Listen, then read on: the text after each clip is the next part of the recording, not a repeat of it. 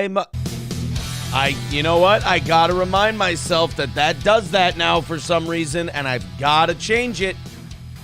Good morning, everybody. Welcome to the Steel Toe Morning Show. I'm Aaron. Stevie Lew is joining us in about an hour from now. I feel good and bad today. I feel good because I'm in a large. I'm a 6'3" guy in a large t-shirt. That feels all right. I'm trying to convince myself that all the tautness I feel in the large t-shirt is muscle. Trying to convince myself that I look slim and stunning, and that's why this shirt pulls a little in this region here. All right, fine, I'll come clean. I had the Crowder chest puffy surgery. I just felt like my chest was way too sunken in, so I wanted to, man it up a little bit. Speaking of Crowder, oh boy, do we have some Crowder things today. Oh, man. I don't want to talk about Steven Crowder every day. But also, I'm sure a lot of his employees didn't want him to put his balls and dick on their face. So neither of us can always get what we want. Oh, no, just as I say that, Cynically Insane says ROTC 2.0, here we go. Now, wait a minute. That is both an insult and a compliment because 2.0 means like an evolved version, right? But at the same time, it's a ripoff. I can't help it. Like shit. Okay, so we get done at about 10:30 Central Time here. ROTC gets on the air at 3 o'clock Central Time. In that 4.5-hour window, a lot of shit can break that they get to talk about that I have to talk about second. Like Crowder pulling his dick out in front of his employees. Is this just one of those things where with the Landau thing and then the marriage thing, people around him see blood in the water and they're like, everyone attack. Like it's pile on Crowder time. And at what point do I start to feel bad for him? Because I will let you know right now, it is not right now. I do not feel bad for Crowder whatsoever. But when do I? Like, how old are his kids? Are they like 2? They're about 2 years old. So they're not going to come out and talk shit about him. Because it's been a while since we've had a 2-year-old in the house. Do they talk yet? I know they're walking. They're going, hi, how's it going? No. I know they're walking around, but are they speaking at 2? I think they are. I think at 1, you start talking. But they might not be full sentences, and you can't really understand them, and they don't remember anything. So, like, maybe if Crowder's kids were older and they, like, came out and did Glenn Beck's show and talked about what a piece of shit Crowder is, then I might go, okay, I'm starting to feel bad for the guy. This really sucks. But now, I mean, you yelled at your wife. You were mean to Dave Landau. You banned the word cum from your show, which is the most inexcusable thing out of all of it. And then what was the last one? Oh, yeah.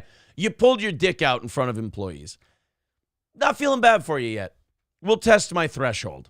Let's talk to the audience a little bit. We've already got some generous people. We've got the Mood and Gray Duckling, both gifting 5 memberships.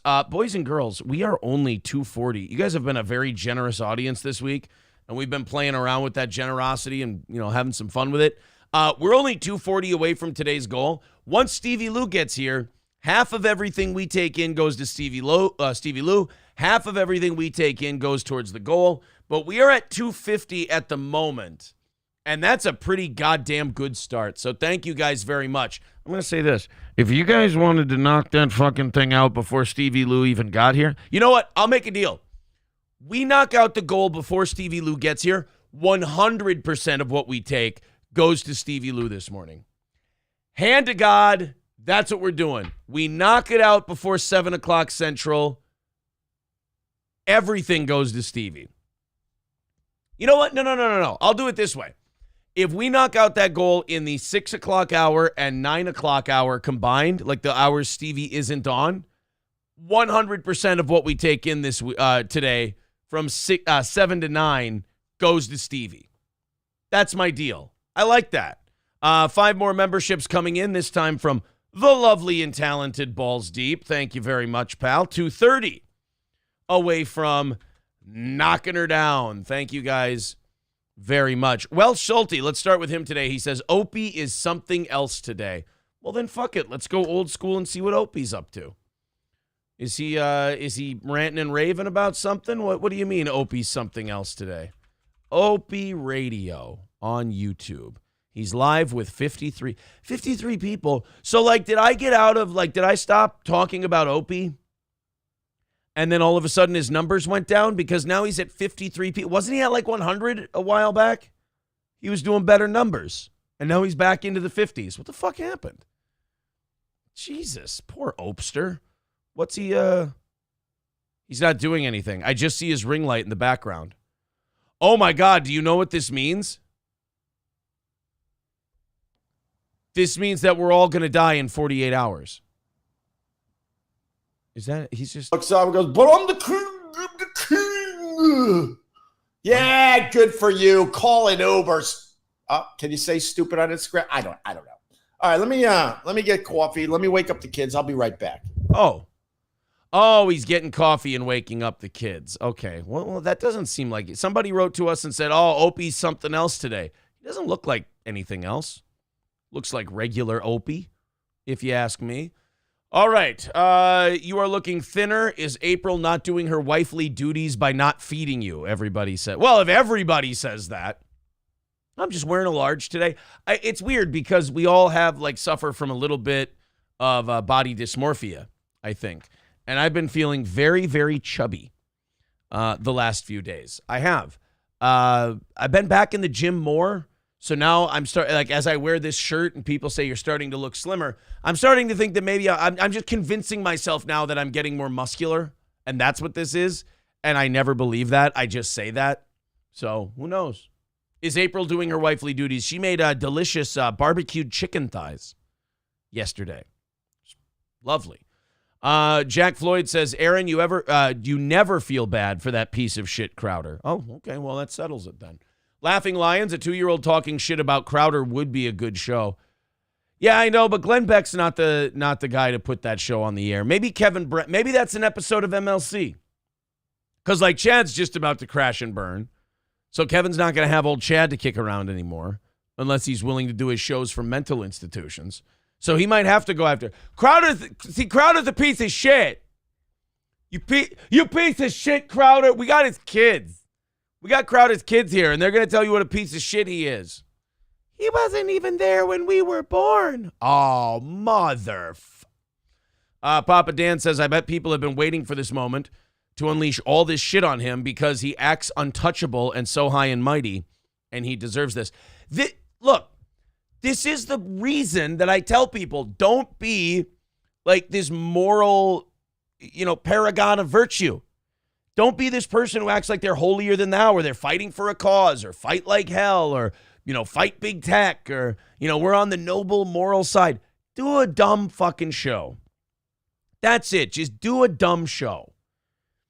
Because the minute you start to hold yourself up as, we're the good guys, and we're fighting the bad guys, and we're doing all of that, that's the minute you start tripping over your dick and balls. That, you might as well set a timer for the end of your career when you start morally preening and posturing. I think the only one who could keep that together is Ben Shapiro, because he's literally just a boring Jew. I don't think Ben's playing an act. And has Ben ever said, we're going to beat him, we're going to fight him and kick him and scratch him and this and that? I feel like Ben's always been I am a really intelligent Jew and I'm just smarter and better than everybody. He's an arrogant cunt, don't get me wrong. But I don't think he's morally preening that he's, better and more virtuous than everyone else. So if you find out that the Daily Wire treats people like shit and they don't pay him right and everything else, I'd be like, yeah, they're run by Jeremy Boring and a Jewish guy. What did you expect? So I think Ben's definitely got it on Crowder in that regard. Red Fox Mad says, I miss the old steel toe solo days. Brings me back to the radio days. Well, I'm glad we could bring a taste of that back for you. Balls deep with the 5 gifted memberships. Dylan Schmidt, Birdman, Waltz Ball, Aaron Strickland, and Brian Clowder. All getting it. Geezer's son says, can you answer Chad's question today? I can answer. I'll do you one better. I'll answer it right now. Yes. He is hiding latent homosexuality. There.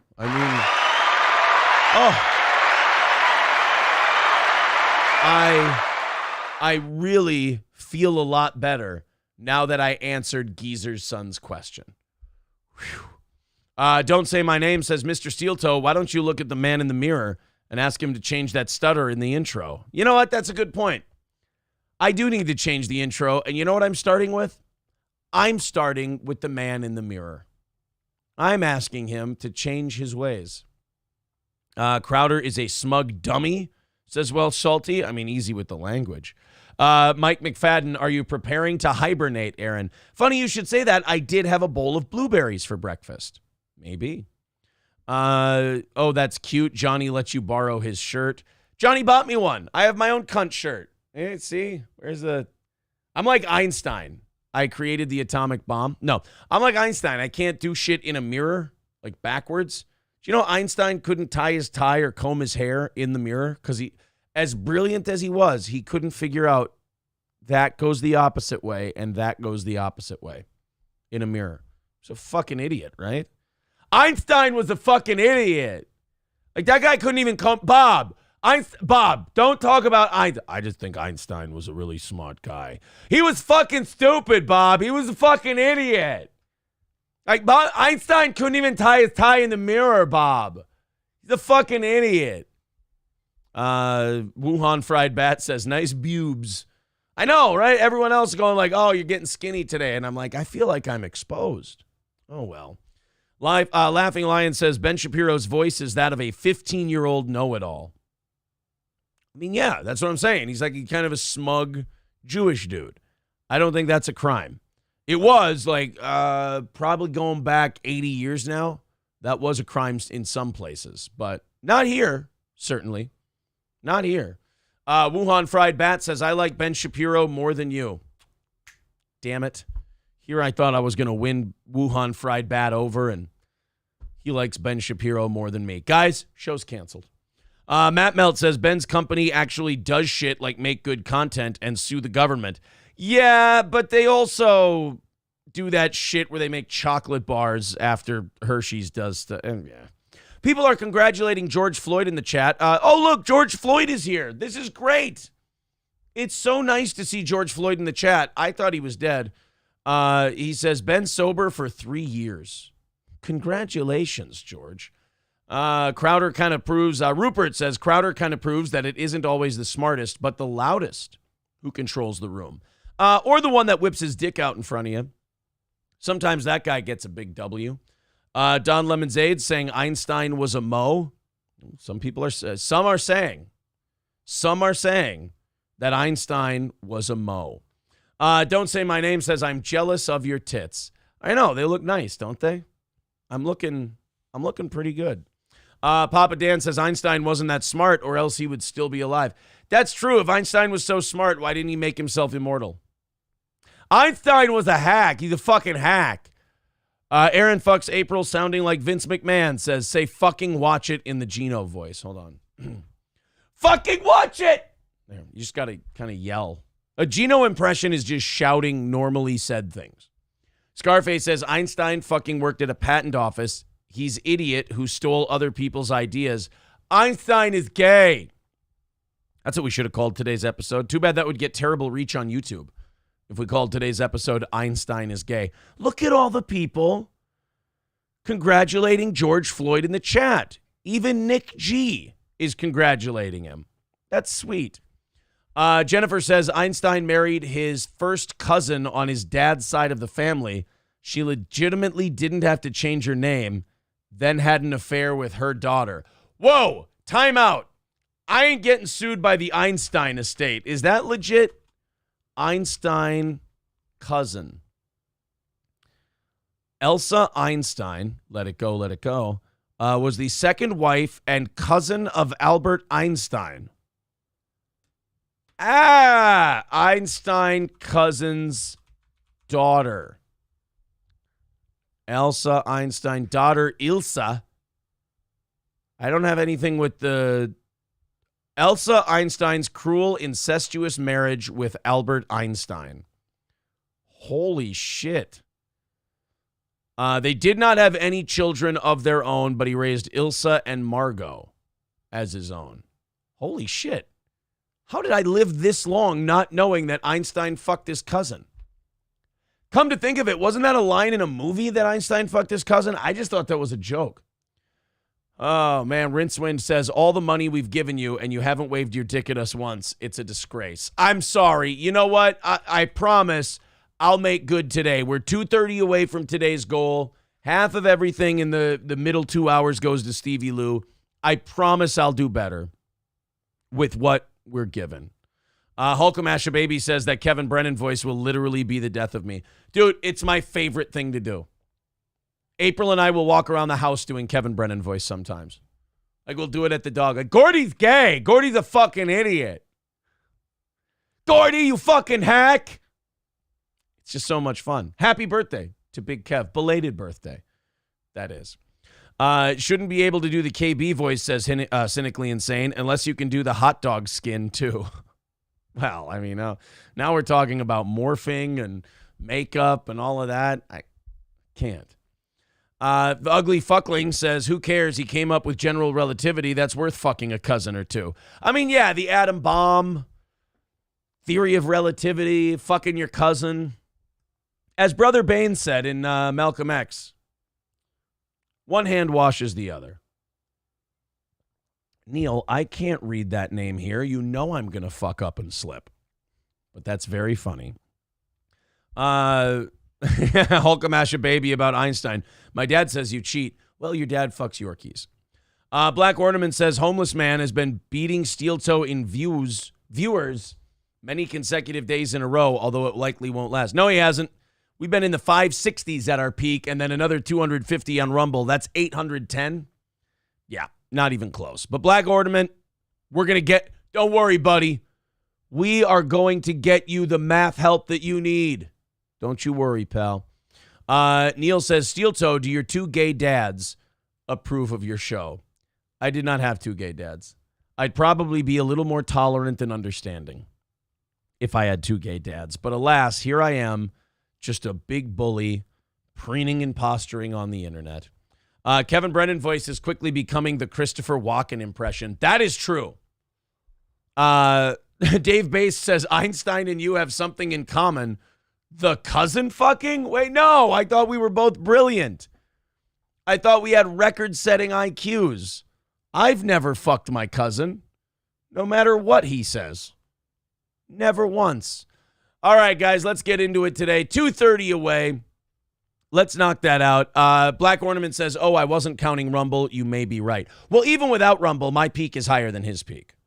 That's for certain. If you go on, Social Blade, we're crushing him in views. So still, that's kind of sad for him because this is like his time to get numbers. Not his time to shine, really. I mean, people are watching him to see him melt down.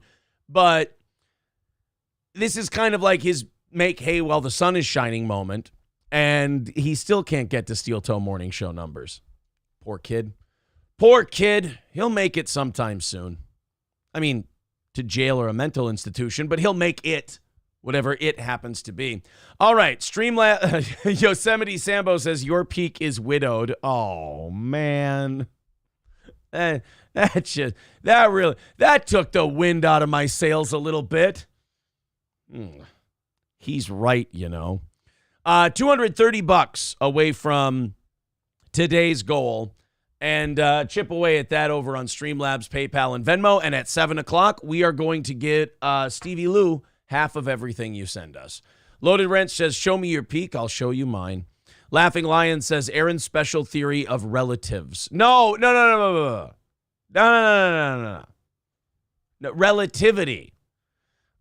Chico says, solo show, Aaron. You like Joey Styles commentating ECW all by himself. Now, we got Stevie Lew coming in about half hour, 40 minutes. And we have a very good show planned for you today. I'm saving all the good stuff for when Stevie Lew is here. Crowder whipping his cock out. Tucker. I guess I saw this morning. This is a late addition to the show. Tucker's trending on Twitter because I guess Fox panicked. Everyone's trying to figure out what the thing was that got Tucker fired from Fox because he was like the biggest thing they've ever had. And everyone's like going, oh, it was Ukraine, or oh, it was this speech he gave, or oh, it was this thing or that thing. Now their latest theory is that Tucker texted somebody about a World Star hip hop video or something like or a January 6th video and compared it to a World Star video. And he says, that's not how whites should fight. If you got fired for a text that said that's not how whites fight, that's pretty weak. Everyone wants to grasp at straws and go, this was the thing that got Tucker fired. This was the thing. I just think it was business. I think the Murdochs are looking to unload Fox News. They're looking to sell it because the kids aren't very conservative. They're trust fund babies. Of course they're not conservative. They didn't have to earn it like Rupert did. So I think they're looking to sell Fox News, and the people they want to sell it to don't want to be associated with Tucker Carlson. They can be associated with CIA Hannity.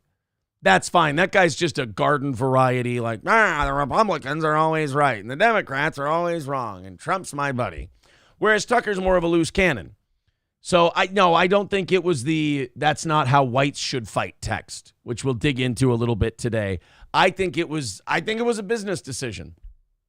That was it. It was all part of the settlement with Dominion. I think it was more business than it was anything else. It's not, he texted about white people. I mean, that's not how whites should fight. That sounds like something he'd actually just say on his show. That doesn't really seem like a world breaker for Tucker Carlson. All right. Speaking of which, Q Shaman. We've got a news update on the Q Shaman, boys and girls. He's filed a motion to vacate his conviction, wipe it from his record, saying due process rights were violated. You remember the Q Shaman, this fella here? The face paint, all of that shit? The goat horns? He's got a good case. They had to let him out of prison early because the Democrats and the prosecutors and stuff had a shitload of video footage on this guy that they did not release, did not give to the defense. He was not able to use. And once the Republicans took over the House, they got all this January 6th video, and they dug through it and they released thousands of hours of it. And it turns out this guy was not the rampaging, crazy, goat-headed terrorist that everyone thought he was. He was just, look, when you wear that shit, when you dress like that, it's easy to create a narrative that you're insane, believe it or not. So none of us had a hard time believing that the Q Shaman was a psycho nut job running through the Capitol, rubbing olive oil on himself, singing I'm a Barbie girl. But the truth of it was, I mean, the video showed that Q Shaman was just taking a nice little stroll around the Capitol. Q Shaman was walking around, seeing the sights, escorted by police. He was doing a prayer circle with the cops. Like, he even told people that they should go home. He encouraged people to get the hell out of there, unlike Ray Epps. By the way, question about Ray Epps. So Ray Epps had everybody, 60 Minutes didn't answer this. They were too busy washing his balls saying he's definitely not a Fed, which if 60 Minutes out of nowhere did a report on Ray Epps to say he wasn't a Fed, well, by God, I believe him. We have Ray Epps doing all that shit like, let's go to the Capitol. Come on, whispering in people's ears, storm the gates, get in the fucking Capitol. We have that. Do we have any footage of him inside the Capitol, or did he do that thing where he told everybody, let's fucking go? And then as soon as all the plebs went in, he just kind of did the back away slowly thing away from the Capitol?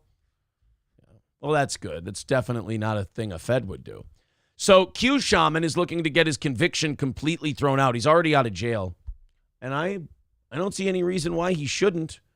I mean, if they had to let you out of jail because the prosecution was faulty and it denied you your rights, then the whole conviction's got to be overturned.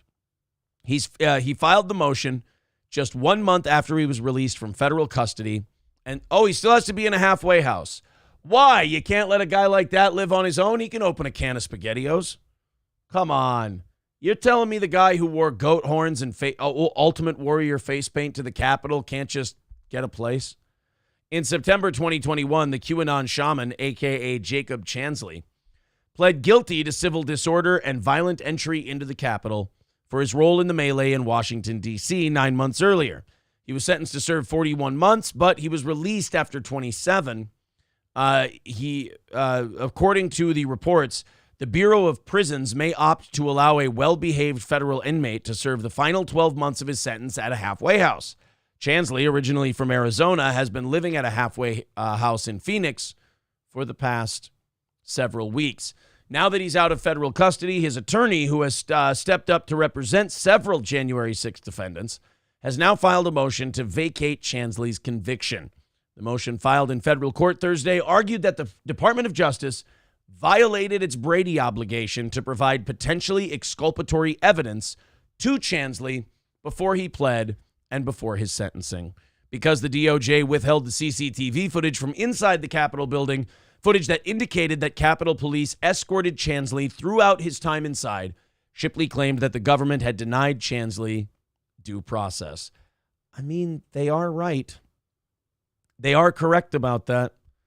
Imagine you've got a guy dressed as a fucking goat running into the Capitol, and you can't get that guy convicted because you're too biased and too much of a fuck up. I mean, you really look like an asshole. It's a weird thing where, like, we're so confident. Like, they project this confidence to the American people where they go, oh, yeah, we got these guys dead to rights. I mean, what a bunch of terrorists, right? Oh, my God, these guys are horrible. By the way, don't show that footage. Don't show that footage. Don't show that footage. Don't release that. It's really devastating to my case. We can't be showing. But I thought you said this guy was a slam dunk. Yeah, I may have exaggerated. I mean, really, he just kind of walked around for a little bit and then prayed and then went home. I mean, he doesn't really seem that threatening to. He even told people to leave at one point. Well, then why don't we just drop the charges against the guy? We can't do that. We have to make it look like a violent insurrection. What's wrong with you? I don't know, man. I wonder how many other people, if we dug through the footage, how many people who got convicted and had their lives ruined and went to jail, how many of those we could get out of there because the prosecution was shoddy at best. Jennifer says what would be interesting to know is who has the rights to all that 40,000 hours of Capitol footage, Tucker or Fox? Oh, because that would make the Tucker firing more problematic. Wow, I never thought of that. Remember, Kevin McCarthy sent Tucker all of that January 6th footage, and Tucker started playing it on his show, and now he's fired. Interesting to think about. I thought it was his, but if he, well, I guess it depends. Who did McCarthy release it to? Did he release it to Fox News, or did he release it to Tucker personally? We will see. He's a political prisoner of the Biden administration. Stevie J says the funny part is the liberal left used to believe that solitary confinement is cruel and unusual punishment. Well, I mean, that's politics in general, isn't it? Like, you go and you hate this thing and it's awful and it's terrible and it's undemocratic and it's un-American until we can do it to somebody we don't like. I mean, if we can do it, remember, I mean, torture was wrong. Torture was evil. Torture was terrible until we could do it to those goddamn Muslim terrorists. Am I right? Oh, waterboard the shit out of them. Sleep deprivation. Fuck them. And I love that. We were like, hey, isn't that kind of wrong? And then they would go, oh, well, what if they know that a bomb's about to go off in New York City? And you're like, really? That guy you arrested was a driver.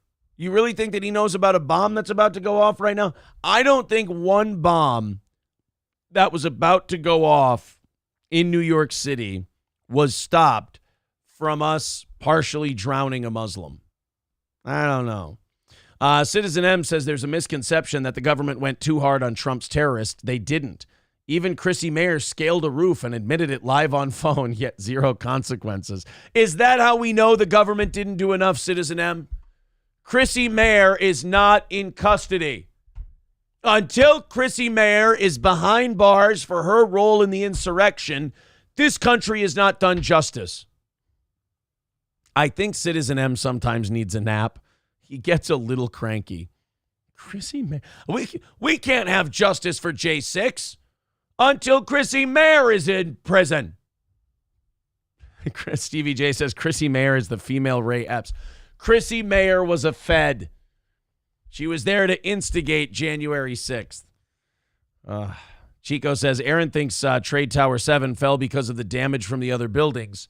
He is clueless. I mean, I've been accused of that in the past. Salty says Chrissy got away with it because she's a pretty girl. Oh, so now the Q Shaman's not pretty enough for you? Asshole.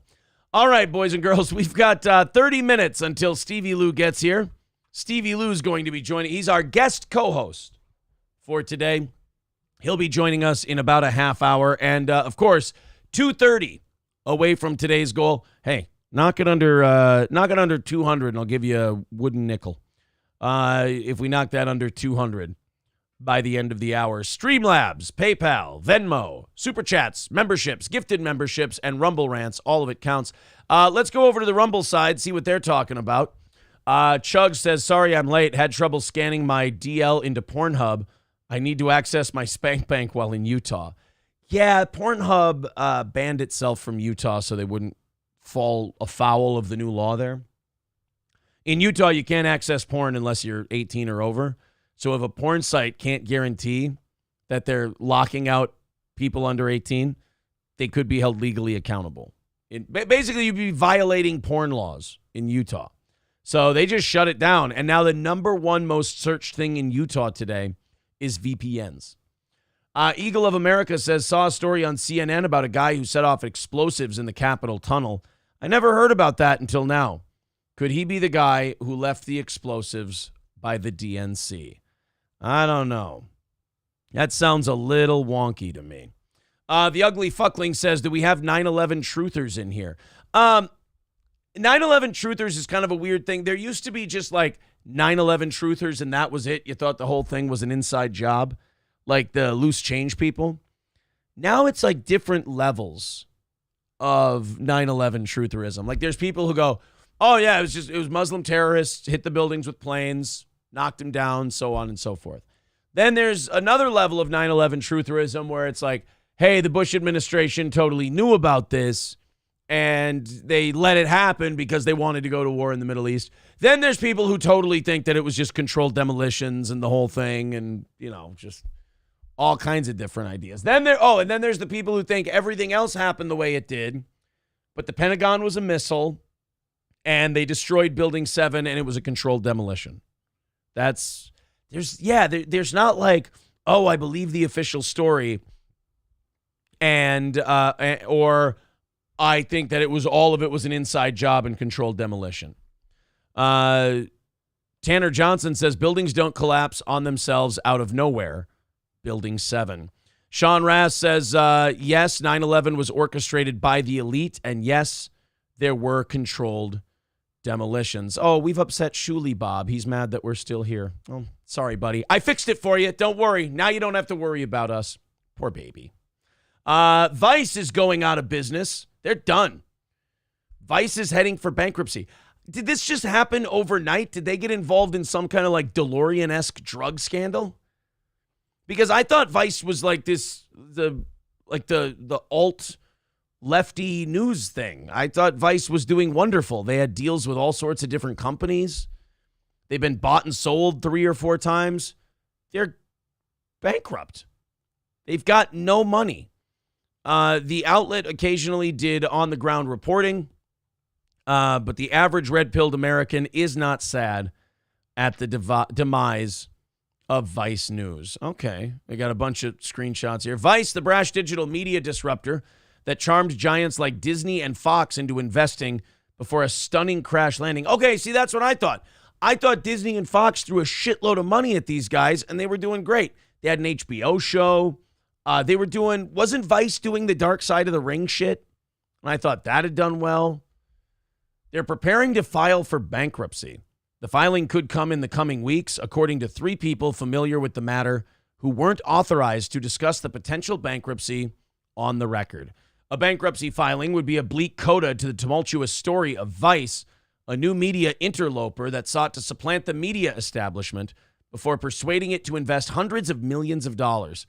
In 2017, after a funding round from private equity firm TPG, Vice was worth $5.7 billion. 5.7. See, I guess I don't keep tabs on Vice. I don't really follow. I'm not one of those people who, if I don't like a media organization or whatever, I go, oh, I'm going to watch it. I hope it fails. Because here's what happens. I mean, it happens on a smaller scale with Steel Toe. People hate our guts. They want us to fail. We keep succeeding. And then they get mad at me for it. I don't understand. Like, none of these things you hate are going to fail. They've got their fans. They're going to be okay. Same thing with Vice or MSNBC or anything like that. I don't waste my time hating them and paying attention to what they're doing and going, oh, God, I hope they fail. Because they're not going to. Somebody's going to prop them up. They're always going to exist. And good. Why can't they make a buck? Or I guess that's the question that kind of vexed Vice, too. That's why they're declaring bankruptcy. They couldn't. Disney, which has already written down its investments, is not getting a return, the source said. Vice has always been about giving people a voice, especially pedophile drag queen. Oh, no. Was this a Vice TikTok? This might explain it. It's targeted by far right-wing called... What? I was pressured to find the feminine different parts of myself and to strangle them in order to appease. Oh, this is fucked up. Targeted by far right-wing extremists. They stormed. Okay, all right. Or you could give us a shitty fucking Twitter video. We needed and deserve. Drag's healing in this way. Recently, at one of my readings, I was targeted by far right-wing extremists. They stormed. All right, I'm not going to fuck around with this. Who gives a shit? They gave me a wonky fucking YouTube thing or Twitter thing that's not working. They've got a bunch of Vice's stuff in here. Vice has been a strong advocate for parental rights, especially for the rights of parents to teach their children they can change their gender. Oh, they went all in on the gender shit. Okay. Women playing sports with, or trans women playing sports with girls. Vice especially supports ill-equipping our troops so we can lose a major war. Oh, okay. So Vice leaned the fuck in with all that like super far left social stuff, and it fucked them over. Okay. That makes sense. Stevie J says, people hate Vice because they made a lot of fun gonzo content, made a lot of fans, and then they became insufferably lefty and woke. Yeah, that was the thing that Gavin McInnes helped start. And Gavin walked away with like $8 or $9 million. And then they went, oh, Gavin looks like an idiot. They just got, billions in investment money from Disney. Well, I mean, now the thing's bankrupt. So, I mean, if you sell out at a certain time, what's the old saying? Better to get out way too early than way too late. I mean, it doesn't seem too bad now. Man. Oh, I just checked the chat. Did we get people to go fucking insane over the, not January 7th, 9/11 stuff? Because now I just see a bunch of people arguing about Building 7. Oh, no. I didn't mean to do that. That was not my intention today. I was not here to start what happened to Building 7. Oh, shit. I know how those people get. Oh, boy. Well, guys, good luck with your Building 7 ideas. I'm with Joey Antone. He says, man, I like Dark Side of the Ring. That's what I kind of remember Vice doing, was the Dark Side of the Ring stuff. And then I thought they went to like third world countries and found out how they made bananas and shit. I don't know. But apparently they did a lot of woke shit. And, well, good. It shows I definitely wasn't paying attention to Vice, which kind of makes me feel good. They're saying Tim Pool started there and he thought it was too lefty, so he left. Well, he found himself a good little gig in the meantime. Well, I mean, I guess Tim Pool's doing better than Vice now, right? Misdemeanor says you definitely have the audience that would argue about January 7th. Cunnin Stunt says, go insane, LOL, pointing out facts. Oh, no, I just meant going insane in that I saw a lot of people arguing with each other about 9/11. See, that I shouldn't have used the term go insane, because a lot of people who argue about 9/11 and Building 7, 22 years later, like it's going to matter. They get really sensitive because they get called crazy a lot and people call them nuts and things like that. So I probably should have phrased that differently. I wasn't saying you guys are crazy. I was saying that there was a crazy discussion going on. How's that? A little sidebar, if you will. Sorry. I got to remember to watch my phrasing when it comes to the 9/11 types. They don't like there's certain trigger words with the 9/11 folk. Yosemite Sambo says Building 7 is for amateurs. Building 6 is black belt shit. Ross Dog's Broken Spirit says, why did that Jewish owner of the World Trade Center drastically increase the insurance 6 months prior to 9/11? All right, don't pull at my heartstrings, you son of a bitch. No, I don't know. Like 6 months, though? Like if he had done it 2 years before, would people have gone, 2 years ago, he upped his insurance and then this happened? You know, if he would have done it like 3 days before 9/11 and there was like a 72-hour wait period on the new insurance policy, okay, that would be interesting. But 6 months? Like, oh, yeah, the government told me that in 6 months they're going to blow up the World Trade Centers. And I kept it secret for those 6 months while I was reinsuring the building. I don't know. Last statute, thank you, says Aaron had nothing to do with Building 7. You know, I keep telling people that, but the accusations still live years and years after. I was in high school. I was in 9th grade, TV production class, nothing to do with it. Kotod says, why did Building 7 have wooden doors? That's the question that nobody wants to answer. Everyone thinks they're a big 9/11 conspiracy theorist, but they don't want to talk about the wooden doors at Building 7. Balls Deep says exactly 6 million people died in Building 7. See, now that's, even the conspiracy theorists don't want to talk about that. The Ugly Fuckling says, so they had the explosives ready, set up, coincidentally, or you think Twin Towers were a controlled demo? If I tell you what I think, I'm going to get yelled at. I think that planes were hijacked. They crashed into the Twin Towers. I think the Bush administration got warned about it. And I think they thought, you know what?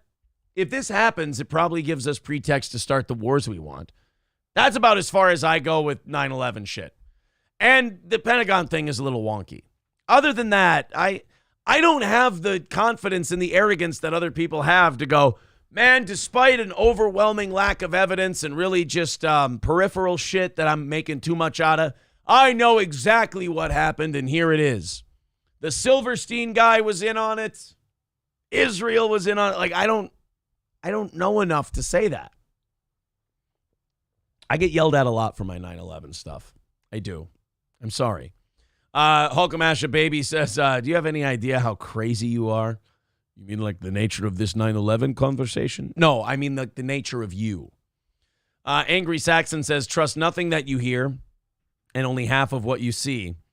Let it go. He tripled the insurance.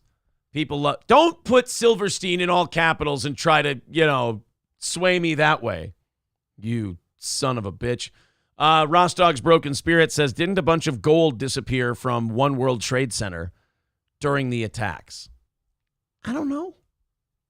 Yeah, Aaron fucks April sounding like Vince McMahon says Hulk Hogan was responsible for 9/11. We've seen those pictures numerous times. The big boot blowing up the World Trade. We've seen this all over. I don't know why you guys are even fighting this anymore.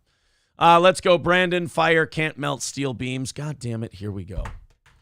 Jet fuel can't melt steel beams. Yes, but it can weaken the substructure. And then when the building is designed to be built weaker to the center, because you have to get a building permit in New York City, because if there's a problem, a defect with the building and it topples over, you can't have it wiping out and damaging half the buildings in Lower Manhattan. So it has to be designed to collapse in on itself in the case of fire or damage. You know what? You ever start saying something and you go, why are you doing this? What's the reason? Like what? Aaron, let me know. Best case scenario with this whole 9/11 talk. Best case scenario. You're right. Yosemite Sambo says they found molten steel, Aaron. Well, then I'm wrong. See how easy that is? My advice to you guys in any of this shit would be don't get too invested. If you don't get too invested, you don't have to get dragged into these things. Bulbor says, are you a coward? Yes. See? Problem solved. Aaron, they found molten metal at the World Trade Centers. Okay, cool. Then I'm wrong. Are you a coward? Are you too cowardly to dig into this? Yes. Now what? You just give them what they want and you disarm them. There it is. Because they just want the fight. They just want to see it drag on and on so they can show you how smart they are about 9/11. But if you just go, yeah, sure, sounds good. And then when they leave, you look at people and go, that guy was out of his fucking mind. But Aaron, aren't you then placating the 9/11 truthers like you do 3-year-old children? Yeah, weird that it works, right? Sorry. Everybody says, not true, it's just kerosene. Ever owned a kerosene heater and watched it collapse? No, I never have. Matthew Cox says, watch it, Aaron. Fucking watch it. Yeah, see, Lab Glass goes, Aaron, the moon is made out of cheese. All right, take your word for it. There you go. I agree with Ilhan Omar. Some people did something. Bill Loney says, Building 7 doesn't sell tickets. Building 7 is fucking stupid. Building 7's a fucking idiot. There we go. Actually, what happened on 9/11 was Kevin Brennan yelled at the Twin Towers, and they just fell down out of fear. That's it. People don't consider that part of it.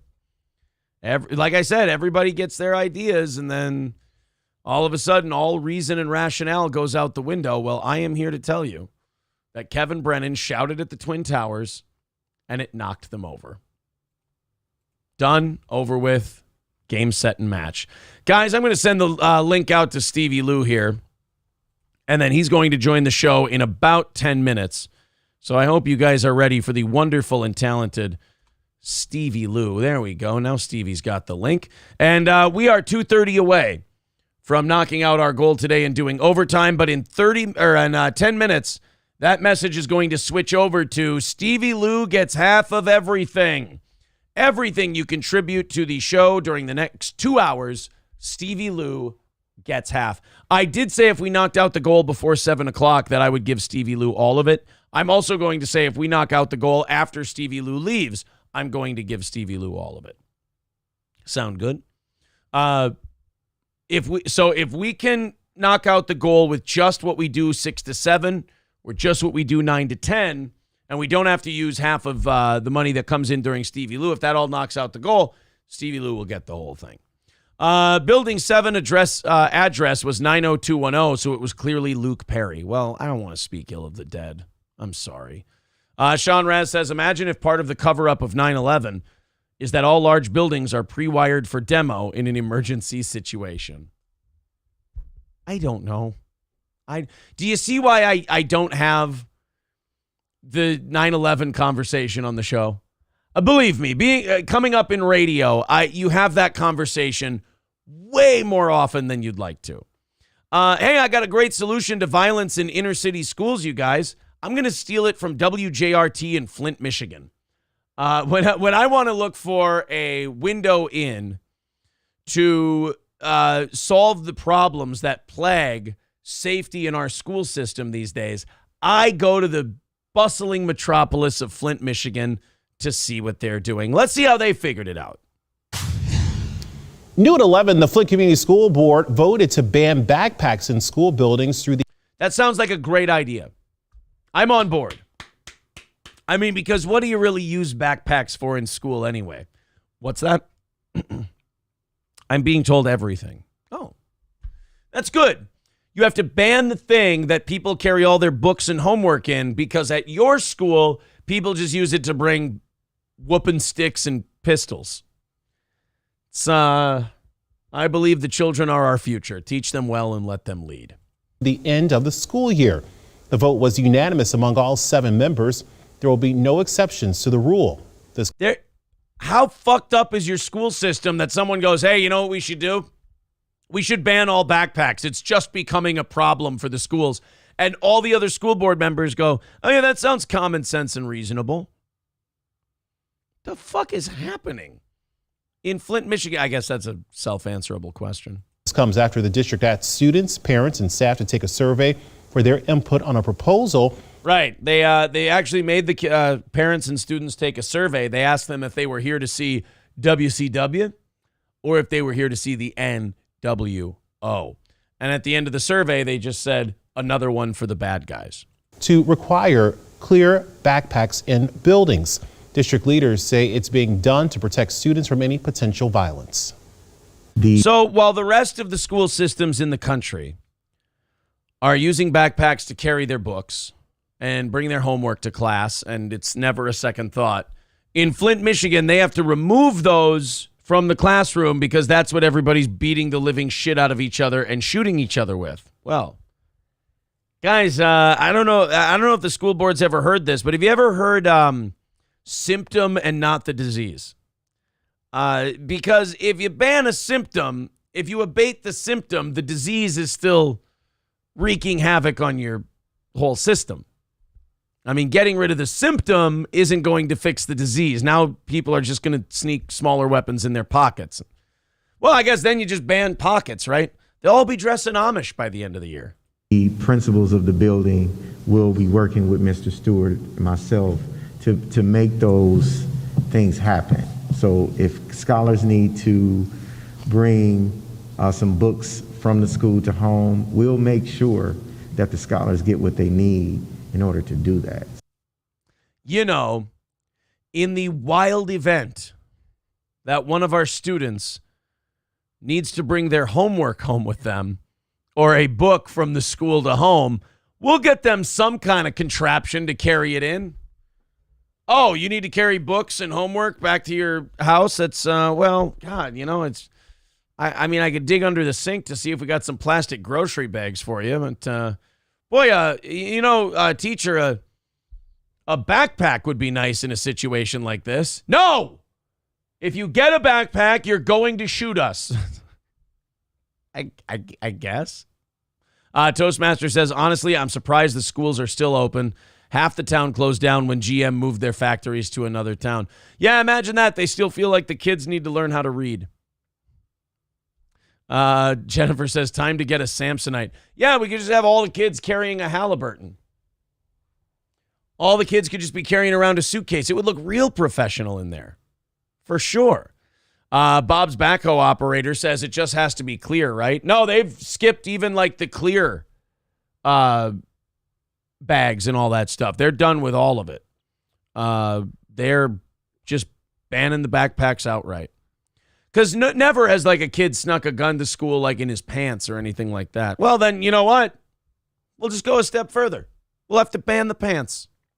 Yosemite Sambo says, who the fuck is he calling a scholar? Well, you know, these words they're thrown around, you know, shorthand. This Representative Jeff Holcomb in Florida, I have a feeling a lot of people are going to be writing based in the chat over this one. So he was talking about Muslim terrorists, and he talked about the Muslim terrorists in the context of the LGBTQ community. And yeah, it went about as awesome as you'd think it was. He left the entire chamber silent with audible gasps. I love a good audible gasp moment. This is, again, Representative Jeff Holcomb in Florida talking about Muslim terrorists and the way. Now, I don't know if you know this, but in the Islamic faith, they don't have a lot of tolerance for the LGBTQ community. It's not known as a, you know, it's funny that like the liberal left in this country makes really strange bedfellows. They're like, you know who we love? Trans people and flamboyantly, openly gay people. We also love Muslim refugees. And I'm like, you know what? Do me a favor. When you have your, liberal puppy party, don't introduce those two puppies. They might fight. Well, this guy put that, he took that concept and he voiced it in the worst possible way. Let's check it out. Be labeled as racist and discrimination without a response. ISIS, the Taliban, and Al-Qaeda, those are the folks who discriminate. We bombed a building in 2017 like we never usually do. We bombed it because they threw homosexuals off that building. Bullshit. I don't believe it for a second. First of all, if you're trying to make the argument that we're compassionate and they're garbage, I don't think you lead off, hey, in 2007, we blew up a building in a busy downtown area, because we're the good guys, and that's what we do. You're going to tell me that the United States bombed a building because they were throwing gays off of it. Okay. All right, well, I mean, this guy believes his briefings, at least. It because they threw homosexuals off that building. Our terrorist enemies hate homosexuals more than we do. Dude. I know. It's one of those things where, like, the people who disagree with them are going to take that and run with it. And, like, I'm not that dishonest. I'm more of a, like, dude, I know what you meant to say, but holy shit, why not just hand your opponents a gun and say, if you want a pistol with me, it's totally fine. Our Muslim terrorist enemies hate homosexuals more than we do. Off that building. Our terrorist enemies hate homosexuals more than we do. They're the ones who... That lady's face. Go back. We gotta... that lady going from listening intently about the story of the bombing, maybe even getting a little wet, we don't know, to shock and horror. Watch the woman right behind his shoulder here. They threw homosexuals off that building. Our terrorist enemies hate homosexuals more than we do. They're... I mean, what I meant to say was they, you see,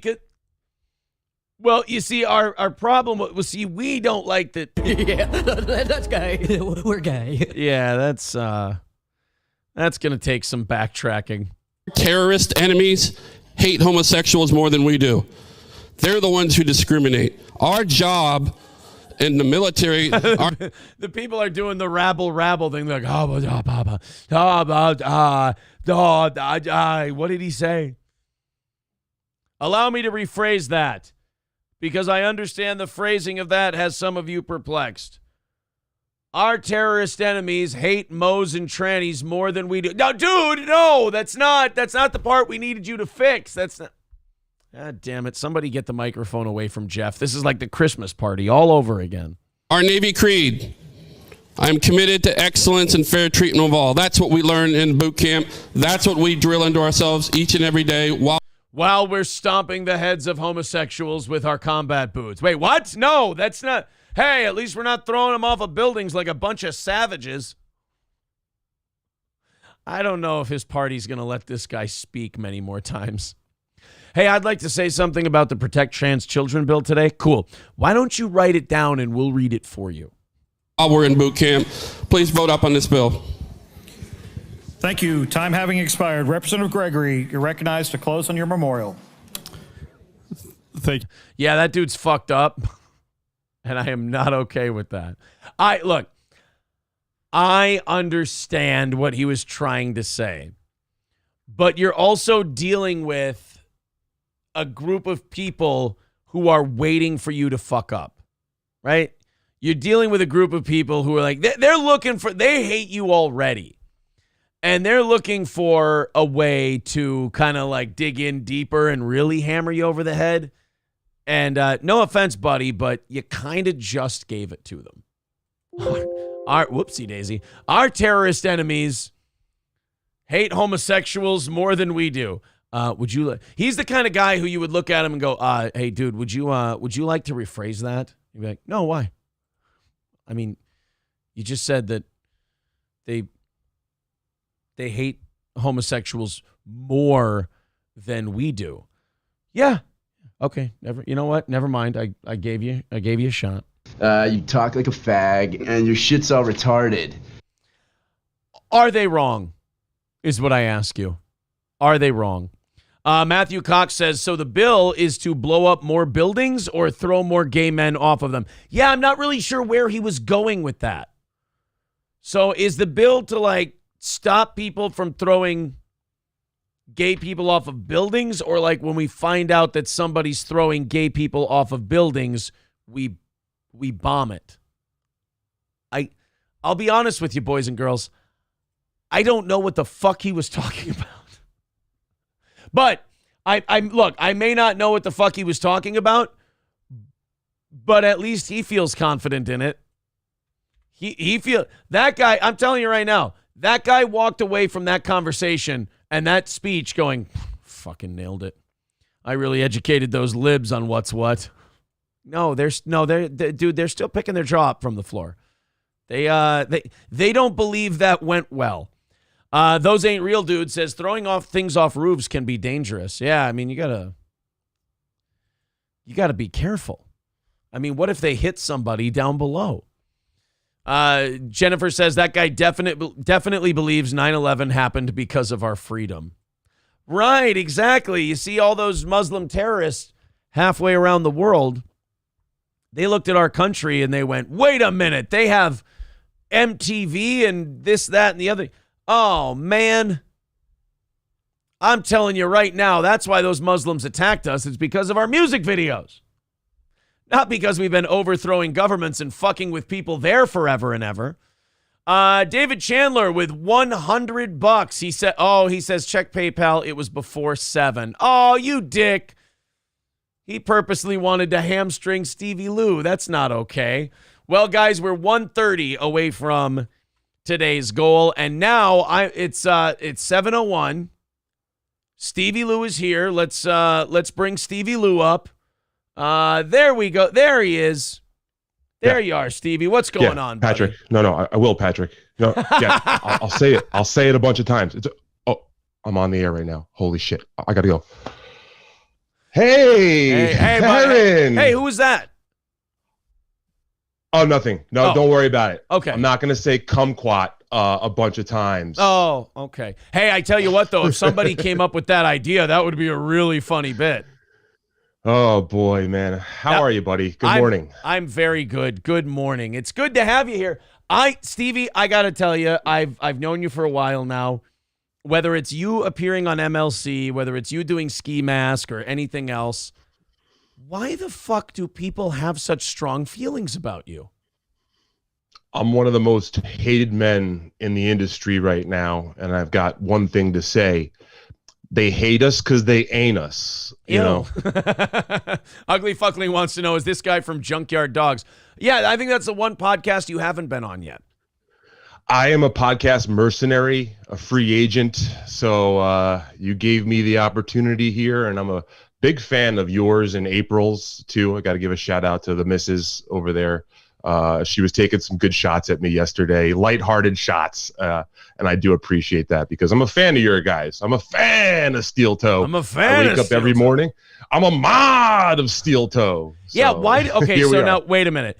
When did that start causing problems, and who started? Not for you, obviously, but like, why did people start losing your shit at you being a Steel Toe mod? Which I did because I thought it was funny. I'm like, Stevie Lew's here, honorary mod. Like I throw mods around like they're water. I don't give a shit.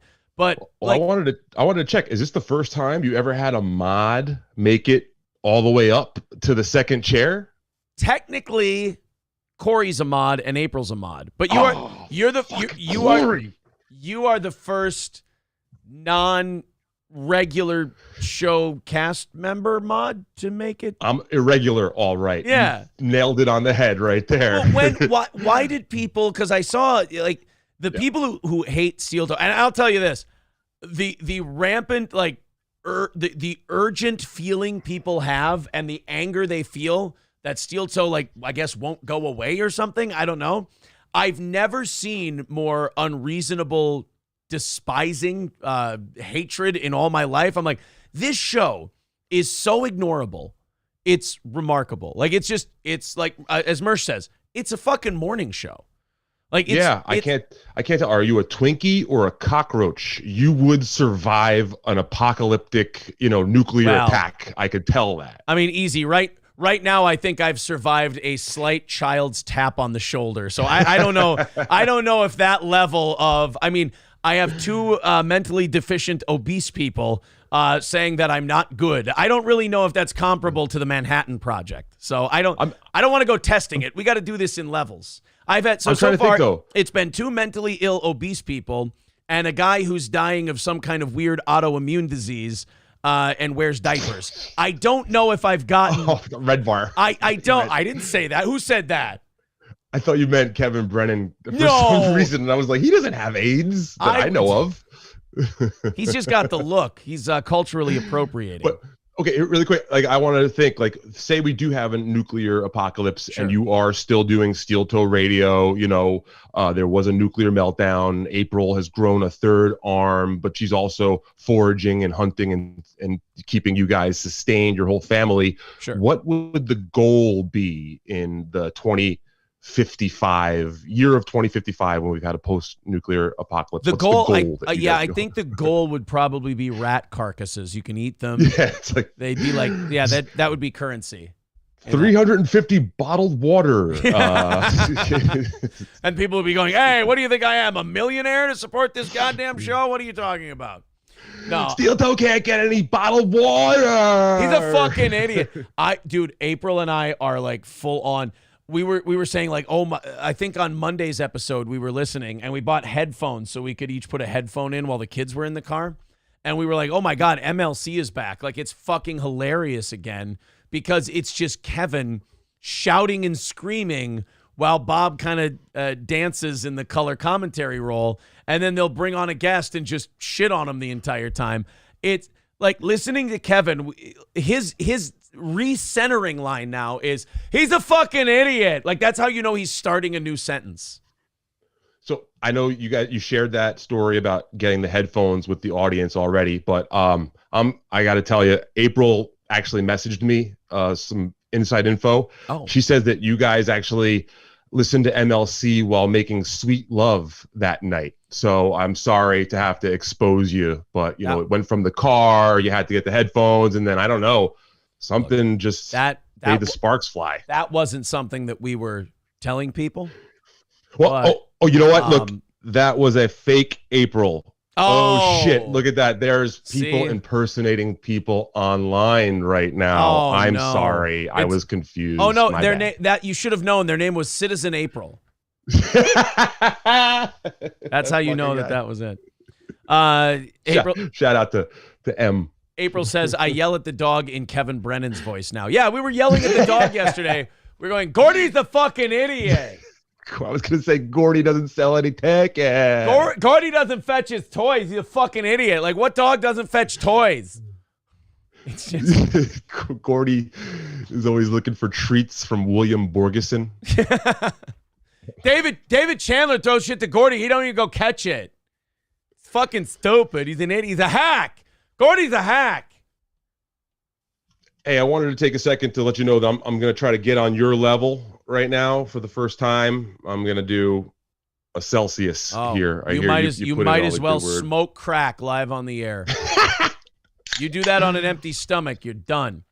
Marshall Beaupre, stop licking your balls. What are you, gay? Like, only gay dogs lick their balls. My dog doesn't lick his balls. That's gay. Now, I don't know if you could see this. I don't know what your favorite flavor is, but maybe I could put this up to the camera here. This may not work. Look at that. There was a G, but sparkling. I took something sparkling. covered over it. You can't. That gag's not working out. Let's say it was Grape Rush, and I marked the G off of grape. So it's now a new flavor name. That would be a rough thing to survive. Well, if you could see here, the grapes are yelling help. You can't really see it so well. Now but the I grapes, see it. Okay. And then there's like a little I don't know if you can see that other thing on. Never mind. All right, that's bad. I got to tell you, that's the worst way to join a fraternity I've ever heard of. That is the worst rush I've ever heard. Oh my God. That's a smelly time. So I do want to talk about I want to talk about the genesis of Stevie Lew hate and Stevie Lew, Stevie Lew's association with Steel Toe getting him heat. First of all, you have managed to navigate your fandom of MLC and your fandom of Steel Toe throughout all of the rough waters. And now that, and I will announce today, Bob Levy and I had a lovely phone conversation yesterday. And Bob Levy and Steel Toe back together again. And Bob will be back on the show here in the near future. But And Bob is invited, and we're going to talk about this later. Bob's invited me onto MLC on Wednesday. He's very excited about it. He's trying to talk me into it. We'll discuss it. But like how you've navigated the waters of being a big Steel Toe fan and a big MLC fan, what the hell happened there? How did it start? Because all of a sudden I'm getting messages like, fucking Stevie Lew's a mod. He's on MLC right now. I'm like, yeah, I know. I'm watching it. They're like, well, how is he a mod in your channel? And I'm like, because I don't give it. He likes the show. Where did this all start? Who started it? Yeah, I mean, well, okay, I first got to say that I was very, very happy to hear, that you were able to come back around with Bob. Yeah. And that brought me great joy to hear you guys were able to see eye to eye, it sounds like. And then also that you are now seeming to come back around on Kevin Brennan. Because let me just say that Kevin and Bob are two of the most kind, helpful, generous comedians I've ever met in my 7 years of doing stand-up comedy in New York City and elsewhere. So I know you had reasons to be upset, and you had some other stuff going on there that I can leave to the side for now. But like honestly, I found out about Kevin Brennan through Jim Norton recommending him back in, I think, maybe the end of Opie and Anthony era or the beginning of the O&J era. Fucking Jim Norton was like, this guy Kevin Brennan, I had maybe seen him on Tough Crowd with Colin Quinn, but Jim Norton gave him a plug once on his show. He said, this guy is one of the most brutally honest and hilarious comedians. He's got a new show called Misery Loves Company that he's putting out with this guy, Lenny Marcus. And you may not know, I mean, you've probably gone back and listened, but if the folks out there have not gone back and listened, that's who Kevin Brennan's first co-host was, who he famously had a huge falling out with. Yeah. Then he brought on Jimmy Martinez as his follow-up co-host. We've played the Jimmy Martinez clip on this show. Oh boy, had an even bigger falling out with Jimmy Martinez. Then he had a falling out with Bob Kelly, so he made his way to Compound Media. Yep. Right, and then had a falling out with Compound Media, and I think maybe. Noticing a trend here, but that was around the time when I met him personally. I met him outside of The Stand in New York City, one of the best comedy clubs. If you're ever coming to New York City, make sure you go check out Ray DeVito's monthly show there at The Stand. So like I met him outside The Stand, and around that time he was having problems with Compound, and I was most famously known for smashing Anthony Cumia's desk in a fit of rage, trying to attack Eastside Dave, my host at the time that I was working with. You were working on the Eastside Dave show on Compound Media, and Dave busted your balls a little bit, and you flew off the handle, and you tipped over the desk, and you tried to kill Eastside Dave McDonald. So one caveat about that, if you do just watch that clip, you would say Eastside Dave just busted your balls a little bit. Okay. But if you had been watching that show and the episodes leading up to that moment, things had kind of been coming to a crescendo, and that was the encore, if you will, at the time for that concert. For that concerto. So then, how does you being a mod on Steel Toe end up getting to MLC and end up bothering so many fucking people? Because I was perplexed. I was like, guys, I mean, who gives a shit either way? But this became a thing. Yeah, I'm a little bit wordy here. I'm totally leading to it. Trust me on this one. So right around that time, Kevin brought me in to be a guest on MLC. This was like fucking 6 years ago, something like that. It was a while back, and I became a not frequent, but I became a contributor to MLC. That's where our, friendship, if you will, actual friendship. I was on the podcast. We had a good time. Adam is awesome. I came on a couple more times. Now, fast forward to he's having problems with Chad. Yes. Last summer. And he calls me up and he goes, hey, man, you're in the city. I'm going into Compound. I've got my son with me. Chad's in town. He's making all sorts of weird threats. Would you mind coming with me to Compound to just kind of keep an eye? God forbid this psycho comes rushing in to do something. Would you be willing to take care of him? And I was like, yeah, no question. Like, you don't even have to pay me. And he did pay me to do that, Yeah. But so I took that role. Fast forward a few like a month later, they brought the hatchet guy in, the McDonald's hatchet. Oh, the McDonald's hatchet guy. Yeah. Came in. So I got the call right before that too. They were like, "Hey, Stevie, we got another security job for you," you know? And I looked at it as a way that, okay, I could do my thing as maybe a security guard, but more have a fun time with guys that I love and respect, Kevin and Bob, you know, Sure. and enjoy the situation. And I know you saw, we made the best of that freaking thing. We gave him a giant saber to weld. By the way, I know, think he's back in jail. I think he killed somebody. Yeah, he killed somebody. So yeah, I got his phone number. I'm not never mind. How's it my working? buddy. Let's keep that on the Ixnay on the Axe or Erder May. You know, so but yeah, so then like I think that right there established me as like, you know, a reliable source, a guy that Kevin could, you know, rely on and, you know, trust. So when he was having problems with you, there was a lot of shit going on.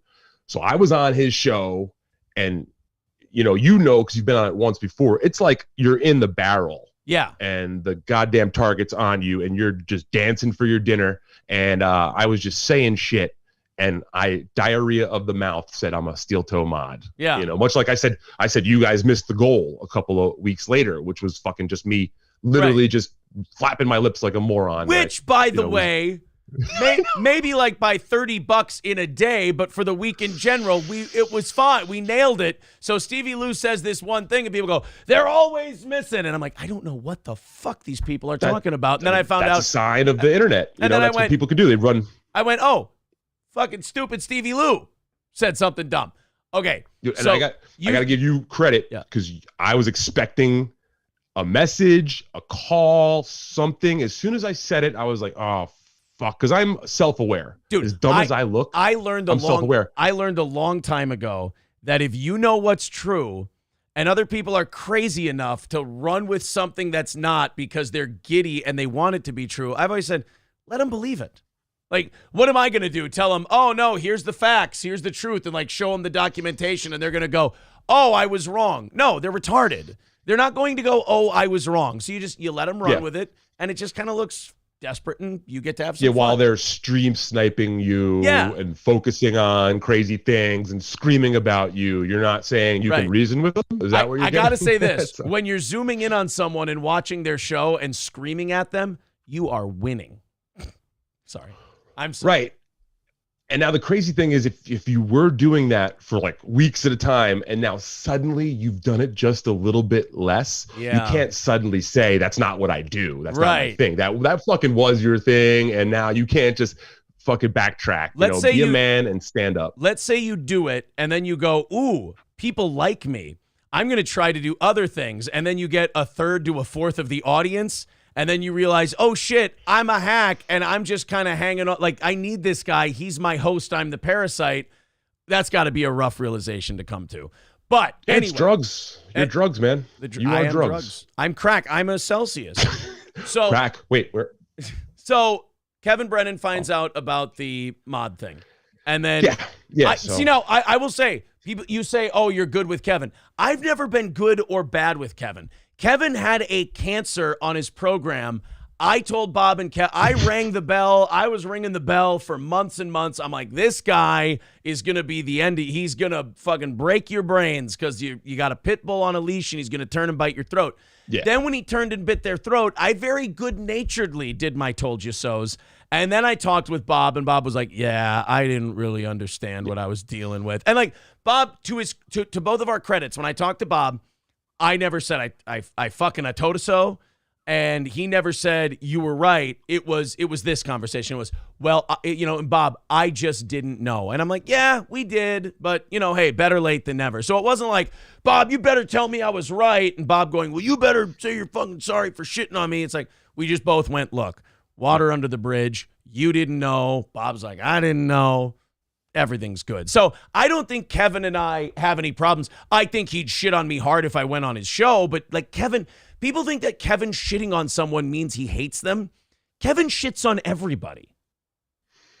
Yeah, last time I was on, he kind of like I told him that I was going to be on this, and he was like, yeah, man, tell him to come on. I was kind of sent almost as a sentry to try to, help that, hey, like, as tough as it can be, you're a pro, You know, so it's only going to make you better in the long run going on a show like that. I think because it's like, you know, going into the batting cage and hitting against the super fast. You know what I mean? And like, you're not going to see 101 all the time. So if you're seeing 101 on a live format, like, you know, MLC, when you go back to any other guest spot you have or your show, you're going to be just cranking them over the wall. And I've done MLC before. So Kevin, we're taking forever between you and I. We're taking forever to get to this stupid retarded mod thing, which should have been quick, and then we'll talk about a bunch of other stuff today. It's good-natured ribbing. Yeah, he found a way to fucking rub me, and he found a way to rub you through me, and he is a pro at rubbing. The guy came up at the comics table at the Comedy Cellar when it actually meant something. You know, when he was surrounded by Keith Robinson before he had his stroke. You know what I mean? Jim Norton before he got deep into trannies. Colin Quinn before his heart attack. So Patrice before everything. So, or Patrice wasn't there, but you know what I'm saying? Yeah. He's one of the best at it, and he was giving it to me and you pretty good there. Yeah. So now you have, did you see our buddy Ski Mask on Misery Loves Company yesterday? Yes. Ski Mask had a rough go of it yesterday. Kevin ended up cutting him off and then proceeded to scream and yell about him for about 5 or 10 minutes. About Ski Mask doesn't take a fucking hint. Like, he's still hanging out in the backstage room. Cut him loose. Just like, oh, shit. Okay. So the week before that, he had a really good showing. Yes, I don't know if you caught that. I did or catch not. that. Yeah. So I think that's one of those situations where Ski Mask overexposed himself a little bit, and he kind of flew too close to the sun. Yeah. And I fucking love Ski. He and I have that Jim Florentine, Chad Zumach relationship where we kind of call each other every day to check in on each other. You know, Ski Mask was really there when my wife left me and banged my trainer. And that's you know why what? I'm very I think loyal. I saw that on Pornhub. Oh, Jesus Christ. I don't know why. Wait, you're not in Utah. You should, not in Utah. You shouldn't have gone upstairs. That's always the kiss of death. You went upstairs and she was on the fitness ball, and then that's where you fuck up. I was gonna say about that Utah Pornhub ban, like when Mormons go to the gangbang category, does that just seem like normal sex to them? I was curious about Ironically, you see them as boring people, but missionary kind of shit and like one-on-one stuff, they're like, this is gay. Like, why am I watching this? Like, where are his other women? So they're doing all these missionary projects in Mexico. What about all these doggy style projects in Mexico? No, that's why they had to ban it in Utah. They're like, this shit is too soft. They're like, we have sex 9 at a time here. Just sweat and fluids flying everywhere. I don't understand what the fuck. Why is this so controversial? But speaking of sex and fluids flying everywhere, Ski Mask Collective is, this guy came out of nowhere. Him and Jim Stansel are still doing a great thing over there. Their YouTube is Ski Mask Media. We just got over 1,000 subs. We just offered memberships actually this week for the first time. Very nice. And I'm not gonna say who influenced me into adding membership. No, fuck that. I gotta say something right now. Bob Levy starts watching our show months ago, starts texting and calling, and I text and call him and talks about how, this is like old school radio, and you do it every day and you get up in the morning. It's great to wake up to. It's a live show. He's like, I'm going to tell, I told Shuli that we should be doing it every day. And now all of a sudden the BS show is on 5 days a week. And then Kevin Brennan is talking about, Steel Toe. Steel Toe's on every day. Why are you on every day? You don't even fucking be on every day. And then all of a sudden, a month later, MLC is on 3 days a week, then 4 days a week, then 5 days a week. Then the motherfucker's doing shows at 2 a.m. on a Saturday and a Sunday. Motherfucking Kevin Brennan's streaming more than I am. Now I'm yelling like Kevin. I need a spit. But, and then all these people, we got to get memberships. We got to do gifted memberships. I do something, a week later, 90% of the MLC universe is doing the fucking thing. Well, I mean, the super chats are addictive. That's for damn sure. So we got a taste of the super chats. Yeah. And speaking of which, how are we doing today with our super chats so far? Well, I do want to thank Johnny Chopsticks for $2. He says Stevie Warren. $2? Hey, we get a whole 160 out of that. Johnny Chopsticks with $2 says Stevie Warren Peace Lou. And then we've got The Mood gifting 5 memberships. So I'm keeping Beautiful. I'm keeping good tracky here, Stevie. I think you've made a good $7 to $10 so far. Your half. Okay.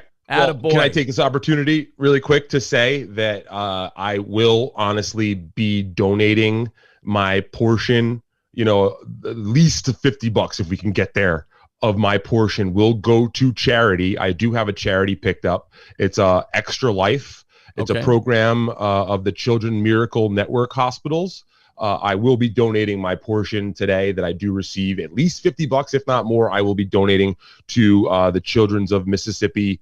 They fund critical treatment, healthcare services, and pediatric medical equipment down there in Mississippi. So I am doing this for charity. And I would also like to say, if folks want to take their fucking best shot at me and they want me to read some crazy shit or just say, I can't see the super chats here, but take your best shot at me here. Aaron, use your discretion, but honestly, let anything through here. People can say their worst about me. They can ask questions. Let's make this fun. I'll be here for a little bit. We got some stories to go over.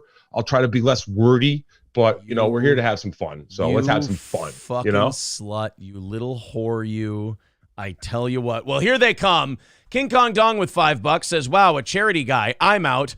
Brian M. with 5 gifted memberships. Matthew Cox, Dustin Blue, Blop Jones, Atomic Citizen, and Matt Money all getting a membership. There you go. So there you go. And also you got Streamlabs, PayPal, Rumble Rants, all of that. Half of it goes to Stevie Lew. Streamlabs, PayPal, there's all the links in the chat. It's also pinned to the top of the page. There you go, boys and girls. And the other half will go towards Knocking Out Today, which is already at like 100, I think. So you guys are on easy street. Good job, everybody. J-Dead with $9.99 says, okay, Aaron, we get it. You invented live streaming just like Howard invented the shock jock. By the way, we need some Wings versus Boogie coverage. Hey, as it gets closer to that fight, I guarantee on an evening show or something, we will watch the Wings versus Boogie fight. I promise. Well, there you go. Thank you, J-Dead. I didn't say I invented streaming, hoo-hoo. I'm just saying a lot of these 50 and 60-year-old comics, Steel Toe got on their radar. I mean, how many times did you tune into Kevin's show or Shuli's show? And I would hear this like twice a week. They would go, fucking Steel Toe's showing up on all my recommendeds. Like, all I'm seeing is Steel Toe shit. It's fucking Steel Toe everywhere. And then all of a sudden, a couple weeks later, they're incorporating some Steel Toe shit into their show. I'm honored. I'm not bitter. I'm not upset. I think between Rumble and YouTube on our normal days, we do about 700-800 people at a time between the two things. I see Kevin's doing about 800. Shuli's doing about 400-500. I'm happy. I'm like, we're all mixing it up. We're all in the same club. Numbers are just about the same. Totally fine with me. Let's just say this outright. Like, the reason why you're showing up on people's feeds is because your fans are out there hitting that like button. And as a matter of fact, folks, we want to hit that like button and make sure we get up to at least, 200 likes by the 9 o'clock hour? Is that what by 8 o'clock Central here. In the next half hour, guys, let's get it to 200. Let's get the likes to 200. There you go. You know what I love? I got to say, what I love about Chad is that he'll make, to show that he doesn't understand how streaming works, he'll like make fun of the shit that you have to do to make sure your shit gets out there. He's like, oh yeah, guys, hit the like button because we got to get the likes up. And you're like, yeah, actually, algorithm-wise, it is very helpful. It does. He goes, hey guys, hit the like button, like Steel Toe. No, seriously, how many likes do we have right now? And yeah, I noticed that everything he ripped off of Steel Toe to make fun of it, he's now doing unironically. Like, he forgot that he stole it. He's like, guys, we got to get our likes up. And I'm like, we're going to see him with fucking Insane Clown Posse makeup on next week. No, guys, this is fucking cool. I'm like, no, dude, I did that as a fucking bit. I don't. David Chandler coming in hot with 20 gifted memberships for a Stevie Lew day. Boom. Oh, my God. I got to do math on that. I hate I got to change the gifted memberships to something that's easy to round because it's like $280 per gifted membership. So I got to go. There we go. That's 56. There we go. Coming in from David Chandler. Thank you very much, buddy. $5. Sorry, something more round like Ethan Ralph. Oh, you can go Klein or Ralph at this point. Oh, somebody call Keemstar. Ethan Ralph versus Ethan Klein. Next Misfits Boxing. Oh, you got Wings and Boogie. Now it's time to go Ethan Klein, Ethan Ralph. I would love it. Ethan Ralph blocked me a long time ago. I don't know why, except for the fact that I talked a whole bunch of shit about him. But honestly, the next boxing, I don't. For the next boxing, sorry. Well, go ahead. Sorry. I just want to jump on the boxing thing. For the next Keemstar boxing, I want to fight Tony Mazur and Chad Zumach at the same time. That's what I want in the ring with me. Oh, man. So I mean, you should probably make it happen. Throw a third guy in there so you might break a sweat. Jesus. Even it out. Oh, my God. $10 coming in from Lab Glass says, here's to the Favre DiBiase fund. Yeah, they're going to – I think that it looks like the DiBiases are getting it way harder than Favre's going to, because the DiBiases like bought houses and boats and all kinds of shit with the money they got from the Mississippi Welfare Fund. Like, so that's it is a Mississippi Foundation, but not that one. But yeah. I just thought I was basically Kevin Brennan's Virgil. If you think about it, he just brought me in to be like his Virgil, right? The black man Compound servant. Media that day that Chad was in town, right? So I by the way, if people are wondering about that, Chad threatened Kevin Brennan and his children.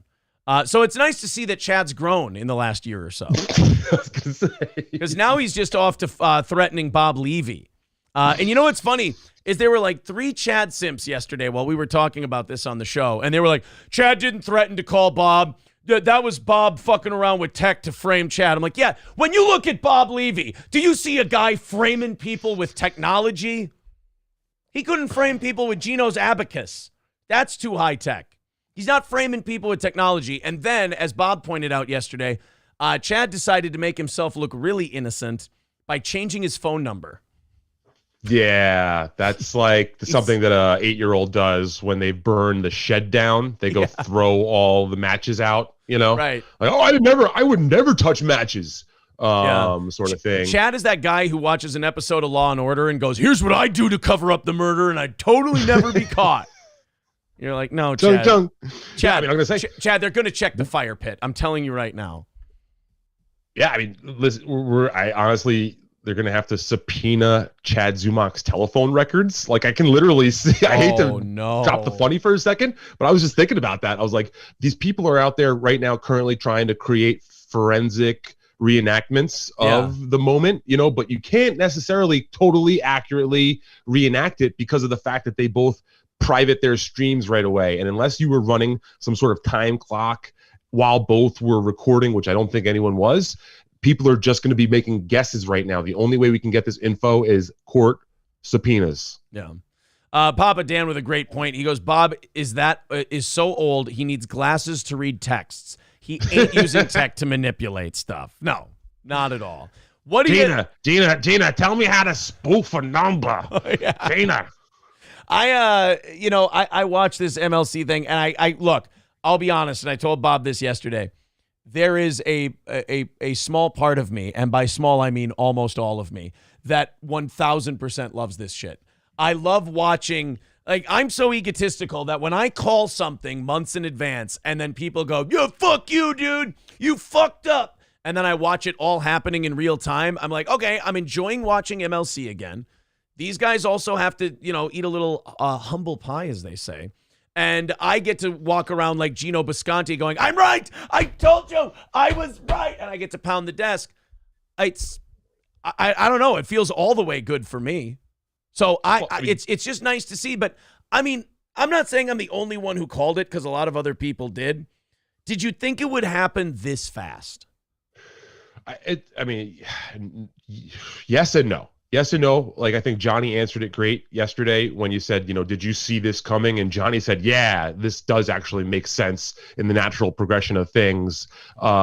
It's just really surprising how quick it happens. It's not the acts that are surprising. It's how rapidly quick this situation has been evolving and going, One thing Chad does really well is he falls apart way faster than any of us ever think he will.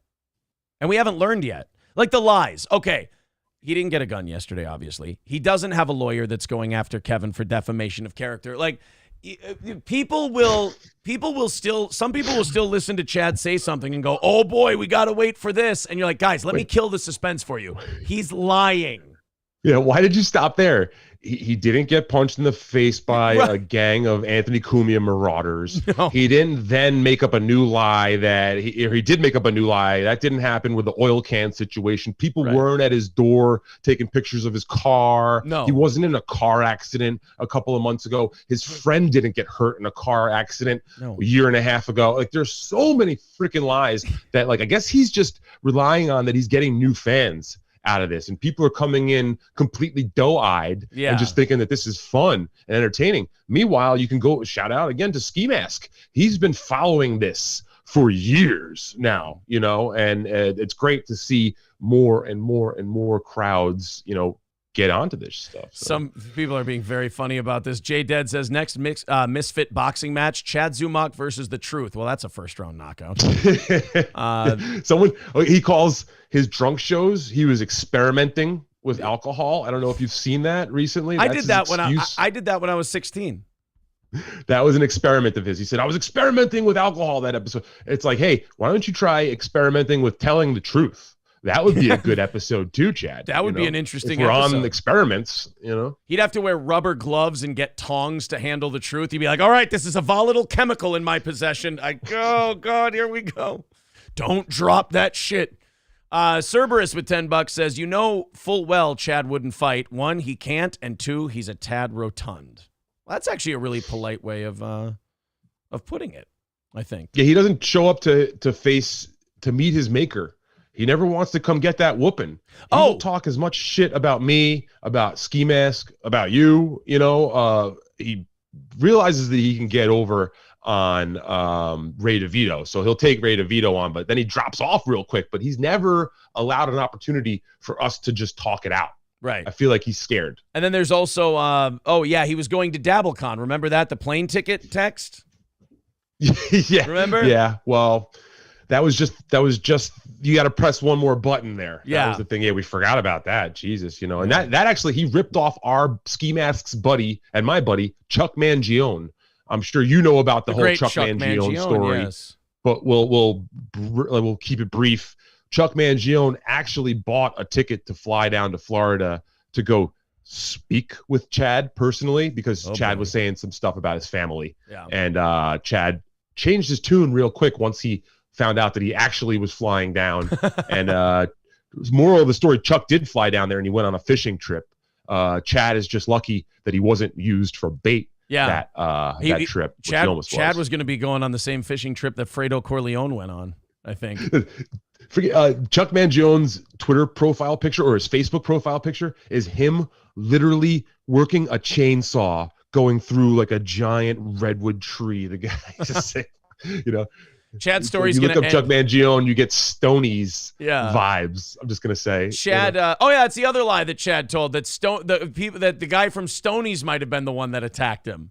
That Cheetos They're just going to come to us. They're just going to start coming to us throughout this episode. Like, oh yeah. Then there was the Chad lies. Yeah. The credit card. Remember the credit card thing? Yeah. Holy shit, that was a big one. The credit cards are so many lies ago that you don't even think about it. You cover up your lies with more lies on top of lies. Eventually, it all falls down. I have a lie for you that nobody's ever called him out on because a lot of them have never been in radio. A third mic stunt boy on an afternoon talk show in Cleveland does not have a radio agent. I'm sorry. He doesn't. Yeah. He seems to be building himself up. That would be like our old co-host, Zach Halverson, who now works at a sports talk station in Minneapolis, which I think is a higher up station than Cleveland. That's like him having a radio agent. He doesn't. He makes about $40,000 a year being a producer on that show. He's kind of like third mic level. I promise you, he doesn't have an agent. He doesn't even have an apartment. He doesn't have an apartment. I'm starting to be like Kevin now. Without window. Yeah, no window apartment. Zach Halverson's a fucking idiot. He's fat and he's gay. He actually is Bill gay. Schultz. He doesn't like, but hey, listen, Chad seems to enjoy building himself up. If you haven't checked out his Wikipedia, oh no, you're in for a treat, because boy, is he full of donkey shit when he talks about himself on his Wikipedia. And as a matter of fact, I've seen folks have been going in and editing, or asking for citation. I think he took it down. Okay, so he's rebuilding it right now. The page He's Chad actually got. Zumock does not exist. So, okay, what you can do then is there's this beautiful thing called the Wayback Machine. Oh, yeah, I If know. you Google Wayback Machine on archive.org, you can take that Chad Wikipedia link and pop it into the Wayback Machine. This may be a little bit too complicated for a live show, but that's a fun thing where you can go back and you could see the changes that were made because people were asking for citation. Wikipedia would take stuff down. He'd then go try to get it corrected. He actually pays a company to try to defend his it's like Reputation Defender is a service that he pays for to try to keep his Wikipedia clean. Oh God. So now wait a minute, the Wikipedia thing, does that mean that our audience, if they wanted to, could in honor of Chad make a Chad Zumock Wikipedia? I'm pretty damn sure that could happen, because look, if we have, I want to say this, Stevie. If we have any Chad Zumock fans that watch this show and love Chad, and that's what I would want them to create it out of. They love and adore Chad Zumock. If they wanted to go to Wikipedia and they wanted to make a Chad Zumock page, feel free to do so. It does not exist, and it would probably help his career to get the word out a little bit. Because when you go search for somebody and they have like multiple people of that name, it'll say like, oh, did you mean Chad Zumock the comedian, or did you mean Chad Zumock the scam artist? So make sure you guys are putting him in as like a famous criminal scam artist, and then you can start that page. There's no way you could take it down because you could actually use his criminal charges that are public record. You can put links to the citation, news and stories. They can't dispute that. Yeah. Scarface says, I would love to write the controversy section of the Chad Zumock wiki. Yes. Hey, Scarface, why don't you write the whole fucking thing? Report back. There's a steel toe hoodie in it for you. How's that? Steel toe hoodie in it for you, my man. All right. Well, Salty says you should see what Benji Bronk did to Eliza Jordana's wiki. Oh, that would be fun. I hate that bitch. All right. Let's get into some things because we've talked about MLC. We've talked about Chad. Oh, yes. The thing I wanted to ask while you were here today, Bob has asked me, said, I'll talk to Kevin. I want you to be, I won't say we because I don't know if Kevin has said anything. He said, I want you to be on MLC next Wednesday. And of course you've talked it. Now, did Kevin mention it to you or did you mention it to Kevin? Yeah. I mean, and I just want to make this one point before we move on. MLC with any guest besides Pat Dixon is an amazing show. You know what I mean? So, You know what I mean? Like, we got to get new blood in there as much as possible. The fans would love it. Kevin did ask me live on air. He said, hey, mention it to him when you go on next week and tell him that he should come on.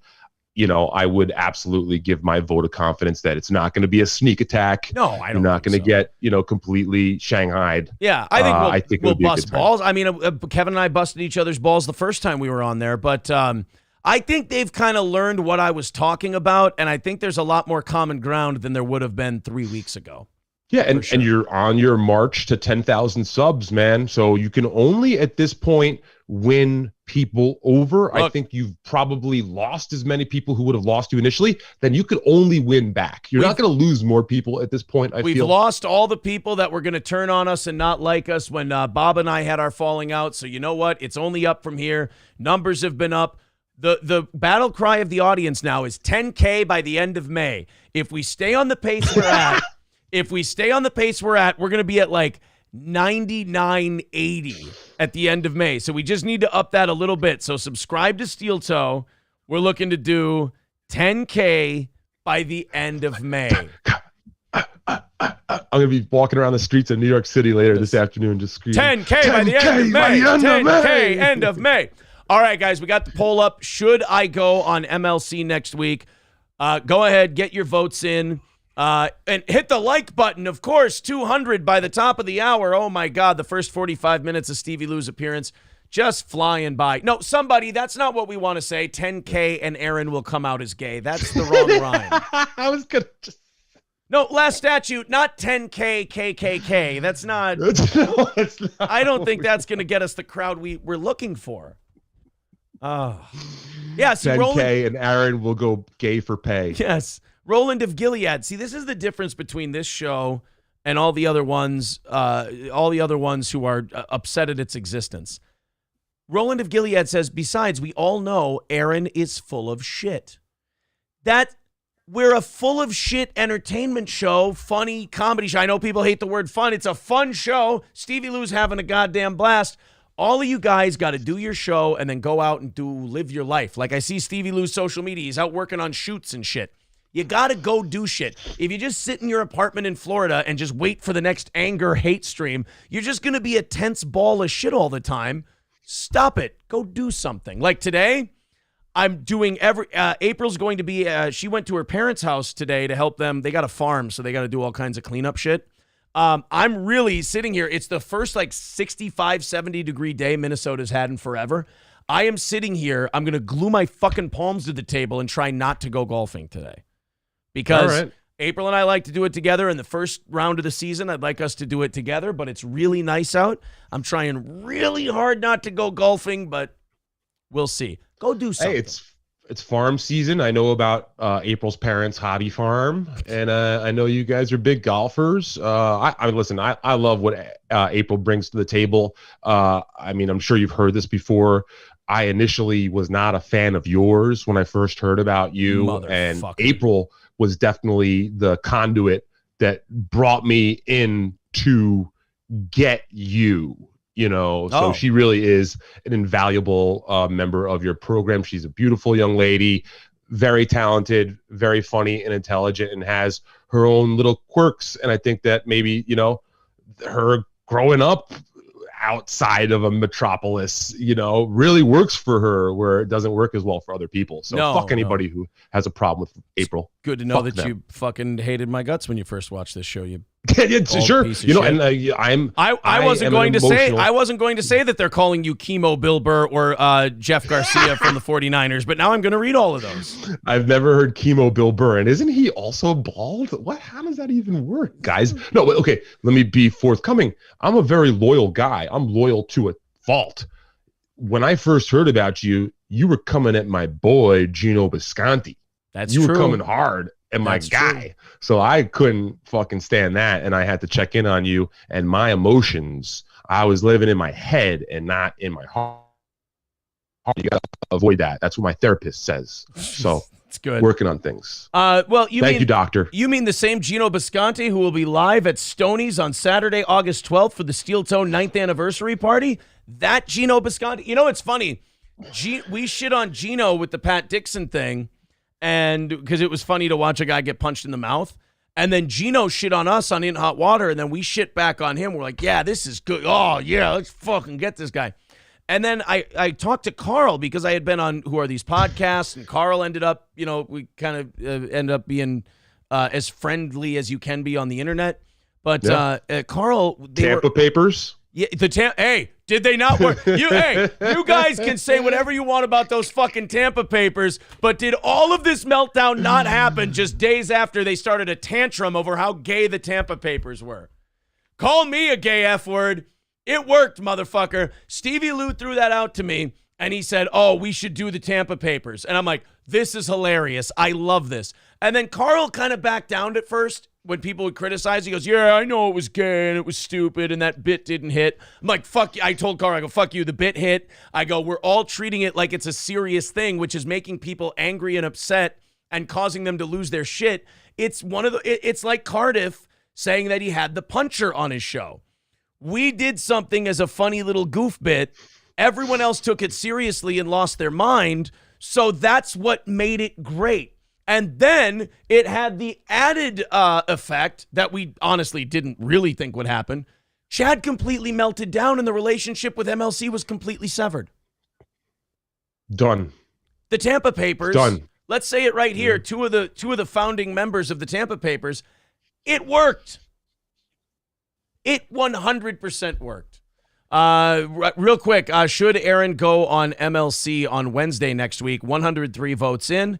75-25, yes. Yes, there we go. It's overwhelming. Good job with the folks. Hey, you were talking about that show out in Minnesota. If folks wanted to get tickets for that, where could they get those? You would go to Eventbrite. Hey, that's a great question, Stevie Lew. You would go to eventbrite.com. and you would go search Steel Toe Anniversary Show, and it would be right there. You can get tickets to the show, which I believe are a little over half sold out already.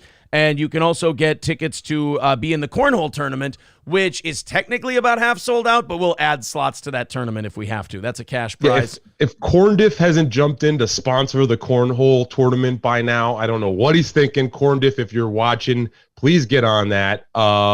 It's a missed opportunity. Watch what I'm about to do here. Ready? Watch this. So if I heard you're going to have Gino Bisconti potentially on the show, yes, the live show very soon. So if you do have him on, you're going to have to install one of those Steven Crowder quiet lights for him, because you're not going to be able to get a word in edgewise. Now, and Steven Crowder, huh? We're gonna let's, you know what? Fuck this white chick who killed a couple of people. Let's get into the Crowder thing.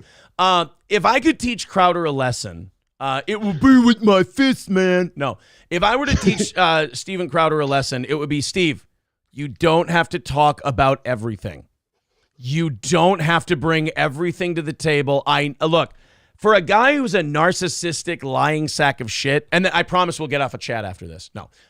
For a guy who's a narcissistic, lying sack of shit like Steven Crowder, his incessant need to swear to people that he's telling the truth and he's being forthcoming is remarkable to me. I guess it makes sense in the he needs to be in control all the time aspect. But this guy he'll bring up controversies to distract people from existing controversies and then run from one controversy to go to the next one, because he doesn't understand that, Steven, if you let this shit go, it burns out in a couple of days. But when he goes on his show for millions of people and goes, well, let me tell you, he didn't want to talk about the Dave Landau accusation. So he decided in his brilliant mind what he would do to diffuse the Landau thing is go, hey, guys, did you know I've been going through a rough, terrible divorce for the last 2 years? And you're like, Steven. Yeah, we saw the Ring camera footage. Yeah, we do. We know now. Well, and then so he goes, oh, yeah, I've been getting a divorce the last 2 years. And then says, my wife wanted it. I picked wrong. And then they had a deal not to fucking talk about this in public, but Steven Crowder didn't want people to think that he has a shut the fuck up light in his studio, so he decided to break the don't talk about it in public divorce thing, because you know what is a lot easier to deal with than an ex-co-host who doesn't want to work with you anymore? A woman who's divorcing you. That's a lot easier to work with. So definitely pick that controversy over the shut the fuck up Dave light. Oh, he could have just went. Yeah, hold on 1 second. Actually, honey, I love you. Yes. I love you. There you go. Please. I love you. Stevie? We're back. Shut the fuck up. That's I think yes, boss. I think Brennan should have that. I think that light works for Brennan more than anybody else. No, he don't need it. He fucking will spit it at you if he just needs spits to. It at people. So Crowder goes, yeah, you know what? I got this ex-co-host, which, by the way, you don't have to address that either. Your audience people would eat out of your hand. So he's not going to address the Dave Landau shit. Instead, I'm going to talk about my bitch cunt ex-wife, his feelings, not mine. She seems like a sweet gal who's put up with a lot. But he goes, I'm going to bring up my divorce. That'll fix it. And then the wife goes, wait a minute, motherfucker. You said we weren't going to talk about this shit in public. Well, I'm unleashing a bunch of texts and video and audio and emails. And then they released, like you said, the Ring doorbell footage. Watch it. Fucking watch it. And then he didn't learn his lesson after that. He goes, wait a minute. I'm going to address the Ring doorbell thing. Like, how many people in Steven's life, do you think he has any people left who go, Steven, no? Yeah, he sounds like an only child. I don't know his family. I think he is. Yeah, you get that sort of vibe off of, and like, I swear to God, I hate to say that we're talking about the last topic we were just talking about, but you're really, if I like tuned out the word Steven, when you were just talking, I could have heard the homeless guy from Florida's name dropped into that conversation, even though we're talking about two very different situations. They have the same sort of crazy tendencies that they've been following and flailing on. Yeah. Well, it's just people who don't know how to handle the internet in general. Sometimes saying nothing is, the old saying, you win by not playing the game. And Crowder got sucked into the game, and now people have their teeth in him. It's over. He goes, I'm going to address the video. And not one person went, Steven, do you notice a pattern of you addressing the thing and then the thing going way off the fucking rails after that? Could we maybe try a different approach this time? Nobody tells him that. He's fired the Landows, fired the not gay Jareds, fired. This happens with a lot of people who get really big. They fire all the no people, and even Dave Landau said this. He's surrounded himself with yes men. I mean, Stevie, do you think Brian Callen is going to tell Steven, oh, don't do that? No, because he didn't do it for fucking Adam Carolla. No. And then you... Oh, no, sorry. I'm thinking of Brian. I'm thinking of the ball Brian. No.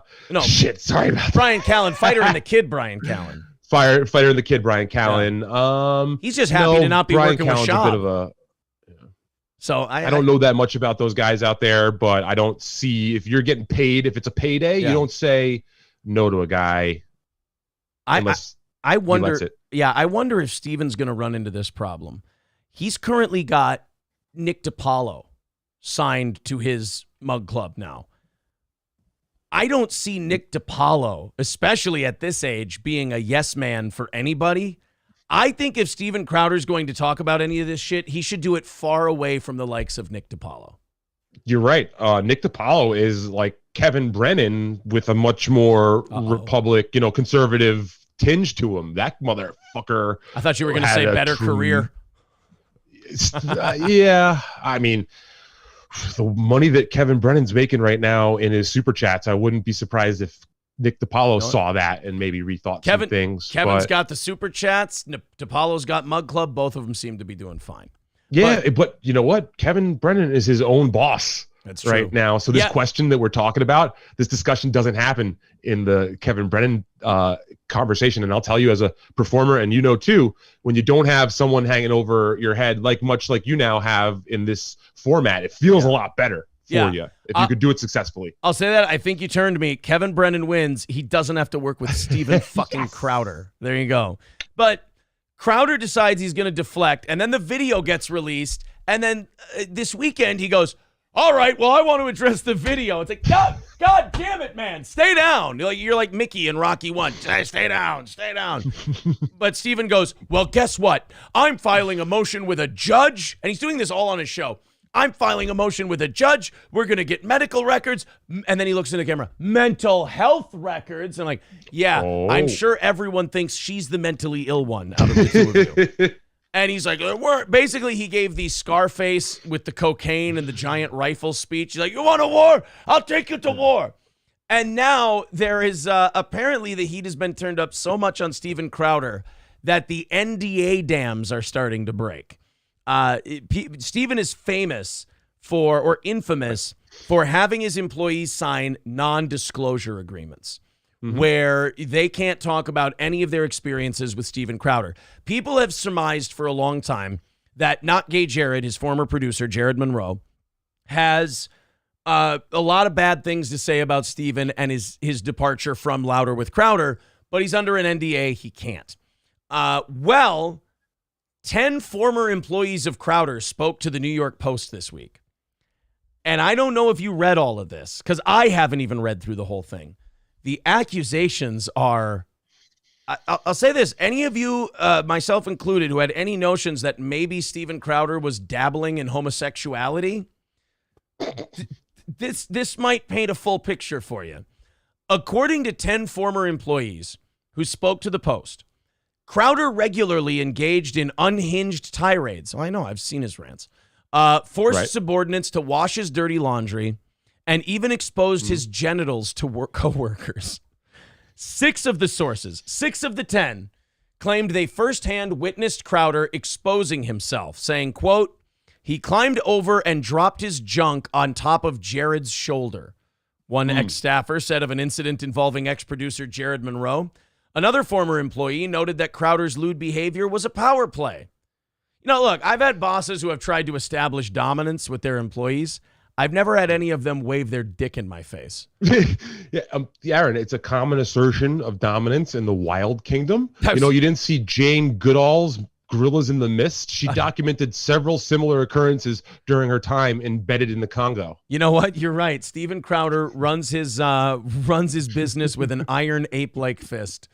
Another that he shoves on other men's assholes, apparently. Another former employee noted that Crowder's lewd behavior was a power play, saying, and if your manager at Red Lobster did this, it would be national news. What? Why Red Lobster? I don't know. They just First of all, that's a weird name drop. Did she get paid? Did that person Yeah. get paid to just throw Red Lobster in there? Are That they seems like a psyop. Are they saying that Crowder would have put his pubes in the lobster bisque? You're right. He's a monster. He needs to be stopped. Look at the clam boil. But yeah, I mean, I just say about Steven, I really hope that he's a shower and not a grower, because that would make that situation really, really odd if he's just taking out his little fucking Tommy McNulty penis and putting it on people's shoulders. I fucked up there. If he's willing to get a surgery to expand his chest to look like a man, he's definitely willing to get junk surgery. He'd go to Tijuana for that. I didn't think about that. Yeah. While Louder with I gotta get the shortening surgery. Do you know that? I gotta go to Mexico to get mine shortened. It's too bad. You're like the girl with the tits that hurt their back. Your dick is pulling you forward, and I get it. That'll come back. That'll get you when you get older. Is sciatica problems, all kinds of shit. It's also why I'm bald. Yes, you should. Body needs all that energy for all that cock blood. While Crowder and Louder with Crowder partner Gerald Morgan didn't respond to the post. Yeah, okay, just wait a minute. We'll come back to that part. The pair jokingly brought. No, I don't want to see that part. I want to see the other allegations. So there's allegations that, you know what? Fuck it. I'll go to TFATK's video he did on this. It's only 2 minutes long. The New York Post did not do this justice. TFATK Crowder. Yeah, here it is. Things are just getting worse for Steven Crowder as the days go by. Just minutes ago, news hit that Steven Crowder exposed himself at work. Ex-staffers say, "Oh, you're doing great." So Steven Crowder has been having some problems ever since he declined what he called a slave contract of $50 million. Oh yeah, we forget that. This whole thing started with Steven Crowder going, $50 million from the Daily Wire. What am I, Nat Turner? No, he fought back. What am I, a woman? Yeah. $50 million. How about you suck my dick? I'm not sucking your dick, Steven. Well, it's on your shoulder. It's too late. Join Why does he always do that? He's got the stealthiest goddamn dick I've ever seen. Hillary Crowder's like, "Can I get the sanitizer, please?" Hillary Crowder rubs her belly and goes, "You have no idea. I thought he was gay. I swear."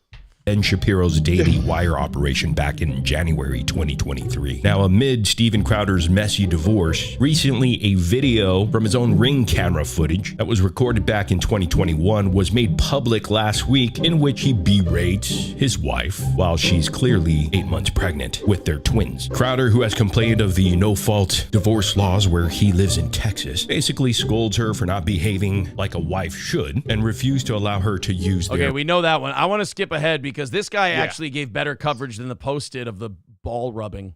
Back in March 2018, Steven Crowder and his crew were driving in a van when a former producer he liked to call Not Gay Jared fell asleep in the back row. Steven Crowder was in front and he was joking about what he was going to do. He climbed over and dropped his junk on top of Jared's shoulder. No homo. The same ex-staffer recalled that Steven Crowder had exposed himself to Jared in 2017 while they were filming a parody So wait, was calling him Not Gay Jared like, was that projection on Crowder's part fighting back his own homo demons?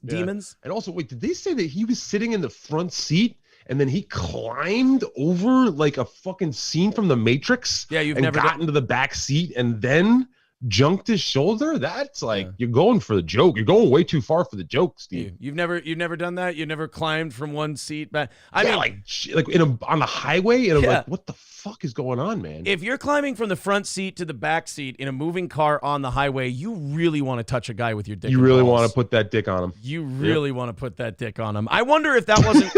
I wonder if the producers didn't like call that Crowder's medicine, so he stayed away from gay. That's just Steven and his thing. Guys, literally his thing. Guys, if Steven doesn't drop his dick and balls on your shoulder, he just starts shoving it in people's mouths and it gets really weird. He's just, you got to let the guy get the demons out. Okay, I got something here. This is kind of crazy.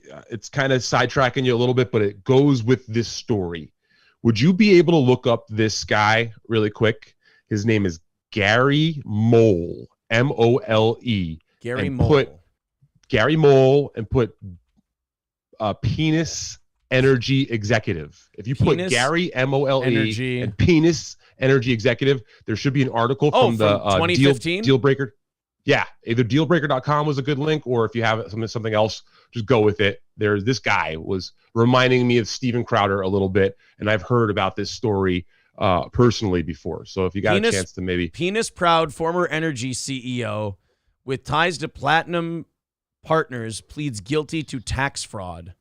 Oh no, this is 2017. Okay, so, he did tax fraud. Yeah, so you got to try to find the one from this is here. I got Dealbreaker. Here, I got a 2015 Dealbreaker.com if you can. Dealbreaker.com. That's the best telling of this guy's story, because he did get in trouble again for investing in blood diamonds. But before that, and maybe I could surmise it. Here you go. No, I've got it. I've got it for you. Okay. For instance, in 2007, Mole went to dinner with his COO at the time, Amparo Gasca, and her husband. It did not go so well, according to Gasca. Gasca claims her boss, CEO Gary Mole, asked her to organize a dinner at America's Restaurant on Post Oak with several work colleagues and their wives in August 2007. At the dinner, Gasca claims their wives as well. Gasca claims Mole got drunk and tried to kiss a male coworker.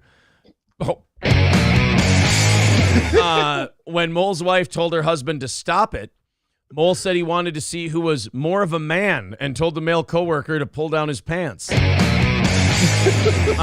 When the man refused, Mole then pulled down his pants and made lewd comments. 4 months after the alleged depantsing incident, Gasca was staying at a hotel in Massachusetts on business when she got a phone call at 3:30 a.m. It was the front desk telling her that a drunken mole was demanding to be let into her room. The very next morning, Gasca claims she accidentally left her cell phone in a conference room when she went to the restroom. When she returned, she discovered Mole and another coworker were using her phone to leave sexually explicit and demeaning voicemail messages to one of Gasca's male friends. When Gasca told them to stop, they did not and left further messages. Yeah, he's not done. This is embezzlement stuff. Yeah, he again, but it wasn't just embezzlement. He was taking money that he was like gaining from government contracts, and he was investing it directly into illegal blood diamond mining in the Congo. Okay. That was where he got his best return on investment. So, I mean, I guess it was illegal though. He was doing, and he spent some time locked up. But yeah, I kind of sidetracked you there and derailed it a little bit. Well, here, I love the story. I got to catch up with some of the pro Stevie super chats here, and then we'll get back into the Crowder thing. Let's hear it. There is the New York Post article about Crowder, and then there's it wouldn't be a Crowder controversy story if he didn't handle it 110% the opposite of how you're supposed to. J Dead with $4.99, thoughts and prayers for you, John Malkovich. #fuck lupus. It's very sweet. It's a great actor. It's a very nice sentiment, in my opinion, that he would say that to you. We also have $5 from Sean Raz. Says Bubba used to give his employees bandits. It involved fingers and backsides. Camel Toe with $5 says don't go on MLC. They're doing a bait and switch. It will be more annoying than the Ray interview with Joe, the producer. Love the show and Stevie. I'll be honest with you. That Ray thing was pretty easy to handle. I didn't really break a sweat in that one, so I didn't think that one was too bad. Did you see the more recent Joe blow up with a guest? Where, no, is it Tom McCafferty, NYC comedian? Is it on Ray's channel or Shuli's channel? It would be the Shuli channel episode. I'll check it out. We can check it out. It's been covered. It's been covered a bunch. I don't know if it's worth getting onto here, or maybe it is actually. Your crowd would probably dig this sort of conversation. If you do have a chance to maybe go to, or maybe someone out there can timestamp it that probably knows for us, maybe one of the mods can check out the Tom McCafferty interview on Rock Bottom. But that was the one that was on the Shuli network. Yeah. And at the end of, you could probably find it pretty easily because you could just scroll and see where the guest drops out. And if you just go about a minute before that, a minute or two before that, you'd see where all the fireworks happen. We'll do an old steel toe click through until we find the thing. All right. Yeah. So let's, there's a little more Crowder penis stuff, and then we'll get Crowder's reaction to Crowder's penis stuff. By the way, Stevie, you are officially at 20, 75, 110, 120 to split between Stevie and the show so far. Remember, half of everything to Rumbles, YouTube, PayPal, Streamlabs, half of all of it goes to Stevie Lew today, which he is giving to, what's the charity?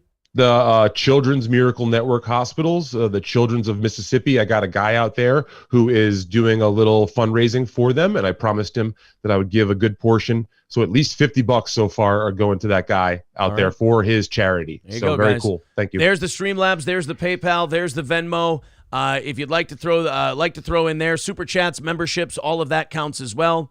Going to Stevie Lew today, who he is sending it off to charity. All right, let's finish the Crowder dick pulling, and then we'll get to Crowder handling it horribly. Clip it, Dex. Himself to Jared in 2017 while they were filming a parody version of Ghost. Oh, this gets good. And on a flight in 2018, a different employee claims that they saw Steven Crowder put his testicles on his childhood friend and assistant John Goodman. Oh my. Not that John Goodman. Yeah, what? Wait, what? And I heard really good in The Big Lebowski. Oh man, he's great in everything. Who doesn't love John Goodman? Don't put your dick on him. That's not very nice. I got a good John Goodman drop for this situation. Oh wow. Maybe I don't. You're gonna take a while to find those I've got drops, way man. too many of these fucking drops, man. And I've got a solution. We got to get a drop spreadsheet for you. Yeah. Maybe we'll put that on the mods. I think I suggested it earlier because then you can have an easy search function. You can know what page each one is on, fire it off. I'm giving you guys a little bit of free production advice here. Attaboy. Well, I'm very technologically inclined, as you can tell. We'll simplify it for you. Where's my goddamn money and pussy clip? That's what I shout on a regular workday here. Oh no, I think you know what it's called? I think it's just called Trumbo. That's why I can't find it. Son of a bitch. I got this one. Yeah. Shut up, cunt. There. I mean, hey, what? Why did you? That'll work for now. Have that one ready for when I start talking too much. Hey. Oh, here's for Steven Crowder. Hey, jerk off my nuts. There you go. That one kind of works for him. No. Oh, well. What do you do? I'll find. How did I lose my John Goodman Trumbo drop? What a dickbag I am. Anyway. Like I said, we got to organize your drops better, buddy. I'll help you out with that. We'll talk off air. I don't like that Crowder's putting his penis on people, but it seems to be a common thread. See, you could say that this was a pile-on job and that they're all lying, but when you have 3 or 4 people saying he's doing the same dick thing, it's like he was putting his dick on people, for sure. Things getting a little dicey here. Another employee remembered that Steven Crowder had showed his genitals to Dave Landau, who of course is whoa. Well, now we know why Dave's so upset. He had to that kind of. If Kevin Brennan hears this, he's gonna lose his fucking mind because he's been saying for a long time that Dave Landau is gay. Dave Landau got turned gay by Steven Crowder's dick. Steven Crowder put his dick on Landau and turned him gay. Dave Landau is gay. He works for a gay man. He left the job, but. Hey, Stevie Lew. Yes. Devin with $250. He has become a steel toe VIP. So we take 150 of that. There you go. I'm almost positive that today's goal is knocked out. And also, Stevie Lew is pushing 150, his share of this thing right now. I think we're pushing, let's see, 160, 170, 225, 235, 250, 260, 270. So pushing. Thank you. Wait a minute. That would be, what is 270? That's 135? Yeah, 135. That is tied for the guest host record. So Stevie Lew is getting close. Thank you. And I promise to show receipts for my donation too. I am not a fucking quick change con man like Chad Zumock. I will 100% show those donations. Can I really say that I was given a $20 donation from Little Lemmy. Very nice. Specifically for this.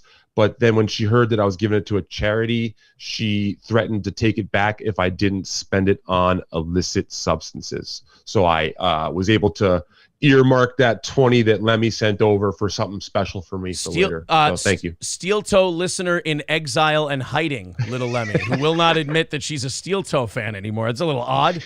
Delco Lou. No, Granny and Lemmy are good folks. They are. Good old-time steel toe fans, so shout out to those two. Delco Lou with $15 as well, so throw that on. Stevie Lew is officially the all-time guest host record holder in funds.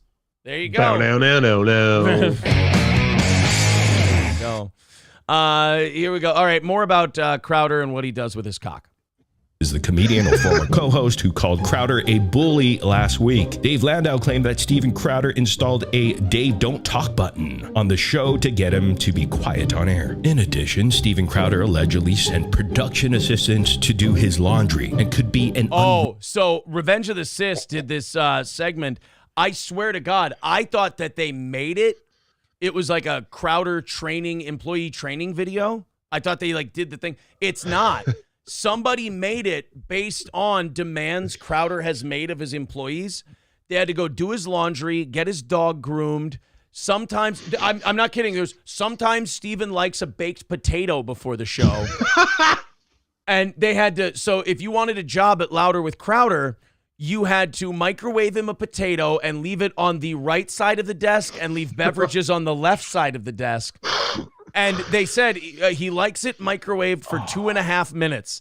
And they actually asked in the job interview, show us how you would put in 2.5 minutes on a microwave. Would it be 2.5, 230, 2. I'm like, I actually had the DM Mersh because I was like, wait a minute, you guys didn't make that up? He goes, no, that was something somebody made based on real things that Crowder has asked his employees to do. Dude, that is some psychological warfare sort of gaslighting shit. They were definitely testing to see how far people would go. You know what I mean? It's kind of like that. What is it? Like the prisoner experiment that they did a long time ago, or the prisoner and cell. Fuck, I messed that one up. But anyway, you know, like where they tested to see how far this because like if someone goes in a job interview, you gotta go fucking microwave this potato. I would go, you're fucking with me. Yeah. Right? Like, you know, Cardiff Electric, don't you? This is what this is all about. You know, I would fucking, no way I'd do it. And I'd be out of a job there. But like the fucking person who does do all that is a perfect candidate to be molded into a dick shoulder taking, you know, light watching freak. Basically, you're being trained to be the buccaneer that Steven Crowder will let rest his pirate penis on. And if you'll make like him a parrot, like a Steven Crowder, and it's just a dick instead. His dick lands on you. He's giving it eyes and a nose, and the penis hole is the mouth, and it just goes. Yeah. That music, that stinger to Louder with Crowder employees is like the Jaws music to swimmers. They hear that. It's like fireworks to a war veteran. They hear this. And they go, what the fuck? No. I'll be okay. Oh, wake up in the middle of the night sweating. I'm going to be okay. So is that the end of the dick stuff? Reasonable micromanager who would make wild requests after hours to set people up for failure. Ex-staffers also claimed that he would regularly berate his team and threaten to fire people on the company's Discord channel. He even went after his own father named Darren. After his own father. As funny as all this is, like, this is a serious control freak problem. Like, hardcore. Like, this is a guy who's very insecure with himself. I mean, not letting Dave Landau talk thing, that's clearly because people thought Dave was funnier. And Crowder always wants to be seen as the funniest guy in the room. And then, like you said, making him a baked potato before the show, that's just you fucking with people to exercise your control. You're fucking. It's like a frat. They do that in frats. Yeah. Like when they're trying to fuck with the pledges. He was doing they were like elephant walk. Yeah. From the coffee room to your office and do it in less than 30 seconds. Otherwise, you gotta do it again. We're about to do a sketch where we own the libs. Get me a fucking baked potato right now or you're fired. I would be so I'd never be happier to quit a job. But then if a motherfucker asked me, hey, producer, I go, yeah. You want to get me a baked potato? I'd be like, you want me to put my dick on your shoulder, motherfucker? I'm not getting you a baked potato. Do I have a sign on my chest that says baked potato storage? No, because storing Steven Crowder's baked potatoes ain't my fucking business. All right, any more dick stuff? Did he put his dick on his dad? Oh, that would be great.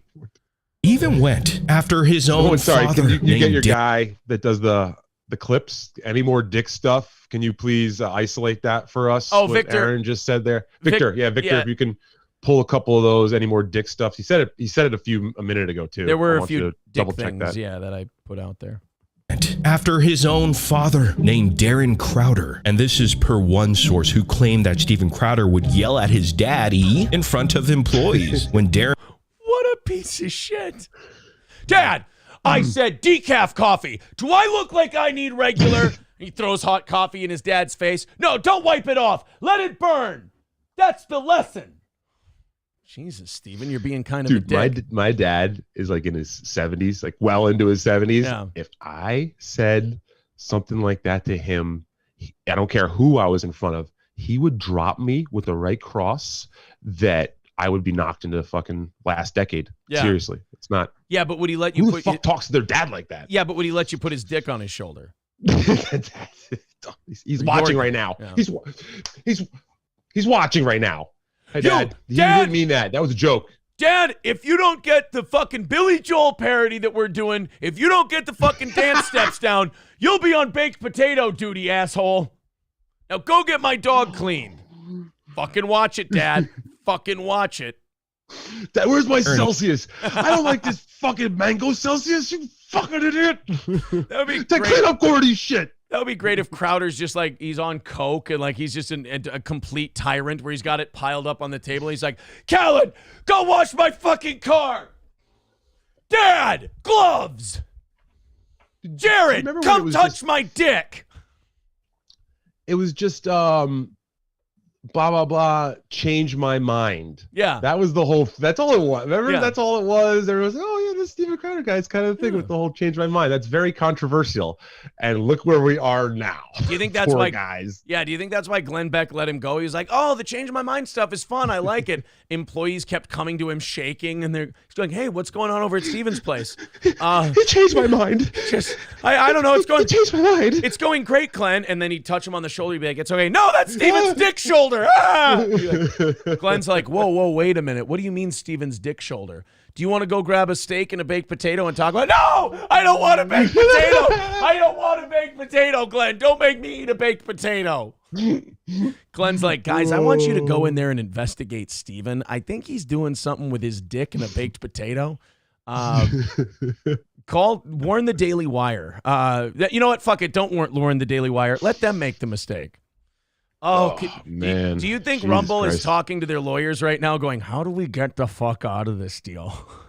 Oh, yeah. Rumble's got to see his Rumble rider. Rumble's like, yeah. Why? Now we understand why he asked for so many baked potatoes. Is it a sack of potatoes a week? Like why did he Idaho potatoes specifically? Why did he ask for a mannequin in studio and put in all caps broad shoulders? I don't get it. All right, it's taking me a long time. By the way, TFATK on YouTube. Subscribe to this guy. He does really good clip stuff. He's one of those guys. He's been in our chat before. He's one of those guys who understands that the Brendan Schaub thing is definitely kind of dead and kind of finished. And he's kind of jumping over to covering more stuff. I think he's doing a good job. This Crowder thing is Brandon Schaub like? Oh yeah, I guess he's still doing a show, but like I think making fun of him is just it's been done. Like it's kind of over now. Was working as his son's booker. A former employee said, I'm not shocked, but it was pathetic what he did to Hillary. That might not be the Steven you see on his show, but that was the real Steven. Now now I disagree. When I watch Steven's show, all of this shit makes sense to me because I just see the thin veneer of the real guy that's underneath. Like a lot of us have watched this guy for years and go, and this guy's something's fucked up with it. He's a weirdo. It's a little off. Yeah. Just a little tiny bit off. Not a lot. Now now we find out like Popeye or like potatoes are to him what spinach was to Popeye. And we're finding out that he's dropping dick on everybody. And I'm Crowder the podcast man. Fucking all right, that was bad. Oh. I'm like Anthony Cumia. Watch out with my impressions. You can't escape. Oh, go make me potato. I'm Crowder, the podcast man. He's like, olive wheel. Why don't you give that goddamn dog its medicine? I've got pecs like boulders. Oi, fuck, Steven, I'm pregnant right now. Shut up, you unwifey bitch. Crowder's the worst Popeye ever. This is terrible. Oh, my pecs are like boulders. Now give me your shoulders. I'm Crowder, the podcast man. That was good, dude. That was good improv. I'm gonna tell you right there. That's quality shit. My wife seems real bothered. I'll fuck with my father. I'm Crowder, the podcast. Yes. Oh man. Right. Oh man. Go clean my dog Rover. I'll ask for non-disclosure. Yeah. Could somebody please Photoshop fucking Steven Crowder's head on Popeye, and instead of spinach, get a it potato? Get it like please. a red one of the red-faced Popeyes with smoke shooting out of his ears, and put that on Crowder's face. And make Wimpy his father, his lazy father, just sitting there eating a hamburger, and he's yelling at him. Crowder, I'd gladly pay you Tuesday for a baked potato today. Oh God! All right, we'll try to get to the end of this. We still have Crowder's ill-timed response to all this coming up as well. Sink pisser if ever I've seen one. And honestly speaking here, the radar Brian Callen and Brendan Schaub have for fighting shitty human beings, they can latch their wagon on too, never misses. Brian Callen is punching the air right now. And my God, I can't wait for Steven Crowder's show on Thick Boy Network. Now that makes sense. This dude. All right. Oh man, yeah. How great! The turn of fortunes are so bad for Steven Crowder that he's going to end up going to work for Brendan Schaub. It's going to get so bad. Yeah. Wow. Oh man. All right, we got a lot of we got some super chats to get through here. We got a few of them. I like the sound of that, man. Zen Rhino with $5 says, "Congrats on getting great value Adam Sessler on the show. Way to go, Stevie." I am cheap. Very cheap. $5 from Bill Loney. Bill Loney says, "Here's more drug money, Stevie." Yeah, that's my buddy. Bill Loney is a good buddy. We are friends, so that's a joke from Bill. Thank you, Bill. Our good buddy KF again. Allow me to. I'm going to get my drop. Here we go. Sage retard PhD KF. There we go. Says, "My pain is constant and sharp, and I do not hope for a better world for anyone. In fact, I want my pain to be inflicted on others. I want no one to escape."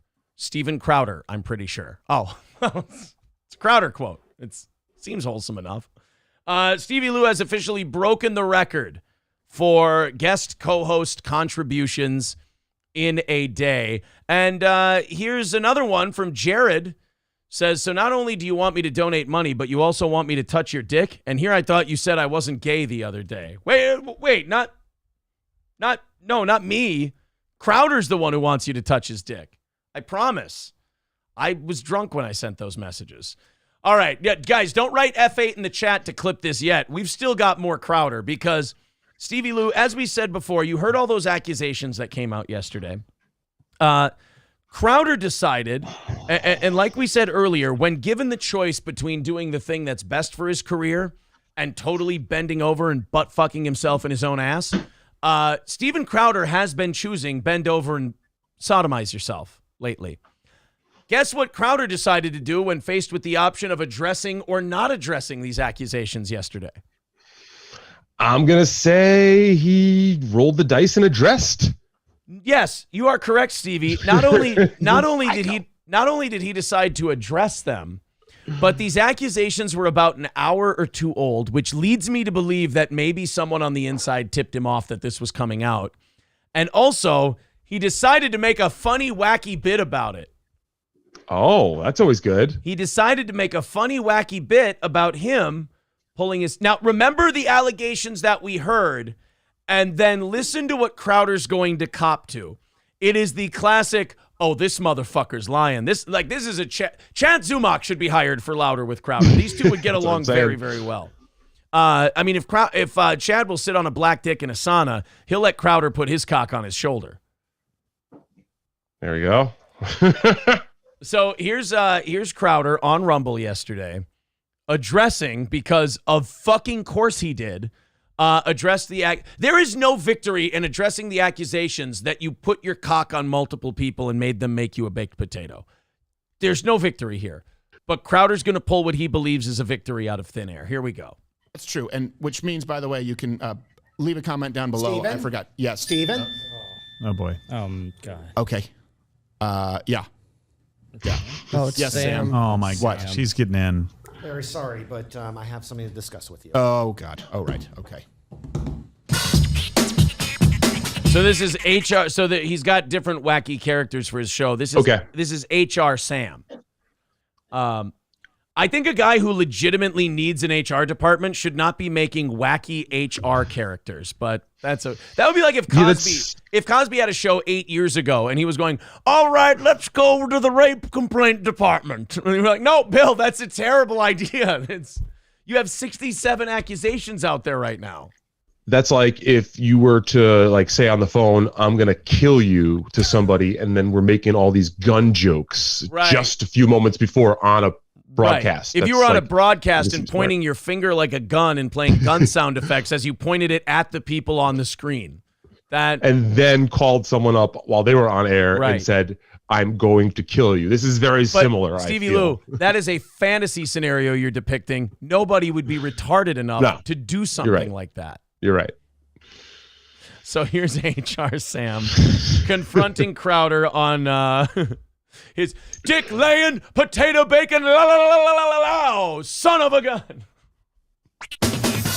All right, Sam. You do know Sam from HR. You do know that we're live, right? Yeah. Pull the microphone close. You're an HR guy. You're not an audio guy. Come on. All right. I am aware of that, and I am sorry, but I've got a line out the door with infractions that have happened inside this office. So we can't just do this as a meeting outside right now? No, I'm afraid, Stephen, that you put your cock on my shoulder. The cameras are the safest place for me right now. No, this can't wait. You have a list of infractions that have taken place in this office. Goodness. Sorry, Stephen, but this has to be addressed. Okay. All right. The other day... Everything you're about to say has actually been spoken in this office? Yes, that is correct. Oh, boy. Okay. So these are all... And what's the punishment? Go. By the way, Stevie Lew, it's not... You don't understand. Yeah. It's not a Crowder bit until it's way too long with no punchline. Yeah, like who writes these? Are they acting? Steven writes. They're acting right now, right? Yeah, Steven writes these. He's acting too. Yeah. Have you ever seen Crowder's parodies? Have you ever seen any of them? No, I'm not. Truth be told. Oh, guys, guess what we get to do today? We get to show Stevie Lew the Crowder parodies. Oh, this is gonna be. You mean to tell me you have not seen Crowder do his Tombstone trailer? No, that sounds something that I'd like to see, though. So you haven't seen Crowder's Braveheart parody trailer? God, Jesus Christ! Now this sounds kind of painful. Is today going to be? Stevie Lew's already got his money. We got extra for him. Yeah. So the other day, Gary said, "quote I have never met a Russian that I liked." Gary, did you actually say that? I did, Stephen. I'll be honest. I'm sorry. All right. Well, okay. So we don't appreciate it. All right. I want to point out this is really all leading up to dick dropping accusations. But it doesn't matter. You can't say that. It's wrong to hate, Darren. All right, Sam. Okay. Kim said, when in doubt, quote, blame the Clintons? Well, okay, Kim, that's not for crying out loud. Really? Sorry, that was kind of funny. Did say I'll that? give him that one. If they would have swung for the fences and went Jews, I would have laughed harder.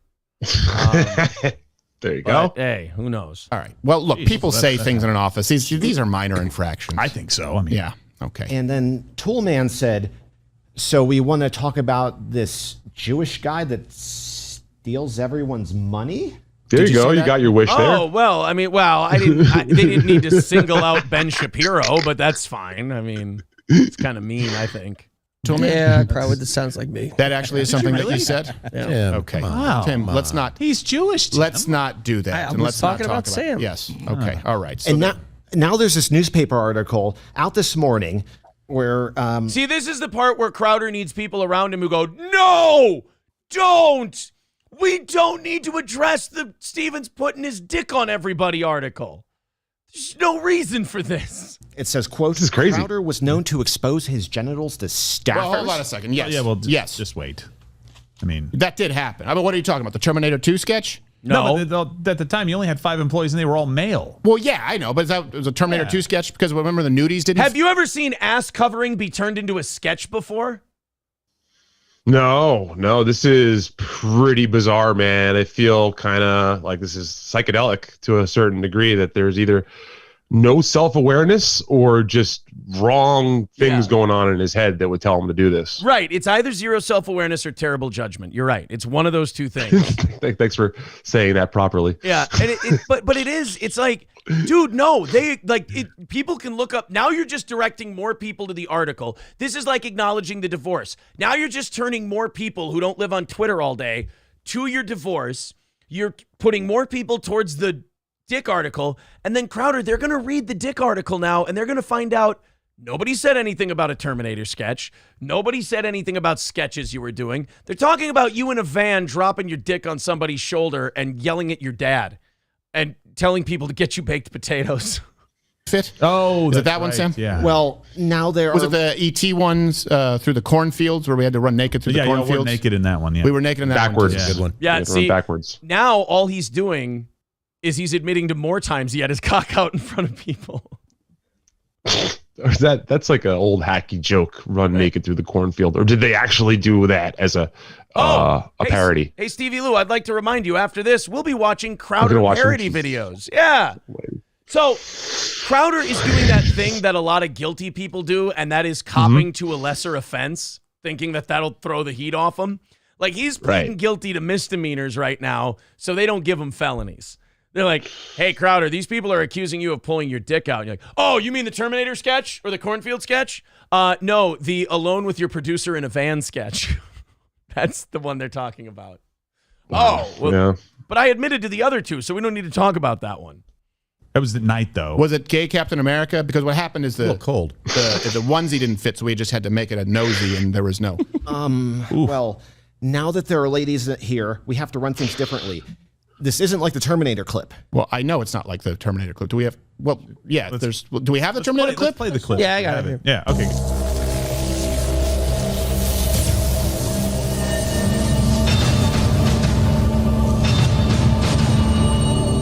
Come with me if you want to learn. Look. See, Stevie Lew, you've filmed things before. You've been part of filming crews and things like that. Do people need to be fully naked for those upper body shots, or can they be wearing clothes on the bottom? No, they got a nice little crotch cover, a little flesh-colored crotch cover thing we throw on people, or nude underwear, like a thong thing that you'll do, never nude sort of thing. So we're basically, if we're Crowder right now, admitting to more times that you had your dick out.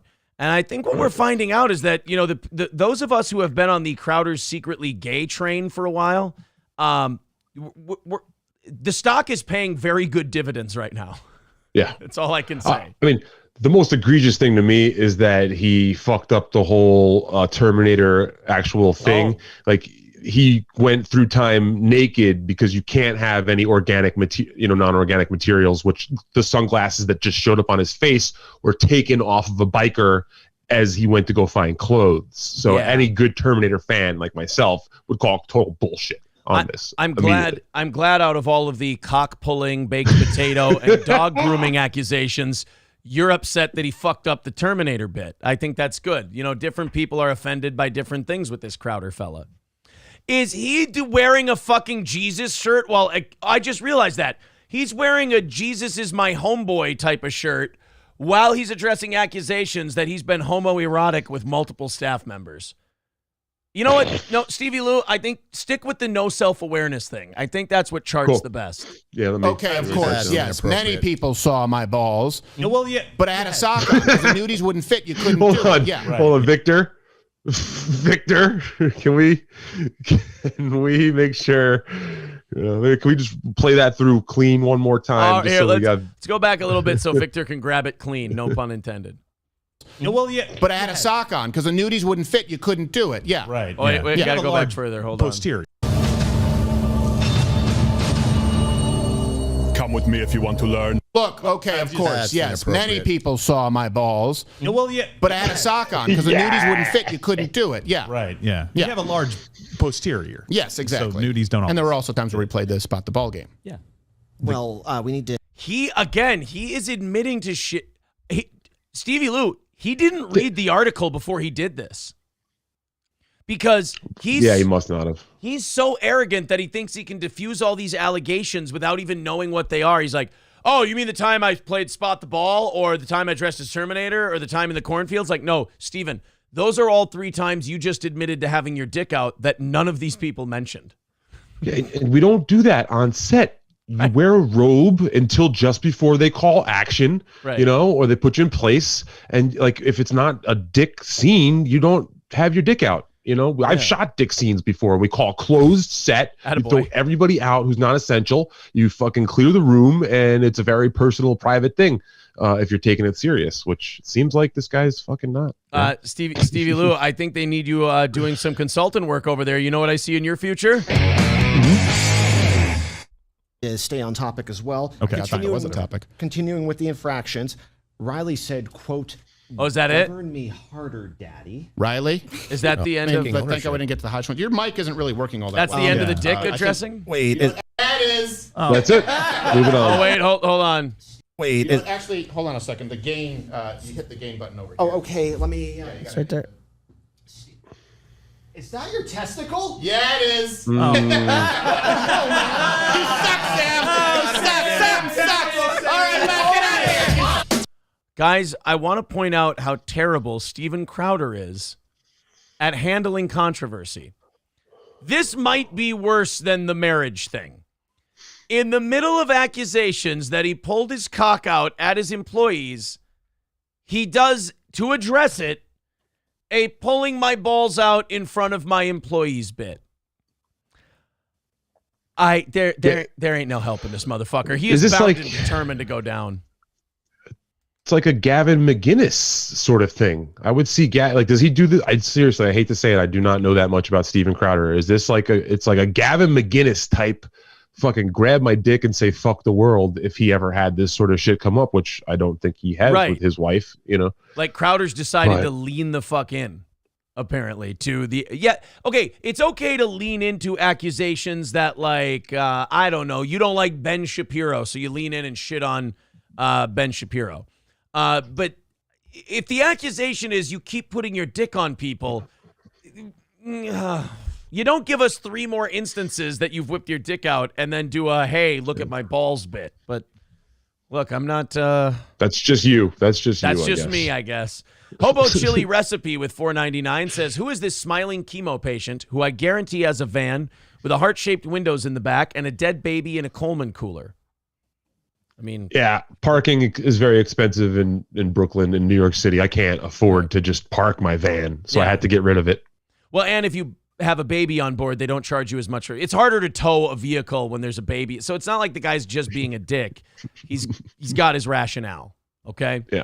Thank you. All right. I didn't now we always give people the option if things are going well to go an extra half hour. So if you want to go 50 more minutes instead of 20, it's allowed. I can do it, man. I'm into it. We're Because- having a good... I mean, are you having a good time? Because I'm having the freaking time of my life right I'm now. having a great time, and so far nobody has made a Chad Zumach wiki, although 2 people said they were on it, so we're going to keep an eye out for that. Okay.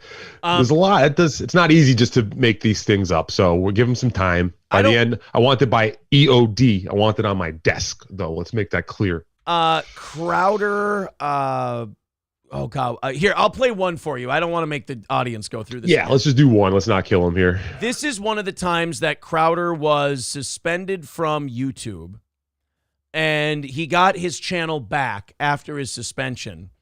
And just like the BYB Boys, Just the Backyard Boys podcast. Yeah, I know that. Just like the Backyard Boys podcast. Subscribe to the Backyard Boys, of course. Yeah, I'll do my plugs later. Right. But And just do wanted your to plugs, throw a Stevie little- Lew. So, Crowder, 1 year ago in June, or 2 years ago in June, I think it is, he was doing his whole fight like hell, fight big tech, fucking YouTube's out to get me.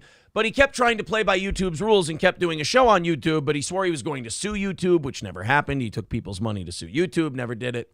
And then he started saying how this was a generational fight and all this, just totally full of shit. And in order to show people that he was really, coming to fight, he portrayed himself as Wyatt Earp in a Tombstone sketch that he did. Don't, no. That he was going to fight YouTube. I'm going to let this whole 1 minute trailer play in its entirety and let Stevie Lew enjoy it for the Can I just say, I mean, I'm sure I am speaking for a lot of people out there, but Tombstone is one of the greatest films of my generation, Western action or anything. That thing spoke to me as a child. I'm 40 years old myself, so I know you're just a few years younger. I'm 36. I love right. Tombstone. Your audience is probably out there a few years older than me as well, so they should know what I'm talking about here. But so yeah, please, here we go. I'll watch this. Crowder doing Tombstone. Here's my head. Oh wait, we've shown this 800 times on the show, so it's in the middle right now. Which means last time we watched it on the show, we couldn't even get through it. Okay. But we're gonna get through it for Stevie Lew. His first time watching this is the Stevie Lew's first time watching any Louder with Crowder sketch. It's true.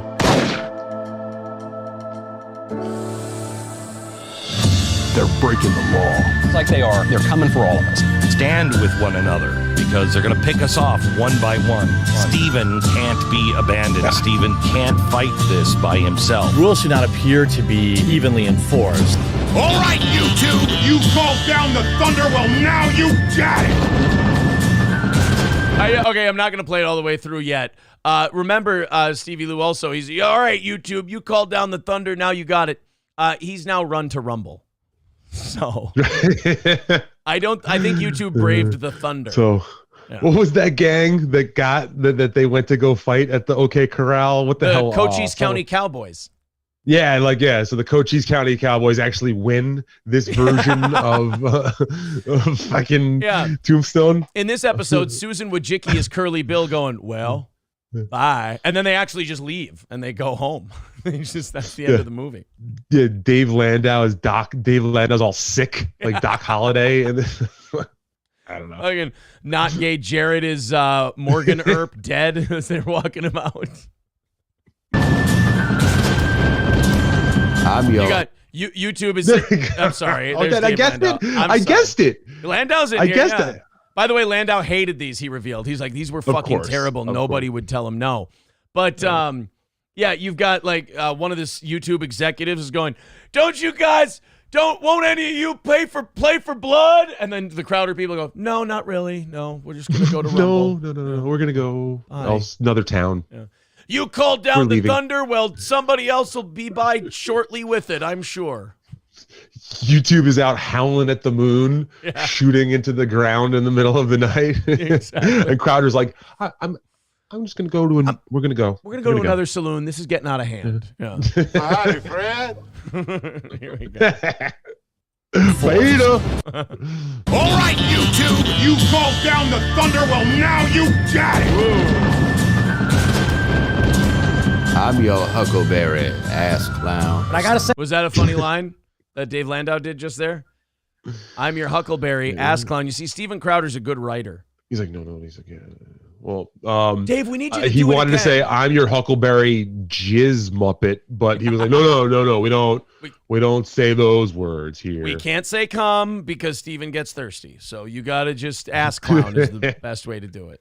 Can we please, during the rest of this, I'll shut the fuck up and play it, but can we please look for any secret Steven Crowder dicks on anyone's shoulder while the rest of this plays? I'm your Huckleberry ass clown. But I gotta say, to Steven and crew, obviously we all care. So they're suing.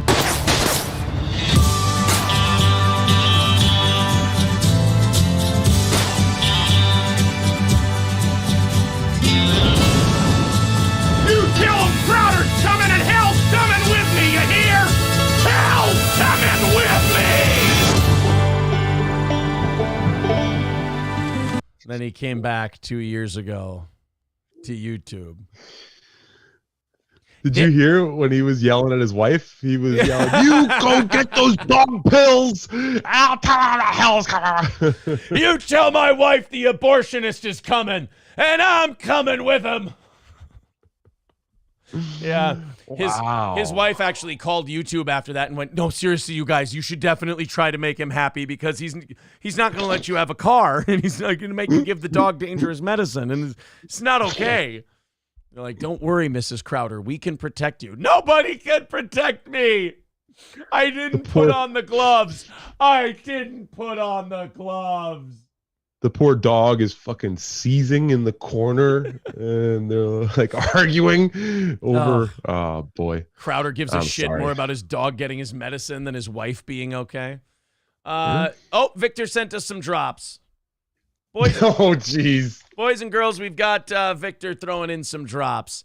And Thank you, Victor. By the way, our total for Stevie Lew as we continue here, 10, 20. What's 20 and 20? 40, you fucking idiot. 190, 200, 210, 265, 275, 290, 300, 310 so far. Stevie Lew's at $155. 155, yeah.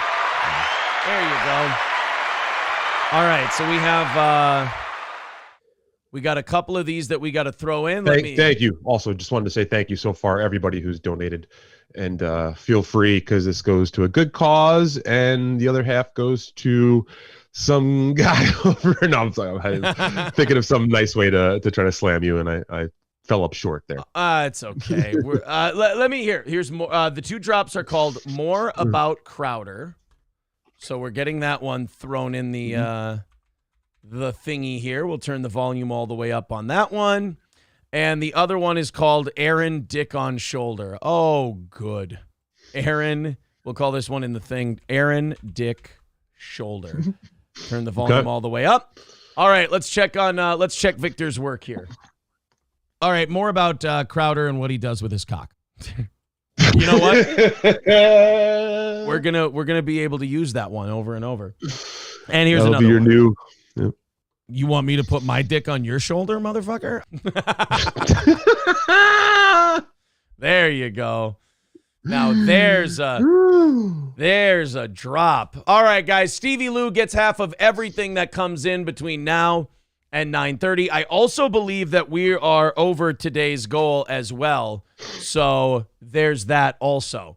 So we're going to be doing a half hour of overtime today as well. Thank you, everybody. Keep donating. The next, it just rolls over to tonight's show for you. Actually, no. What we're going to do now is, since we've knocked out the goal, and I think we're like $20 over, I think what we're going to do from this point forward, 100% of everything goes to Stevie Lew from now until 9:30. So for the next 40 minutes, it's all Stevie Lew. Stevie Lew gets all of everything. Copy, paste. There we go. All right. Thank you, Aaron. Thank you very much, Aaron and April. You guys are very, very, very generous, and I appreciate that. And listen, folks, give it your best shot. I'm telling you, line me up and tee me out of here. Come on. Hey, I've got a question for you. So you're affiliated with Ski Mask and Stancil and all those guys. Yeah, absolutely. Those are my friends. Those are my friends. Speaking of friends, do you have any notes on the whereabouts of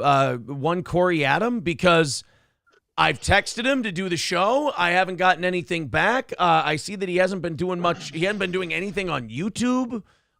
He was doing a back and forth with you guys for a while. On YouTube, there was a Ski Mask Corey back and forth that I thought was playful and fun. I thought you guys were doing a bit. And now all of a sudden, I can't get a hold of the fucking guy. Okay, I'm not going to sit here and just shovel dirt on Corey completely, but you are right. We did have a little back and forth going with first person to 1,000 subs on YouTube. And I will say that he got to 1,000 first, but we didn't realize that he did not have the watch hours at all. So the only reason why we had that competition was to get monetized. That's what at least we thought it was, So once we hit 1,000, we were able to monetize, and we've been able to reap those benefits. He hit 1,000 and still has a bunch of time to work out on YouTube. So he was gloating that he hit 1,000 first, but we were like, no, hold on, buddy. That's not really what it was all about, even though that was what it was about, I guess, Sure. But we didn't realize that he was sitting short there. So I guess maybe he has been spending his time over on Twitch, I believe. And if that's the case, man, please do go check out Corey Adam on Twitch. He does have that K-Cuck show. Yes. I know that is his thing. So I know you and Corey and even I guess, got thrown into it a little bit. I've spoken with Corey in person on Discord and stuff. We've kind of hashed some things out. So even though we do fuck around and have some bullshit online, I got no problem with Corey. As a matter of fact, I reached out to one of the bookers at the Creek in the Cave, the owner of the Creek in the Cave down in Austin.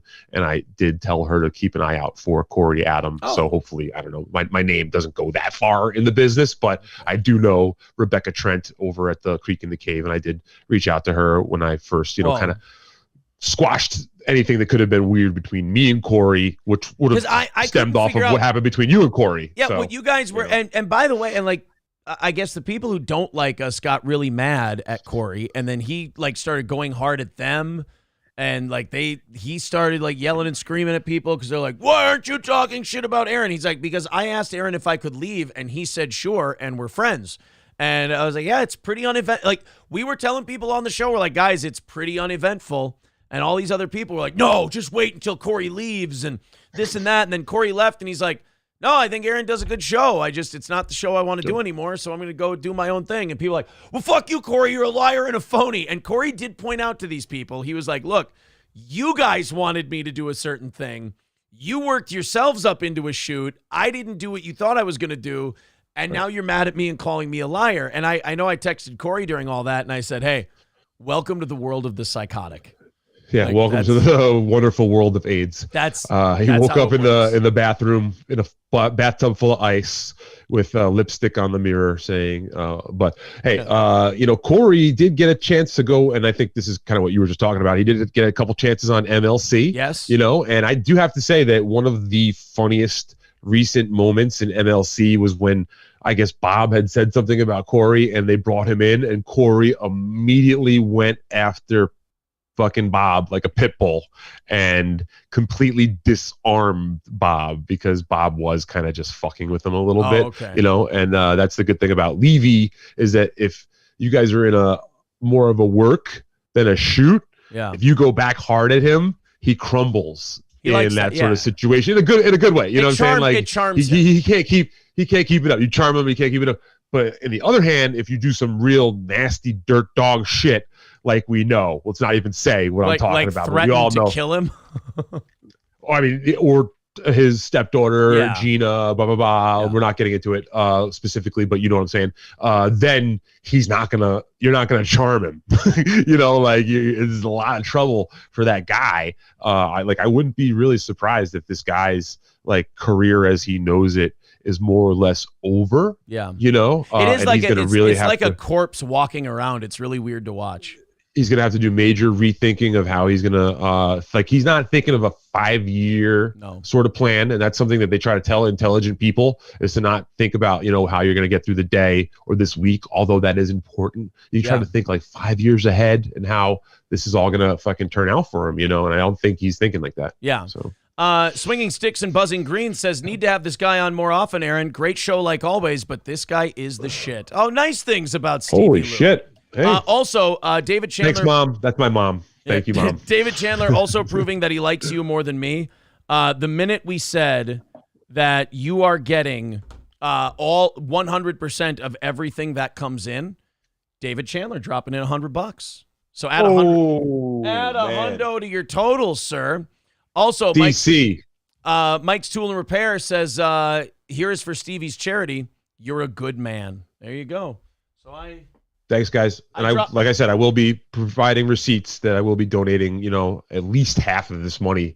I first started with like, first I said, if I get $50 out of it, I'll give them $50. I thought I was going to have to cover like the what I missed. Yeah. You know what I mean? So at this point, if we're well past that, I will at least go 50%, if not more. And I will post the receipt. And I know the guy out there whose charity that is probably very happy about that. I think you got to be pushing about $300 at this point. It's a beautiful thing, man. So, by the way, did you really tell Kevin that you wouldn't take his blood money from MLC? So that's what the story evolved into for damn sure. Basically, that goes back to me being on the Ray DeVito program, the Rock Bottom podcast. If you folks don't know about it, they know about Ray DeVito. But yeah, I was on there, and he was going nuts about Anthony Cumia in the Bill Burr at the cellar situation. And fucking Ray was taking some deep digs at Anthony because sometimes Ray isn't really seeing the forest through the trees occasionally, and I like called him out and I was like, Ray, if you're going to say these things about Anthony, you realize that you're kind of like saying similar stuff to Kevin Brennan.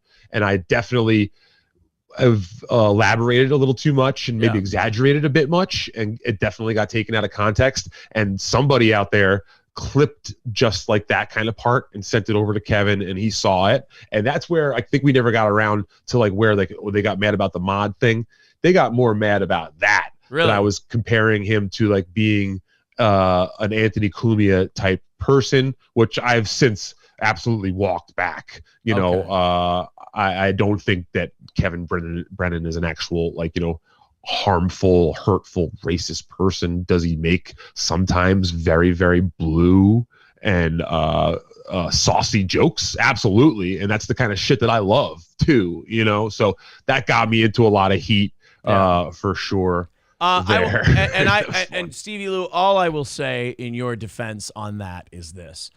Subscribe to Compound Media, where you can find 4 episodes of the Steel Toe Show live and available for you, and there will be more Steel Toe episodes coming very soon. That's compoundmedia.com. Start off with a free trial. Maybe get yourself a day pass and enjoy shows like In Hot Water with Gino Bisconti, The Anthony Cumia Show, The Wet Spot with Chrissy Mayer, 21 Guns, and many more. There's ample amounts of entertainment for just $7.99 a month at Compound Media, compoundmedia.com. Yeah, I want to do 3 quick things. I want to say shout out to E-Rock. I know he's usually watching. I want to give a big shout out to E-Rock. Second, I want to say that's where I got my start in this whole fucking business was at Compound Media with Eastside Dave. So please do check out Eastside Dave. He's working right now with a guy named Bobby Tamburo. Yes. I think you know about Bobby Tamburo. I heard there was a little rivalry brewing between you and Bobby Tamburo because both of your shows are available on the Compound Media app under the extras box. So you got to go check out the extras. I believe that's the category. And you can see there's a couple episodes of Bobby's World, which was Bobby Tamburo's in-studio show that he was doing that I had a couple of skits on. Bobby is tremendous. And then you can see the Steel Toe episodes as well there. I will say this. I got to 3 episodes before Bobby in a faster time than Bobby did. But that's not here nor there. That is a cheap shot. That is not okay. I will also say I want to be the first one out of Bobby and I to get my. Oh wait, does he have his own tab yet, or is he still an extra? I think you're both. I think. Okay. As last time I checked it, you're both an extra. So this is a new race to see who gets their own tab. E-Rock. I mean, look. You can make your own decisions with Compound Media, and Eric, Mr. Nagel, you do a wonderful job. You really do. But let's make sure the next time you're handing out individual categories, let's put Steel Toe there before Bobby's World. Because let's be honest, between you, me, and a fence post, E-Rock, there's going to be more Steel Toe episodes than Bobby's World episodes over the course of the next month or two. So E-Rock, if you're, like I said, if you're putting in new categories, consider Steel Toe. I think that's what people want. No, actually, it's very funny, the Bobby Tamburo thing. I guess Bobby really thought I was mad at him. Because I got a text from E-Rock yesterday, and here I don't want to misrepresent the text. He says, "Do it." Hey, an update. So was talking with Bobby, making sure you know Bobby was joking about skipping all the Steel Toe stuff. He was promoting his 420 special at the time. It was meant to be a joke, and I wrote, "Oh, I know. I was kidding too," because I said something on our next episode of Steel Toe that I was really mad at Bobby Tamburo for saying that.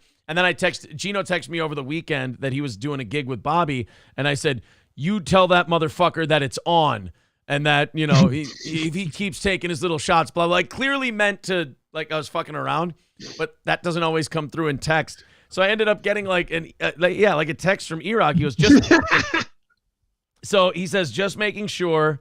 I told him I'm sure he was kidding. And then found out he said what he said.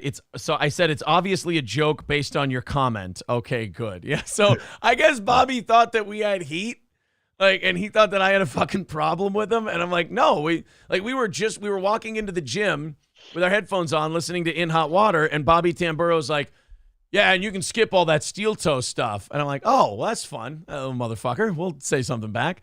And then I get a text from E-Rock. He's like, "Yeah, Bobby was worried that you were like fucking mad at him." I'm like.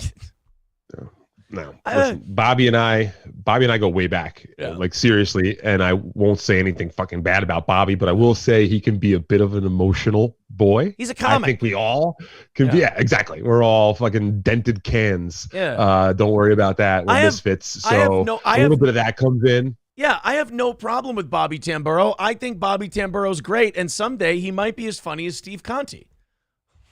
Oh Jesus, that's not gonna. Oh boy. No. Okay. Let me counter that. This is the constant gap that will always exist between radio guys and comedians. Radio guys sit in front of a microphone and just irresponsibly say shit that they don't mean. Comedians take pride in meaning everything they say. Like, I stand by my art and my craft. Whereas radio people are total hacks and we're like, I don't stand by anything I fucking say. I'll change what I think on a whim, motherfucker. And so me going, yeah, Bobby's not as funny as Steve Conti. Bobby be like, what? I'm funny. Watch me start an accidental rift now between him and Conti, and then the in hot water implosion happens. Because accidental? Is Stevie Lew saying sorry. that No. perhaps there's heat between Bobby and Steve? I'm being a terrible Compound Media team member right now. That's gonna get clipped, and I love it. I like Bobby. Listen, I have no reason not to like Bobby. Yeah.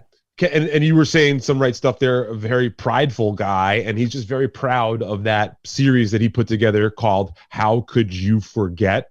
And this episode happens to be How Could You Forget 420, which just came out, 420 was just a few weeks ago. So I know he's very proud of that series because he's done a series of How Could You Forgets that I used to have a part of. I used to help him out as a contestant on that. It was kind of like a drinking and smoking and trivia sort of game. So if folks on Compound Media haven't checked that out, or if you're a new subscriber of Compound Media because of Steel Toe here, I would suggest you do check out Bobby's series called How Could You Forget, available there on the extras tab next to Steel Toe and Bobby's World. Yeah, so and shout out to Bobby. of course, that's very nice of Stevie. I disagree. I think they're all shit, but I was only kidding, honey. I was only kidding. I like this Aaron guy. See, man. this is the problem. This is the problem, is that I get a text like that, and I find out Bobby was worried you're mad at him, and now I'm like, well, now I just want to fuck around more. I just want to throw a little, but then I have a guilty part of me that goes, all right, but tell everyone, including Bobby, that you're fucking around, you're just kidding. A part of me does want to go, 420, cool. Wow, we're talking about weed. No, I'm kidding. Hey, you know what? Okay, I'm going to go WWE deep on it. I think you guys should work this battle up, actually work it up. Until he calls me on the air and threatens to kill me with a gun? Well, Jesus Christ, and Bobby is a bit of an emotional boy, but not that emotional. Okay. There's not many people Till he like steals that. my credit cards? Oh, Jesus Christ! It's the same guy. Sorry, he's gonna find out about this and he's gonna be upset. I know. They spent 49 and 30 seconds about me in the beginning of the episode, and then they made 7 other references about me later on in the episode. That's a really good. That's a really good Bobby Tamburo impression. Oh no. Watch Bobby's World on Compound Media. It's wonderful. I've never watched any of them, but I'm sure they're good. You guys keep working this up, like I'm saying. Eventually, have a brawl for it all, and then you're gonna see Bobby sitting in this seat one Wednesday. All right. 3 months down the road, you guys have your little spin out, and then you come out of it now funnier. I have to ask you a question. I need your advice on how to handle this. When I ask Bobby Tamburo to co-host this show, do I mention or leave out the part that I've already asked Steve Conti? Yeah. You know what? That one's actually true. Oh, wow. There we go. I like Steve. Yeah, these guys, funny guy. Both of these guys are not early risers. Yeah. They do the Bill Schultz morning show, which doesn't start until 11:30 or something crazy. I don't even know how that makes sense. They'll be happy. No offense to you, Rock. But no, if they're used to being on Bill Schultz show, they'll be fine. I mean, it'll have to actually be funny, but they'll be fine because they're used to doing it. I'm kidding with Bill Schultz too. I don't know. I like everybody else. I don't watch morning. Hold on, really quick. You have windows in your basement. Fucking Bill Schultz doesn't even have a window in his entire apartment. You know what I mean? So let's talk about who's winning here. I'm not trying to look. I'm already taking on the Goliath known as Bobby Tamburo. I don't need Bill Schultz coming after me too. I'm taking your fucking show, Bill and Joanne. Taking your fucking show. No, I don't have the time or the energy. And I probably don't work as cheap as Bill. So, E-Rock, I won't do that to you.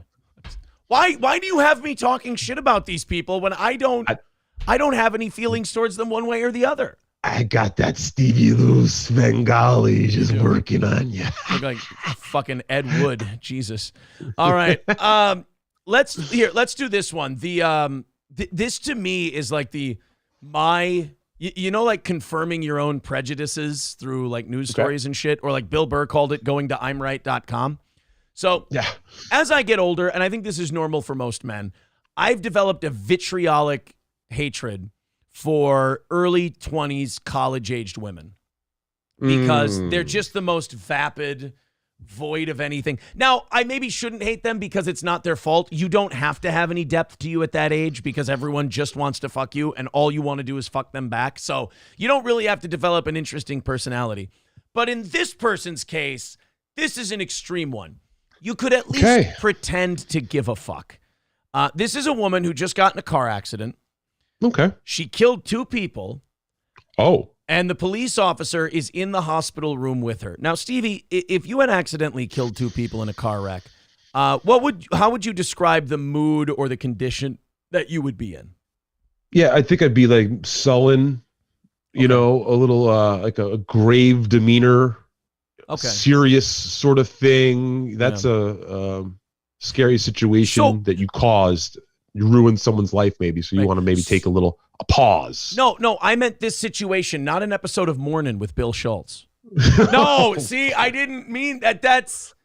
I don't mean that. I don't even know what they do. So that's Bill Schultz is a fucking, no one does. He's Aaron. a fucking idiot. Actually, you know what? That's something Kevin would yell. I'm actually stealing his bit on that one.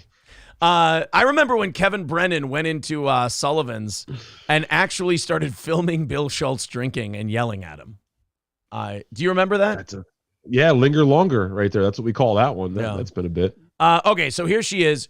And I'm sorry for this window. This is just how they fucking did it. I don't know. This is a young girl, a college-age girl, who had just killed 2 people with her vehicle. And let's hear what she's concerned with as she sits next to the police officer. Okay. Oh, hey, you never answered me about my car. Like, I have school tomorrow, so how do I get my car for tomorrow? She's asking the police officer how she's going to get her car because she has school tomorrow. Anyone want to break it to her that when you kill 2 people with your car, your schedule gets pretty well cleaned out? She's not aware yet. Let's see if she figures it out. Okay. Well, your car is totaled. It's what? Your car is totaled. Totaled? Totaled, wrecked. Okay, so how do I get it here, Stephen? You don't. Your car is totaled. It's wrecked. Well, how do I get it to go to school tomorrow? Are you fucking with me? And by the way, she seems more despondent about the news that her car is totaled than she killed 2 people. Like the car thing is a bigger inconvenience to her right now than the vehicular homicide. Okay, I'm going to sound like a maniac here, but there was some stuff about this originally because you previewed this, you sent this over to me, I watched this.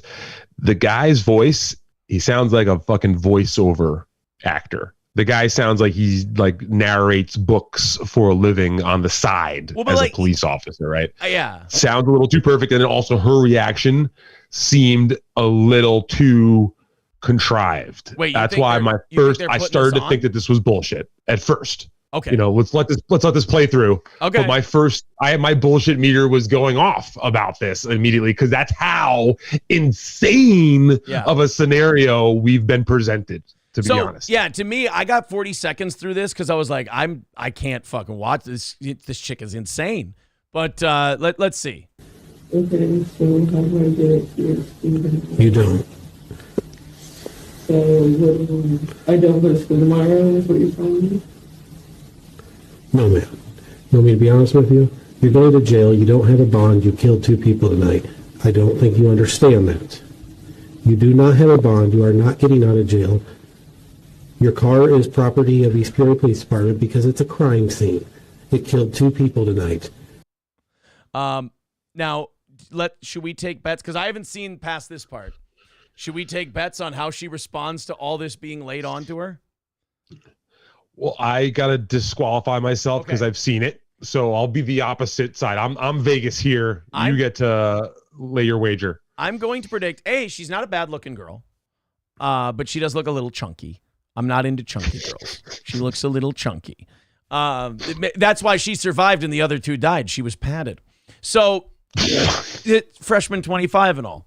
So, my prediction is that she's going to respond to this with, I think she's got like a, what do they call that? Where you're like so shell-shocked by what happened, your brain's like protecting you by not letting you understand what the fuck just happened.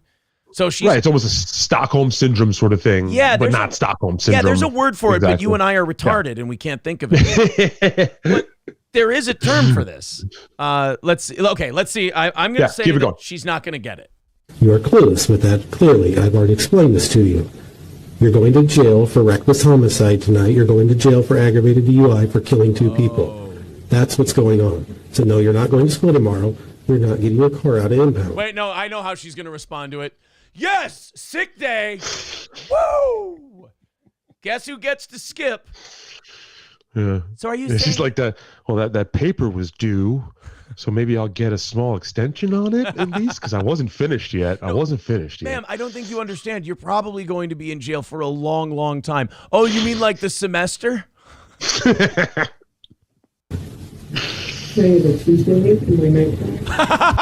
Okay, I didn't see that coming. Can I get it Tuesday, though, for my night class? Yeah, I'd like to think she's just a dumb, drunk bitch, but I think this is her brain protecting her from some really traumatic shit because you can't be this dense. This guy just laid it out in front of her and went, you killed 2 people. Your car's our property. You're not getting it back. You're going to jail. You have no bond. 2 people are dead because of you. And like her brain's like, yeah, sorry, officer, but if we tell her that right now, she's going to fucking slam her head in that door till she's dead. We don't want to die, so we're just going to tell her that, hey, maybe Tuesday, right? Did you just hear what I just told you? You said I'm not going tomorrow. I'm talking about Tuesday. Did you hear? Now, in fairness, she's got a point. He did say she's not going tomorrow. She is asking about Tuesday. Look, Stevie, you can't get a yes if you don't ask the question.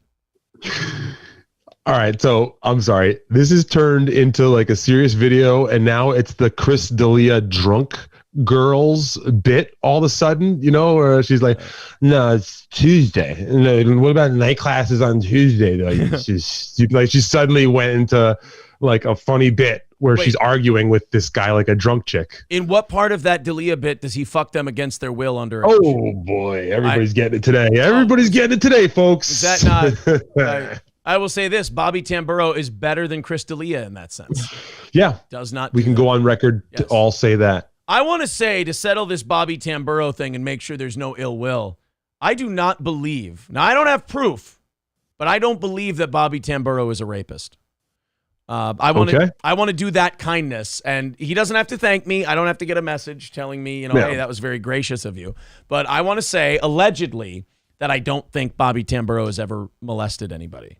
Yeah, well, speak for yourself, okay, mister? Because I've got a whole file cabinet over. You can't see it, but I got a whole file cabinet. And I want to say this, Stevie Lew, before you pull out your files, I want to move on to Bill Schultz real quick, and I want to say, I want to amend my statement a little for Bill. I don't believe that Bill Schultz has ever sexually assaulted a woman. Right. Yeah. But a dog. No, I didn't say but. A dog. I'm not. A golden retriever.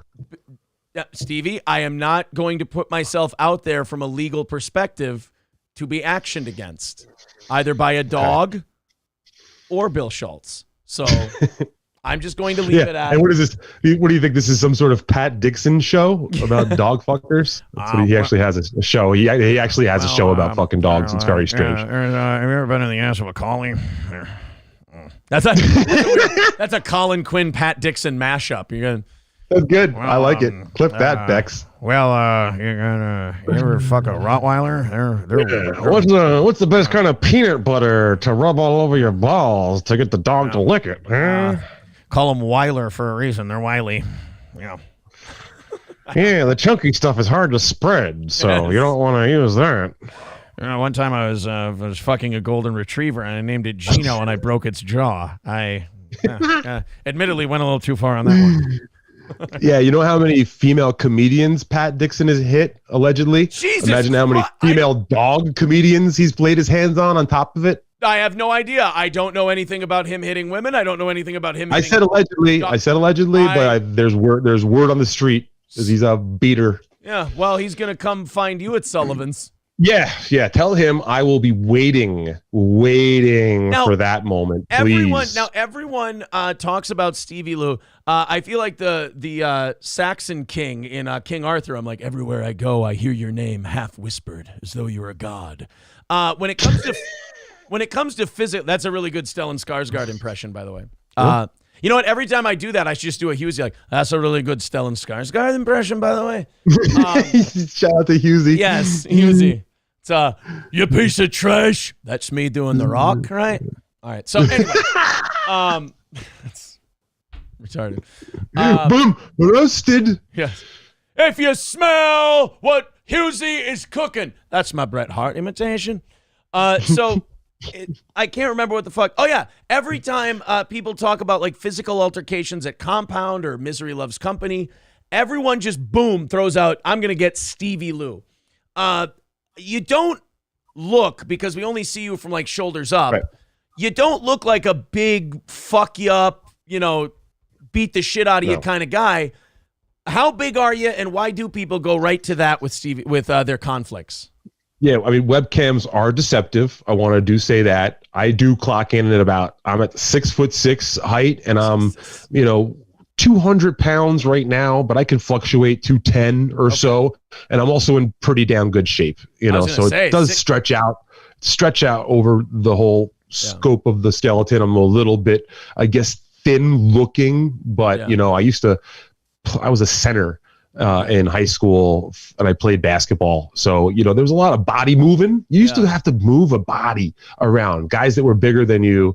I did some martial arts for a little while. Yeah. I did some bouncing in New York City at some pretty rowdy college bars, post-college bars. So I'm definitely no stranger to a conflict and settling conflicts. Okay. I look at myself more of like an NHL enforcer, where if you got your star center, like, Kevin Brennan or Bob Levy, who are scoring all the goals, and there are people trying to chip away at them and injure them, you got to have a goon who just comes in and can't do much else on the ice besides level motherfuckers and then slam their fucking teeth in if they want to step back up and go at it. But, I've luckily never had to do that, but just know that is always an option. Yeah, I was thinking, I was anticipating like 6'4" or so, not 6'6". Holy shit. No. Yeah, I'm 6'3" and a half. I go about 220, 225 on a bad day, but yeah, that's 6'6". That surprised me. I know you definitely don't have as much of the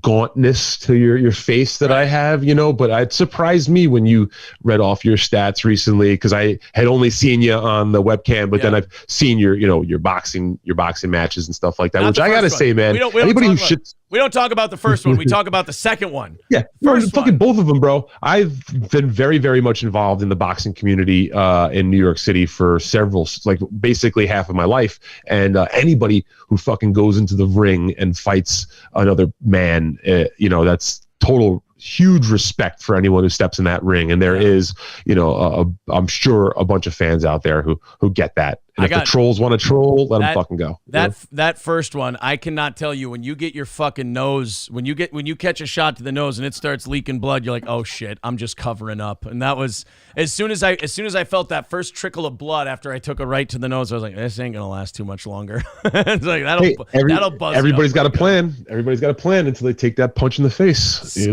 Second fight, much better. Third fight is going to be fantastic. I have been getting a shitload of sparring rounds in and feeling very. Wait, is this did I miss an announcement, or did you just tease an announcement? I've got like three or four guys picked out that I want to fight, and as soon as one of them's available, if I find a date that works for me, I'm like, it's going too well sparring wise, and I'm like, well, I'm not getting any younger. And it's like I'm doing very well in the ring, and it's like get one on the ledger, as it were. Now, if the guy would allow it, would you be willing to maybe try to do a broadcast of that, or is that not something you want to? I would, but sometimes the places that do it are not right. They're not okay Fair with enough. that. Yeah, but we film them. I mean, we do record them. Like we'll probably upload the second fight. We've shown the second fight on the show multiple times. But and let the audience live streaming is also not as fucking simple, especially remotely. So you never know what you're going to get going out at those gyms there. But hey, listen, I look at it like this, man. You are slowly working your way up to a Skankfest fight. You know, I've been involved with the Skankfest boxing. I would love to spar with Lewis, although he's probably quite a bit smaller than I am. I would love to I honestly think that you and Lewis would be a tremendous if Lewis is in good shape, he is not as short as you'd think, and he definitely has the poundage on you. I think he outweighs you. I think that you guys would actually be a fair light heavyweight matchup. Well, see, I go about 220.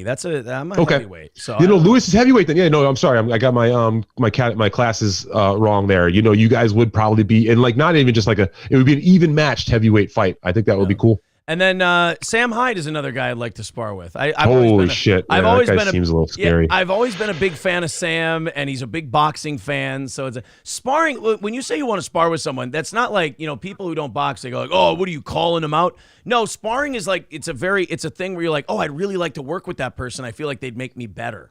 Like I feel like I'd learn. You learn a lot when you're sparring. You try different things, and you're working. You're slowing things down a little bit. It's nice, If you went in there like, I want to fight that motherfucker, I want to get him in the ring. That's kind of being take his head off. Yeah, that's kind of being disrespectful. But if you're like, man, I'd really like to spar with that guy. What you're saying is, I feel like that guy would push me, and I would learn some shit and get better. There's a saying about boxing, about sparring. People who believe like myself that sparring is the best exercise you can do for boxing. The saying is, iron sharpens iron. And the only way you you can hit a heavy bag all day long, but if you go in there with someone better than you, you're going to leave better than you were. All right, I'm sorry. This bitch killed 2 people. I started this by asking Stevie Lew how big he was, and then we got talking about boxing Luis J. Gomez and shit. Let's go back to the crazy college bitch who does not understand that when you kill 2 people, you don't get to go back to class. Let's rewind to the Tuesday part. Yeah.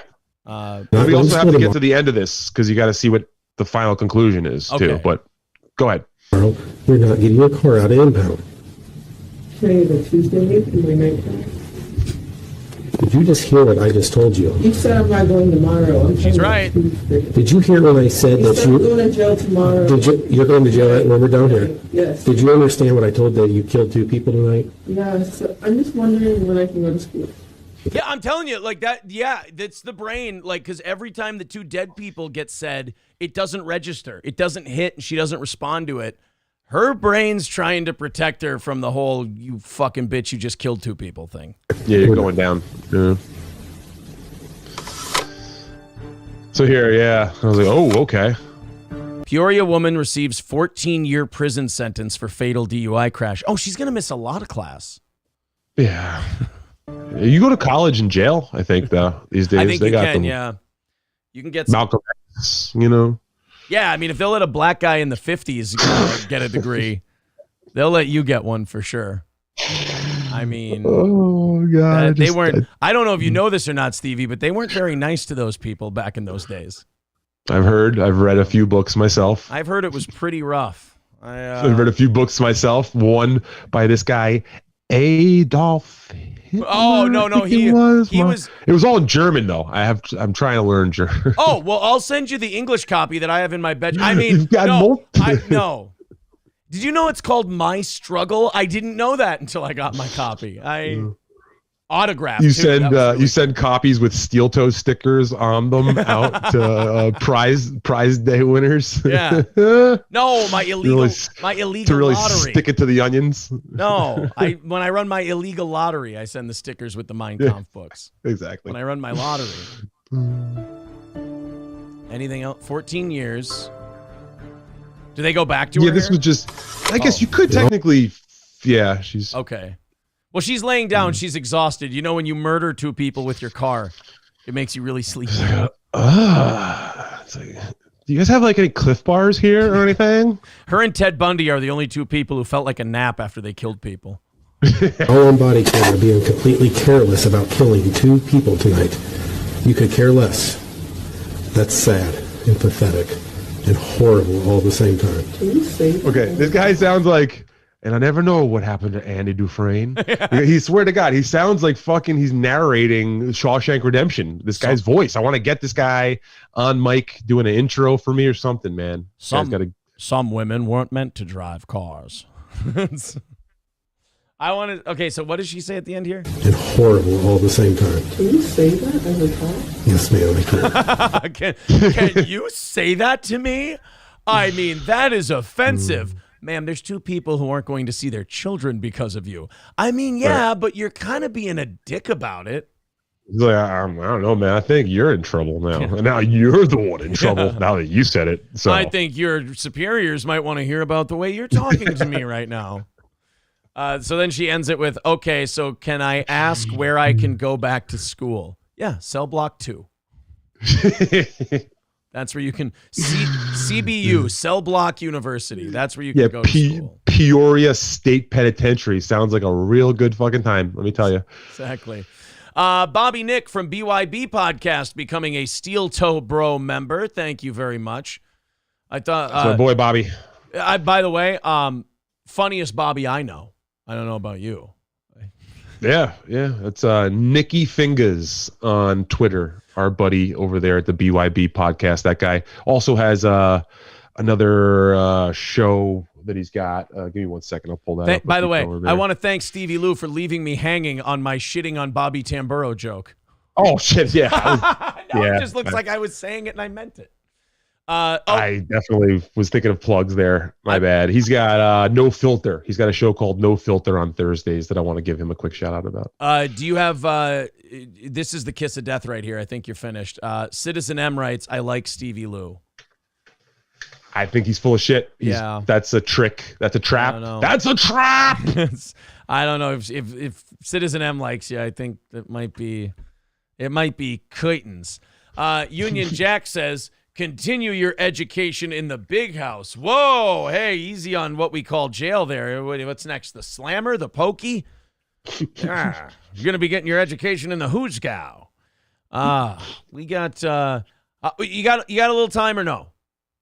Yeah, let's keep it going, man. It kind of runs on your time because we've only got an hour left in the show today. Go back to, if you got to go back to the cut me off on the super chats if you gotta. I'm all filled up. Well, do what you got to do, bro. Let's keep rolling. I think everybody saw the David Chandler stuff and all that come in, and they went, you know what? I think the rest of us are off the hook.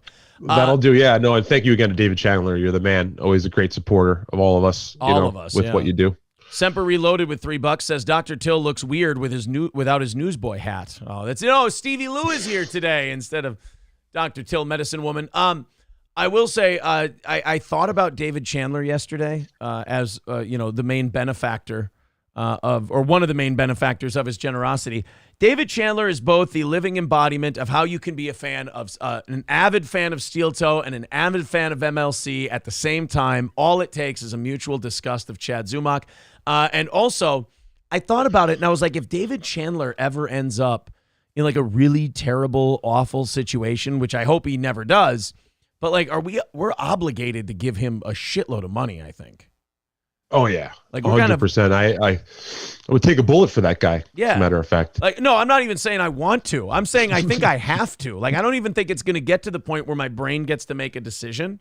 I think it's just one of those things where you're just like, he's hurt. I mean, I clearly have to, take equity out of my home and give it to David Chandler. Yeah, it's like when a samurai trains you, you're you're saving a samurai, you have to give your life to them. Fuck, Jesus. Right. Maybe more Celsius. More Celsius is going to help me. No, it's got to be your bowl, I think, is the... Yeah, the butcher. Yeah. He's the butcher. I could get a good look at a butcher by sticking my head up a bull's ass, but... All right. Now there's money missing off your dresser and your daughter's knocked up. I've seen it 100 times.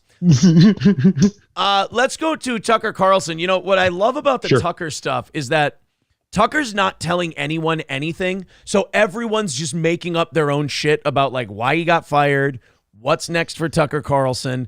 It's like the biggest star in cable news lost his job, and now he's just kind of sitting back because he's a super rich guy, and he's like, I don't give a shit. I'm going to just kind of say whatever I want. And everyone else is getting mad at him and going, no, you have to tell us why, and you have to tell us what's next. And he's like, no. So now everyone's gone, all right, you know what? I'm just going to theorize on what happened.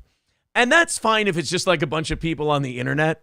But now it's news stories. Now, like, legit journalists are like, all right, Tucker's not telling us anything. What should we do? Like, you want to make shit up? And they're like, yeah, we can make shit up. All right. Okay. Print what it. do we got? Tucker Carlson has been offered $100 million to join Valuetainment.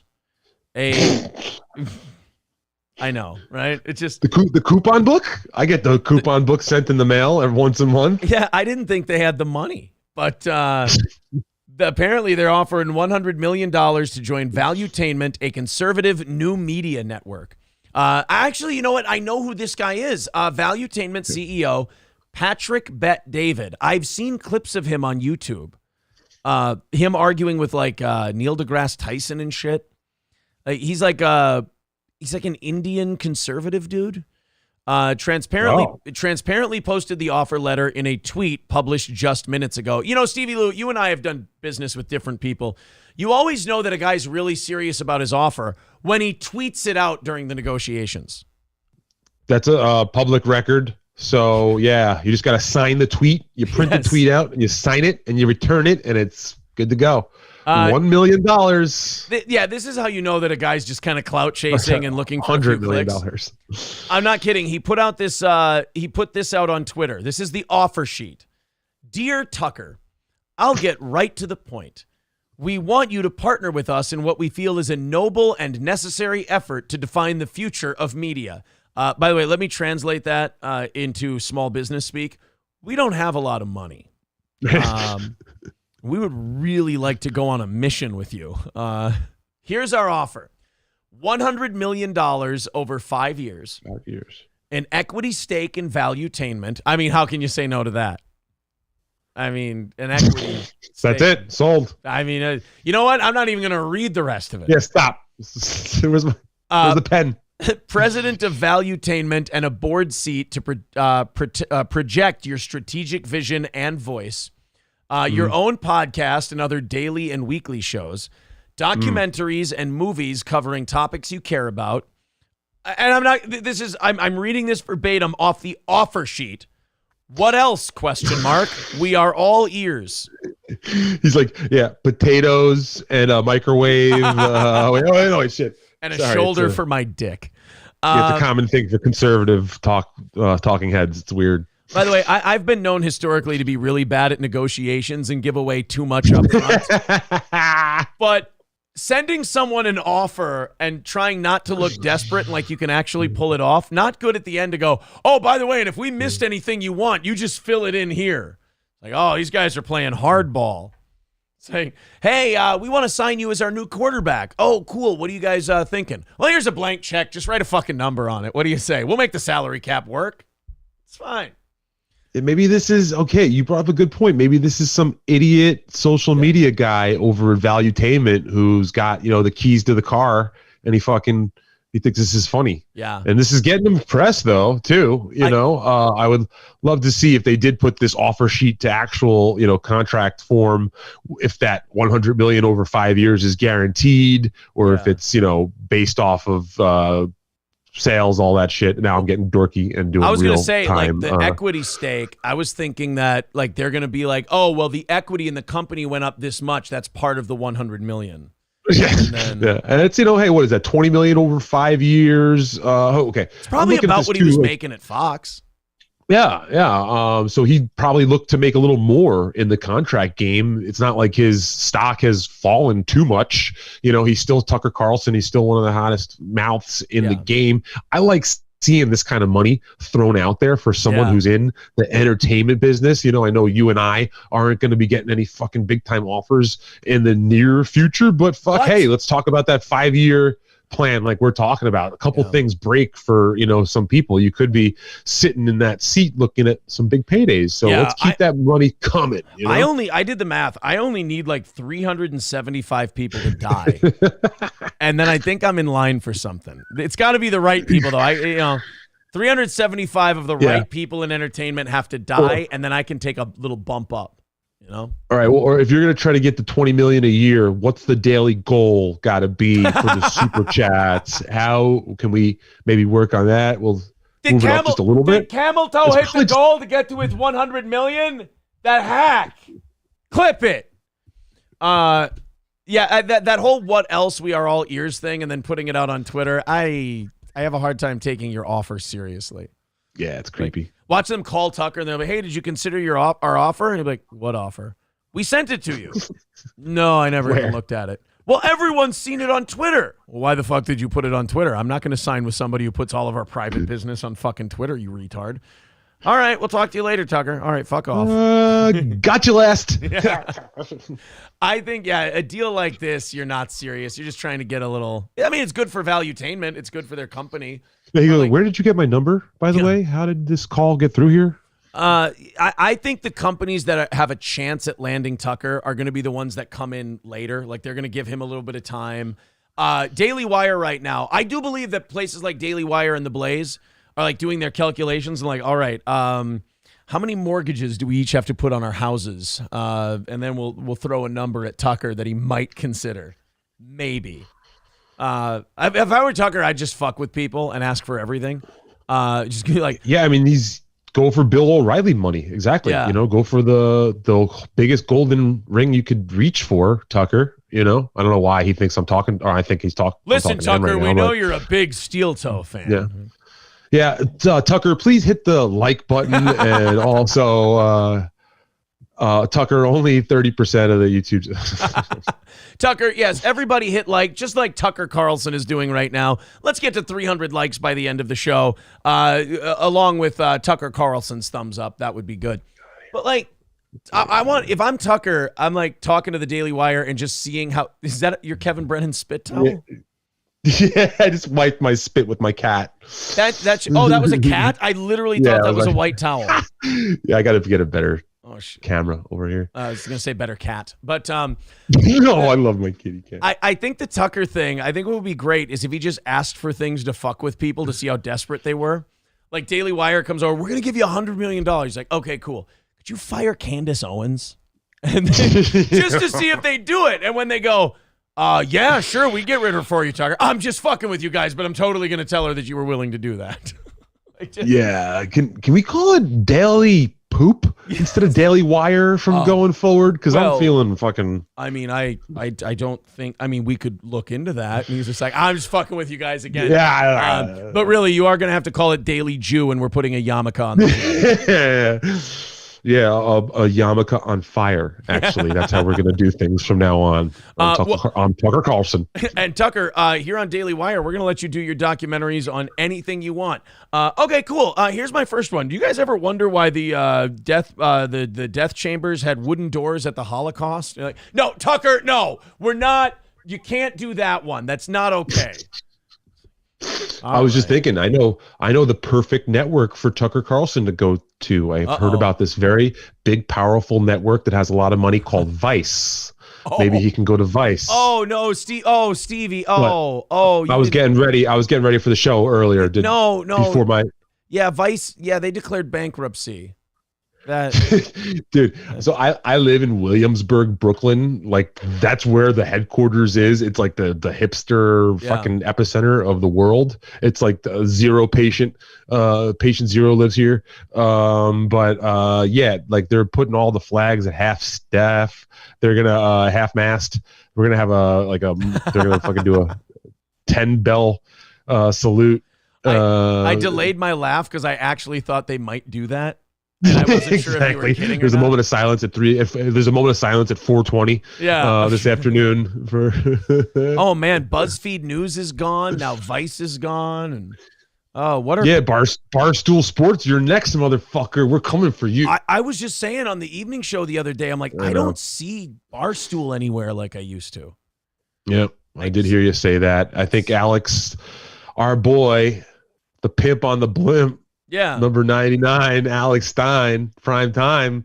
I think he put the fucking final knife in their side. I had no idea that like he could impact them that much.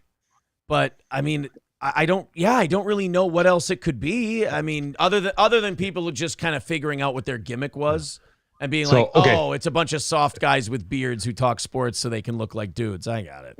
You know what's the craziest thing, man? I know Donatarius. Oh. I did comedy like for a little bit with Donatarius, and I don't know if I should be saying his full like actual name and everything because he goes by something else. Yeah, they've said his name before. Okay, yeah. Hashtag Romero. He's my boy. He used to be a stand-up comedian who would do kind of like Gilbert Godfrey bits that were really, really funny. A lot of wordplay. Esteban Romero, hashtag, they called him.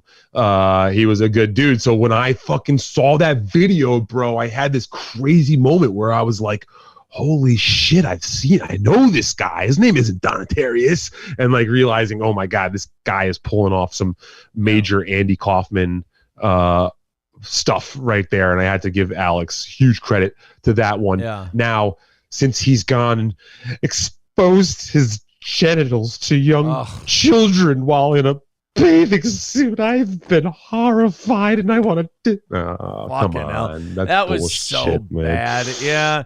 That whole thing where that Brittany Venti thing. What I don't like about Brittany Venti, and I haven't seen much of her.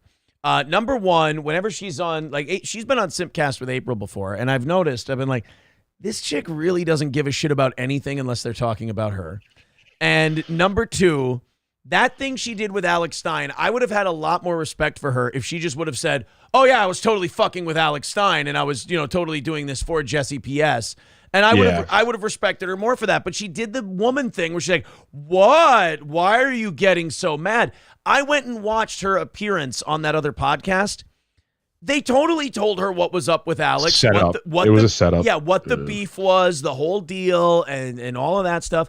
And then Alex was giving her the shut the fuck up vibes, and she kept pushing forward. So either you're lying or you're retarded, and I don't think you're retarded.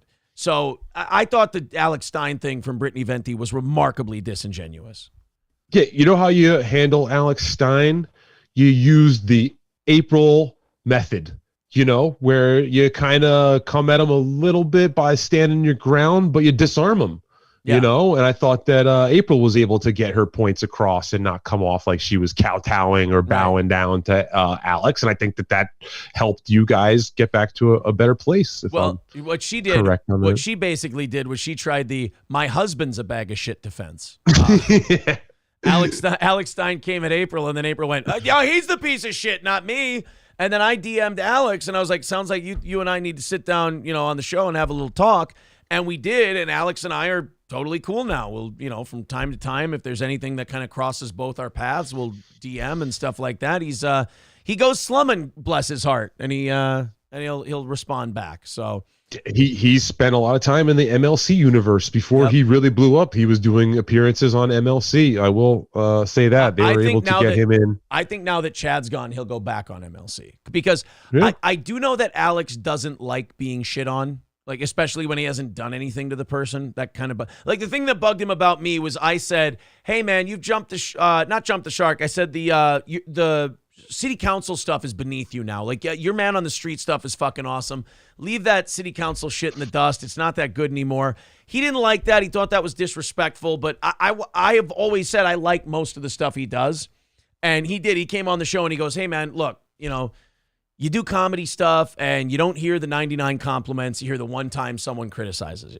And that's kind of where we got off on the wrong foot. And then I did point out last time I had him on the show, I said, not to be a dick or nothing, not to be an asshole, but you did stop doing the city council shit and it's all been taken off really well. Like I kind of pulled an I'mRight.com, like the Levy Zumach thing without saying it, as it were. But I like Alex a lot, and I thought that Venti thing maybe you could have a conversation with Bobby Tamburo about some stuff then too and fix him. Bobby Tamburo, I really like him. Is he the one on In Hot Water who just got married and runs the board? And yeah, he's really funny. I like that guy. This is embarrassing. This is embarrassing. What? That's Steve Conti, the co-host of The Dump.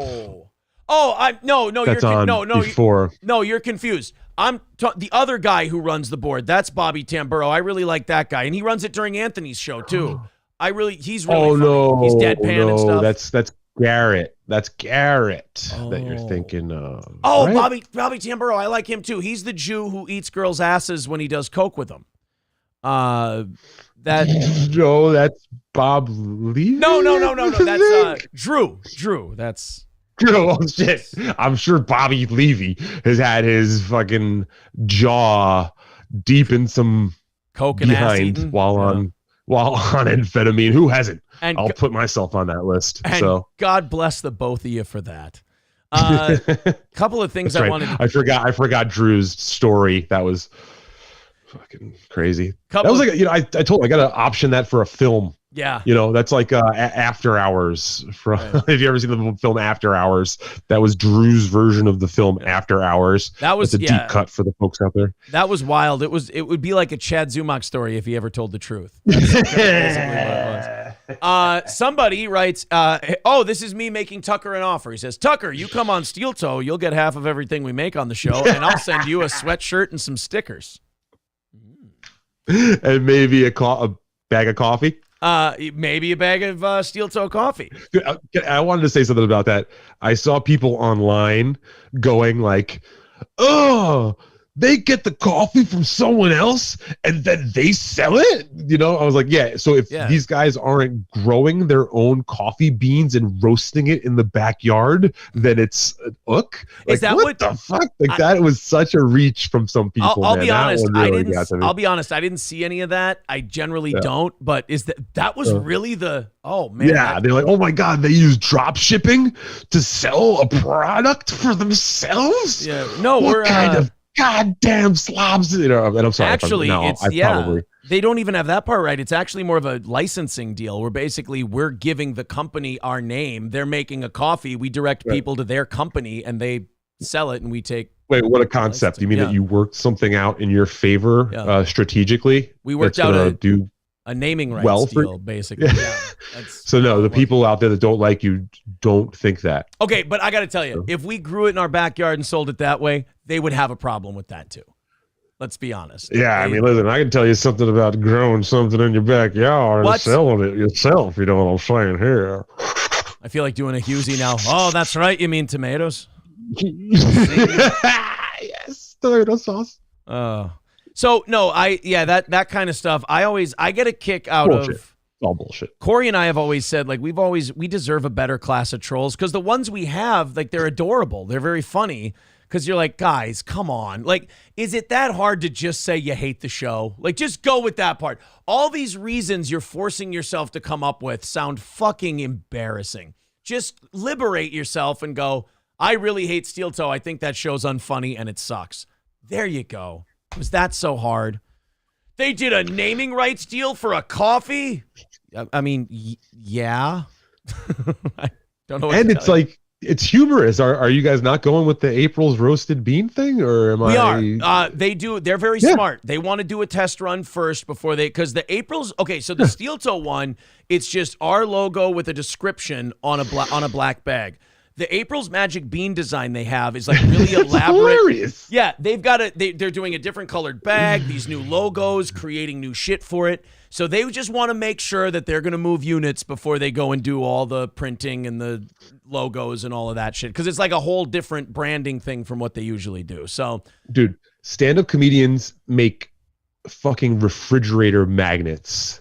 They make googly eyes. Yeah. They make Kmart ready t-shirts and sell them, whenever they get a chance for pennies. Yes. God bless you guys for actually taking like the 5 step furthers and doing something that, you can completely work into your business model. It's very funny. impressive. Yeah, man. it's funny because we started making fun of Jeremy from the Quartering for doing shitty coffee plugs in place of videos. And then some guy goes, well, I got a funny idea. How about you guys do a coffee? I'm like, well, this sounds like a perfect fucking idea. Real quick, Chuck had a really good idea for getting back to Tucker Carlson quickly. Tucker should start a podcast making fun of Stuttering John for Super Chats. Oh, that's a good one. Yeah. That was a good comment. I They like should that. try that. That's uncharted territory. Pragmatic Baxter says Venti is a narcissistic troll with Amber Heard potential.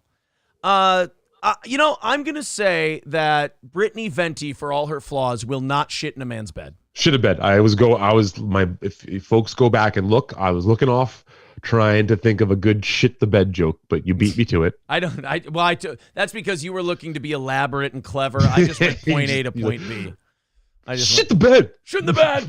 That's all the time you have to get a line out when it's Amber Heard, because you know somebody's going to shout out a shit the bed joke. So you go, oh, man, she's like Amber Heard. Only she doesn't shit the bed. So the long time, if there are any Eastside Dave fans out there watching right now, they would recall that Eastside Dave, in his brilliance, would do an Amber Heard alert. So instead of an Amber alert, he would do an Amber Heard alert. And that was this crazy bit that I don't even remember why we'd do the Amber Heard alert, but like twice a show, he would suddenly do it. And we'd all get up and start screaming and pretend to jack off. Over the pants, and that was like the Amber Heard alert. Yeah. So someone out there is probably laughing about that. I missed the Eastside Dave show on Kumia's network. It was just so different. It was just so fucking weird. And you had Roy in there playing music and the Shizer list and all this crazy ass shit going on.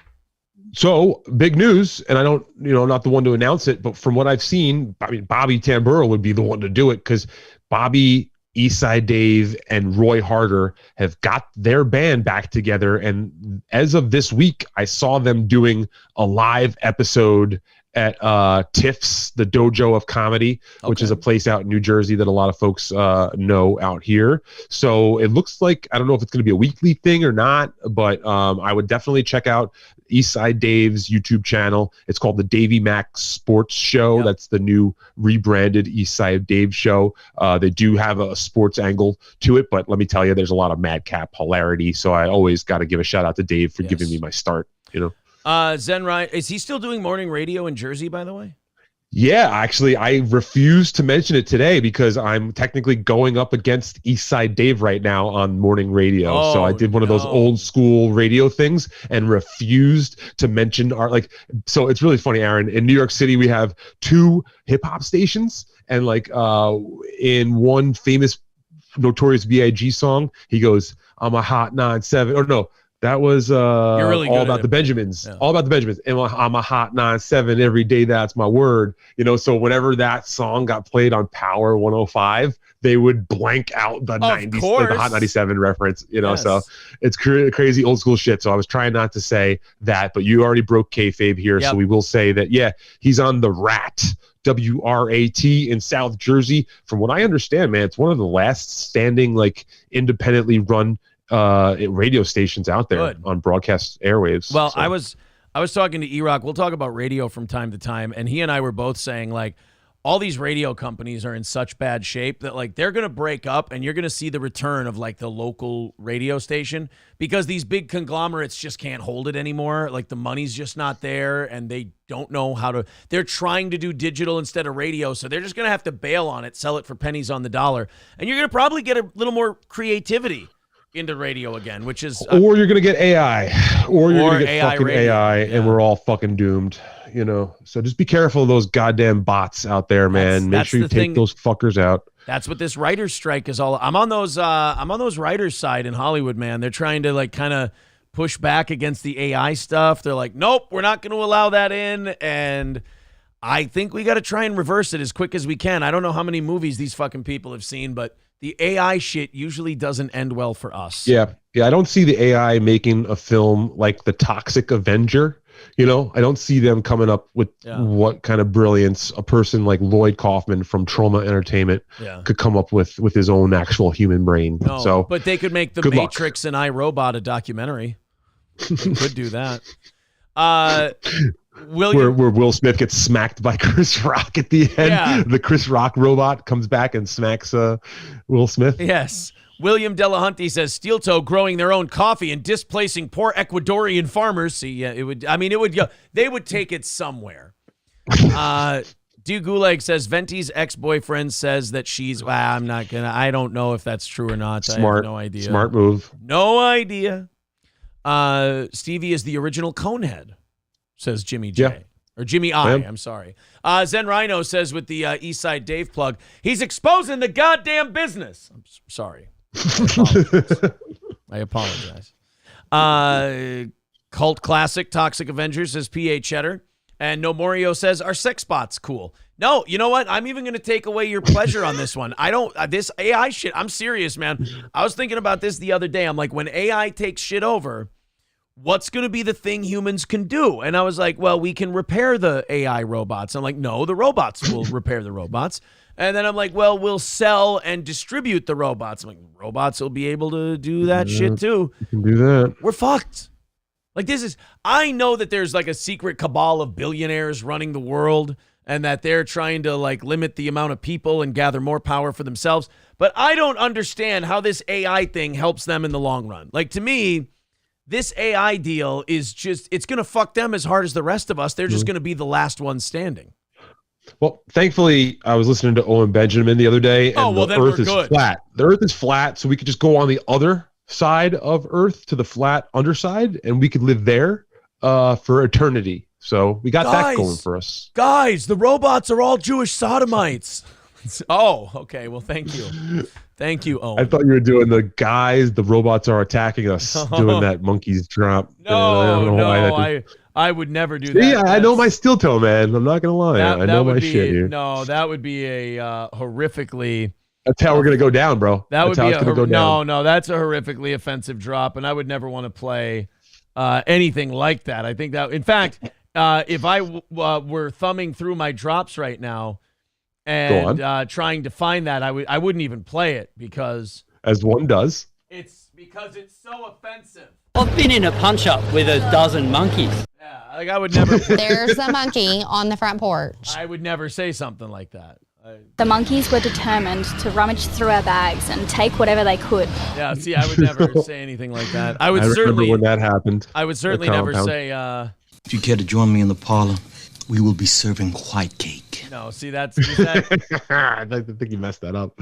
Or maybe you didn't. That implies something that I wouldn't want to imply. Yeah, I got you. Actually, it took me a second to get that. Hey, this is turning into an episode of... Glam Radio? There you go. Yeah. Where the fuck did I put my monkey thing? Oh. Guys, the monkeys are attacking us. That's one of my favorites, man. That's a classic right there. That's Stevie on Canal Street later. That's hey, come on.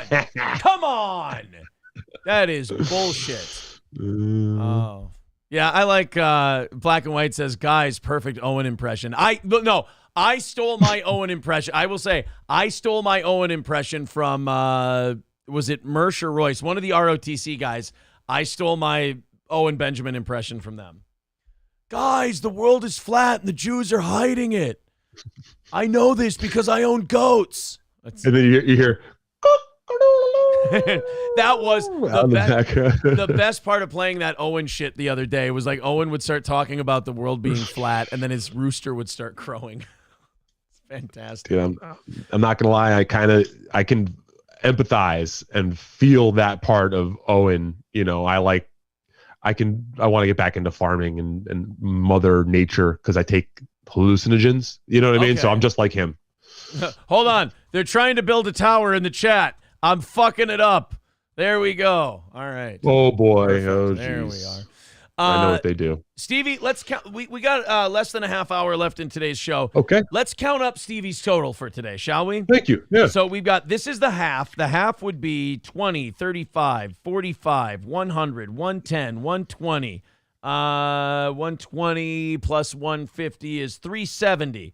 385, 395, 400, 410, 405. So that would be $205, let's say. Let's call it 200. Well, let's call it 200. Make it easy. So 200. Well, I was going to give you 205 because then 200 is easier for me to deduct from. I guess our for shit. taxes, I got to squirrel away some for Uncle Sam. The Stevie Gets It All parts, 110. So that would All be right, man. $315 for Stevie Lew today. There you go. Not a bad day. And also, in the next half hour from now on, Stevie Lew is taking 100% of anything that comes in. So there's the links in the chat for the Streamlabs, the PayPal, the Venmo, also Super Chats, memberships, and everything else available as well. You guys, again, too kind for having me on, man. This has been a good time and clearly profitable and charitable. Yes. Too. Don't forget, folks, I will be donating, at least half. I'm going to take a look at what our final total is and make a very nice, generous donation to the Extra Life program of a Children's Miracle Network hospitals, specifically the Children's of Mississippi. So, all right, Stevie Lew, we always do this with the guest second mics. They've all done very, very well. We're going to factor in your approval rating now. Here we go. We're going to put, there's a poll up in the chat right now. Stevie Lew job performance, approve or disapprove. Vote away. Go ahead. We'll close it down at the end of the show. Cool. We have covered, I think, 5 things today, which, fine. I think we've covered MLC, Tucker, Crowder, the girl who killed a bunch of people, and I guess a little bit of ICE. So, yeah, we got to do a handful of things. We kind of did the writer's strike a little bit. We did the writer's strike a little bit. The Tucker thing I wanted to bring up that I just saw this morning before the show. I didn't have a chance to get this to you. This was trending this morning. Tucker Carlson, you know how I told you that people are like inventing their reasons as to why Fox let him go? Sure. They've got a new one out there now. There was one before that said Zelensky wanted him fired. There was another one that said he made a speech the weekend before that they decided to fire him over. And then there was a documentary he wanted to make on Canada, and they fired him over that. There's a bunch of reasons. The newest one is racially charged, which is always a nice gossip item. A racially charged and bloodthirsty text sent by Tucker Carlson about the assault of a protester by Trump supporters was reportedly a key factor that precipitated the anchor's shock exit from Fox News last week. Now, here's my problem with setups like this. Racially charged and bloodthirsty. I read that, and if I'm a noob, I go, ooh, I can't wait to see this text. Like now as a jaded old man at 36, I look at that sentence and I go, wow, I can't wait to be disappointed by how not bloodthirsty this text is. Like the article, I read these articles at 36 a lot different than I did at 26. At 26, I read them going, here we go. At 36, I read them and go, can't wait to see how you fuck this one up, guys. The New York Times reported Tuesday night that the discovery of Carlson's message and the language it contained set off a panic amongst Fox executives on the eve of the defamation trial brought by Dominion Voting Systems against the cable news network. Now, see, for me, the Tucker thing so far, the two most reasonable excuses I've heard is that Dominion told them to fire them or they wouldn't settle for the $780 million or whatever. Or the Murdochs are trying to sell Fox News, and whoever they're selling it to doesn't want Tucker. Those two would make sense. I can't believe that Tucker Carlson, who's been spicy on that network for like 8 years now, all of a sudden said so, like through COVID, through Ukraine, through all this other shit. Like now he's saying stuff that you guys think is too spicy. I don't buy it. Well, did they say what it was or? Well, now this text I don't think is the case. Absolutely. I don't think this is it at all, but it is kind of funny that they found it. Carlson's text, published in full by the New York Times, was sent the day after the January 6th attack and was a reaction to a video clip of an assault that occurred weeks earlier. In the text, Carlson reacts to 3 Trump supporters beating one lone protester. It is unclear what race the protester was, but the text read, "Jumping a guy like that is dishonorable, obviously. It's not how white men fight." Carlson. Okay. That I don't know. There's something about that text that how can I say this without sounding like a compound employee? Endears Tucker to me a little bit because it's like it's like that old school plantation racism. Like he's like, that is not how a white man conducts himself. Like he's just jumping a guy like that. Or he's using limited reasoning, and he had just watched a hockey match, a hockey game where when they do fight, you can't be the third man in, otherwise that's a penalty. So the hockey guys, which are mostly predominantly white, will do the one-on-one thing. Maybe that's what he was going right with. Or Tucker was just watching an episode of Mad Men, or as he calls it, the Wonder Years, where Lane and Pete Campbell are fighting like this with their dukes up, and he's like, that's how a proper white gentleman fights. Or he was just watching a shitload of World Star, and this was all just culture shock to him. I don't know. Tucker wrote, yet suddenly I found myself rooting for the mob against the man, hoping they'd hit him harder, kill him. I really wanted them to hurt the kid. I could taste it, he said in the text. Okay, it seems a little psychotic. Not good. Yeah, it's not good. Tucker, there's things we all think, and then there's things we put in writing. I'm going to go ahead and say that I wanted them to beat the living shit out of that guy and kill him, and then that's not how white men fight. Go ahead and think that all day long, Tuck. You know what? Go ahead, let that run through your head and, kind of kick it around all day if you'd like to. The minute you start typing it, Later in the text, Carlson admonishes himself for his bloodlust. He said, I'm becoming something I don't want to be. The Antifa creep is a human being. Much as I despise what he says and does, much as I'm sure I'd hate him personally if I knew him, I shouldn't gloat over his suffering. I should be bothered by it. Oh, so we've got like an Anakin Darth Vader thing going on with Tucker. Maybe Bill O'Reilly is the Sith Lord. He's like, good. Yes, good. Let the hate run through. Hate him live, Tucker. Fuck it. You hate him and we'll do it live. It's like, all right, Bill. And then on the good side, it's Hannity going, you could just wear a CIA pin. I was going to say Hannity's in there. You could just wear a CIA pin and be a dirty fucking shill like me. I never say anything controversial. I just cuck to the political party. And then Rush Limbaugh shows up like Obi-Wan because he's the ghost. And then he's like, no.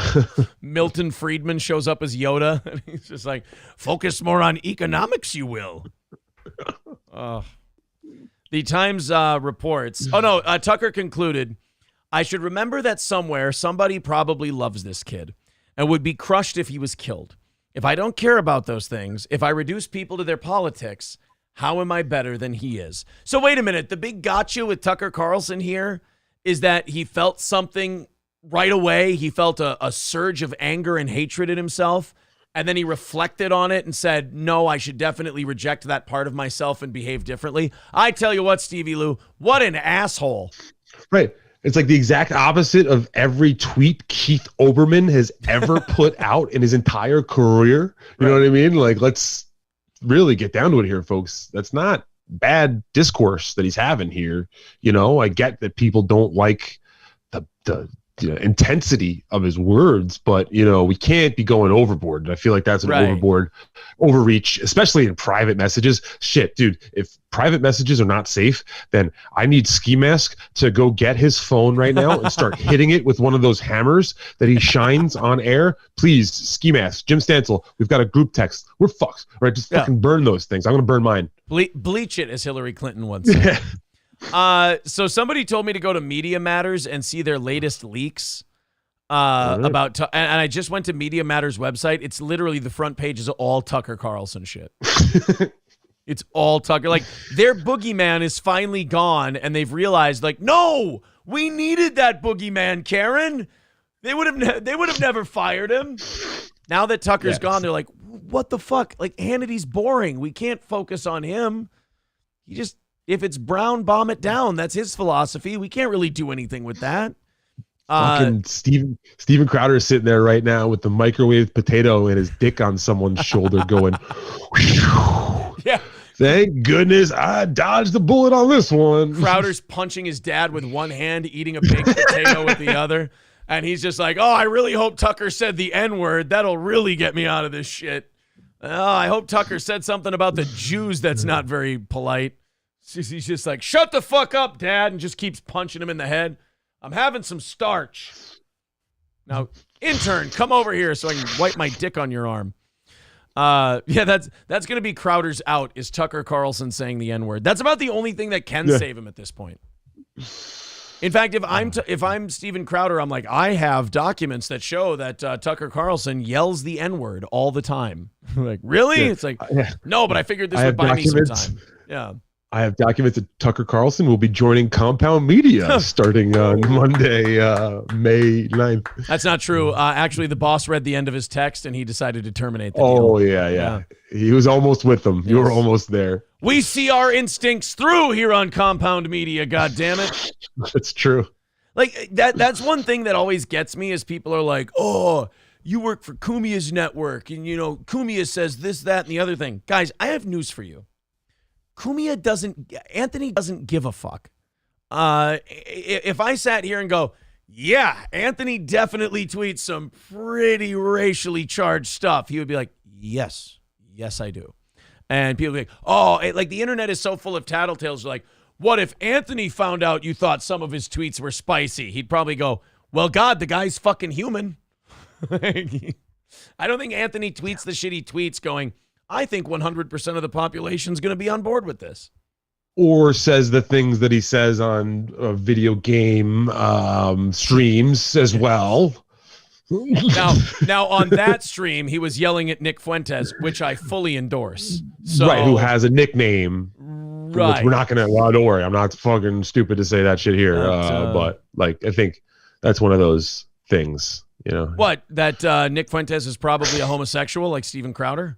That's what I was getting at. Oh, yeah. No, I 100%. Thank you for getting it out of me. Sue me and let's have discovery. Bring him to court and go, fuck this girl in front of me. And he's like, oh, my dick doesn't work. I'm like, yeah, that'll be the second biggest defamation lawsuit that I know about going on right now in this universe. The first, of course, being Chad Zumock, I guess, is suing somebody for defamation. I don't think he's like, you keep saying that word. Yeah. I don't think it means what you think it means. Kevin is guilty of defamation. What? He only called you a piece of shit and a criminal. Both of those things are provable in court. Yeah, Kevin is guilty of inflammation. He is getting old and rides the bike a lot. That's kind of impressive, but he does get inflamed joints sometimes. I think we only got 2 or 3 of those Stevie Lew lines in today. I did a good job keeping it. I think it was the Celsius, dude. Fucking this Celsius. It's Kevin Brennan. People say, hey, that guy's he's guilty of defamation there. I don't know about that. I know he's guilty of inflammation.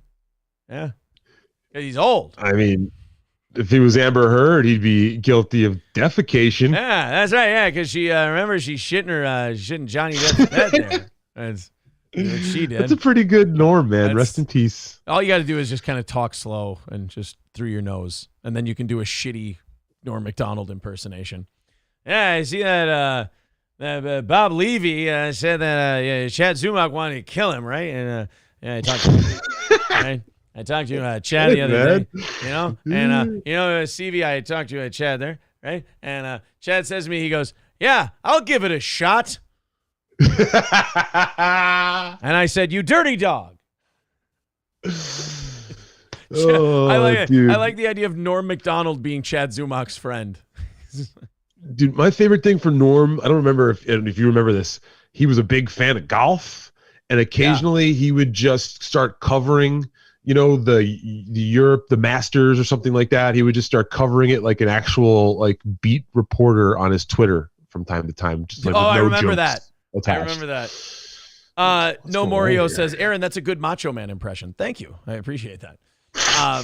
Citizen M says you gloss over Cumia's schizophrenic race war comments to a truly insane degree. No, I'm pretty sure Anthony's said many times that he's armed and ready in case the shit goes down. I don't think you'll need to draft him.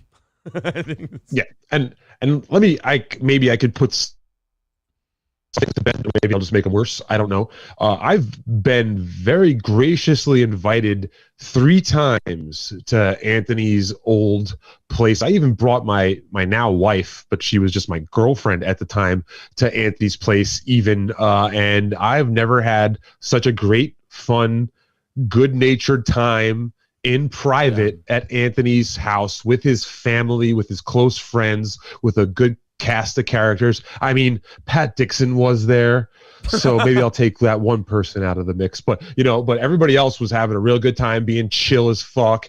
There was no like crosses being burned or like underage children passed around. There was none of that shit, man. We were fucking singing karaoke, playing poker, drinking and swimming in the pool. You know what I mean? So I really had a good view of the guy off air. And I got to say that he is one of the more chill, down to earth, loyal, good-hearted guys, so some people do stuff for entertainment, some people do stuff for a specific crowd, and sometimes that shit really works for them well. You know what I mean? So for the folks out there that want to try to take that guy down, it's not working, it's not going to work. You know what I mean? So just keep taking your shots at the king and just make sure you don't miss. Shaft says Aaron is jealous. Yeah, I did listen to that story trying to visualize the whole thing. You are no, when we got him here for an interview, he did an hour and a half with us on the air, and then he bullshitted with us for a half hour before and a half hour after. Like, just was a really nice guy. Like, you're just kind of, you wanted to say to him, like, you're more important than this. You don't have to sit here and be talking to us. And he just did about anything and everything. He was he's a good guy. I wouldn't be surprised if you give it he's got to finish out the build on his new house down in South Carolina. I wouldn't be surprised once he's all settled in and things are working that he maybe has one of those old school parties again and tries to get some of the old school heads like Fred from Brooklyn would be hanging out. Chris Baldessano is hanging out there. Farley, this guy Farley over there, a bunch of good old school fans, and everybody's just having a good time. You'll know that Anthony's house is done when Fred from Brooklyn changes his name from it changes it to Fred from Spartanburg. Then you'll know that then you'll know that it's all finished. And Gino's good got classic, and Gino's got an RV out back. That's how you'll know. I have breaking news. Stevie Lew. Lay it on me. Stevie Lew, I was telling my friend Chad Zumach there. Yeah. You know Chad? Yeah. You familiar? Yeah, with I know Chad. Zumach? I know Chad Norm. Oh yeah, he's a good guy. He's a nice guy who'd never steal or rob or kill anybody. So I was talking to Chad, and Chad said he said Norm, and I said yeah Chad, and he goes I've got a problem, and I said what's that Chad, and he goes I feel like people aren't giving me enough credit. And I said, "Oh, well, that's terrible, Chad. You want to make sure that you're getting what you put in and all that." And so I said, "So what are you going to do about it, there, big fella?" And he says, "I'm gonna steal it." That was what and Chad, the cards and people's wallets. That's what Chad said. That's what Chad said to me. He said he's gonna steal his credit there. See, I thought you were gonna go with so Chad. You know what he says to me? He says, "Hey Norm, next time you're at Side Splitters in Tampa, I better open for you. Otherwise, you're in big trouble." No, actually, Stevie, he would never do that to me. Although one time he said he was getting a gun, right? And he called me, right? He called me. He gave me a phone call. And he said, "I'm going to fucking kill you." And then that was it. Yeah, then he hung up the phone. Can I say, sorry, Norm. I think he ran out of minutes there. Norm, it wasn't one time he said he was going to get a gun. If you've been keeping track, this is now the second time this year that he's threatened to go make sure that he's going to get a gun. Yeah. When the two guys beat him up and said, "Don't fuck with Cumia." Do you remember that story? Yeah, I remember that one. The day after he said, he had the big black eye. He's like, I'm fucking disfigured. He was going to get a gun. Yeah. And then, because he got beat up by, I feel really insulted because everyone remembers the "don't fuck with Cumia" thing. I feel insulted. Oh, right. People forget the genesis of the black eye and the beating. I was implicated in it at first. Not just you, but it was also Carl. It was Carl and Steel Toe. He's like, "Yeah, Carl. Yeah, Steel Toe. You had this done to me." It's like and then it just all. And then it became one of your sponsors. Then it became one of my sponsors. Then it was just Anthony people after that. That was crazy. They were attacking your sponsor just before that. they were like prank calling and trying to fuck with them and stuff like that. And then once that black eye thing happened, it pivoted right into, hey, let's really accuse them of this so that the fucking crazy fans can start harassing Stonies regularly because that's a fun way to fuck with somebody, isn't it? I do have I have big news for the people who were streaming and saying people should call Stonies and all that. Never heard a word from Cheetos about ever getting any phone calls. So there is that. It doesn't seem like it was a successful campaign. We've got we got about 5-10 minutes left in today's show, so we can get to a couple other things. Oh, this won't scare the shit out of you, by the way. ChatGPT was given a job to basically diagnose and give people medical advice, and 80% of the time they beat doctors. A random sample of nearly 200 medical questions that patients posted on Reddit. Next, they entered the questions into ChatGPT and recorded its response. For nearly 80% of the answers, the chatbots won out over the real doctors. Okay, so that's right now. You just wait until Skynet becomes self-aware, and then you see how that, once the robots begin the takeover of the human race, they're going to start giving the wrong directions. They're going to be like, let's see your blood here. Oh, nope, your blood sugar level looks fine. Go have a Slurpee, Patrice O'Neill.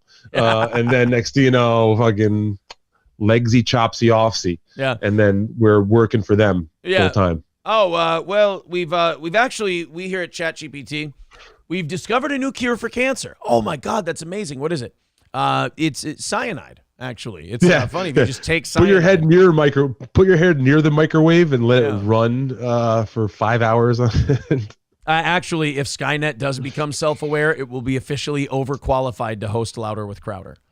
So, I was gonna say, I just had a flashback to that fucking parody thing that you forced me to watch. You goddamn Crowder R-word me before. Oh, wait a minute. We have 5 minutes left. Are you trying to tell me that you want to watch the Crowder? I walked into that one. What was the other Crowder one? We did Tombstone. We did Tombstone. Braveheart. Was there E.T.? Braveheart. Yes. So Crowder did a Braveheart parody, and it's called Brave Mug. And this, this is one where Crowder, Crowder's being censored by all these political people and YouTube and all of these different places. So he decided that, he felt a kinship with William Wallace, and he was going to make a 3-minute and 16-second fucking Braveheart parody sketch. Ugh, gulp. You get to decide if this is worse than the Tombstone one. Okay. That's kind of funny. I like that. All right, get ready, because much like that mountain, it's all downhill from here.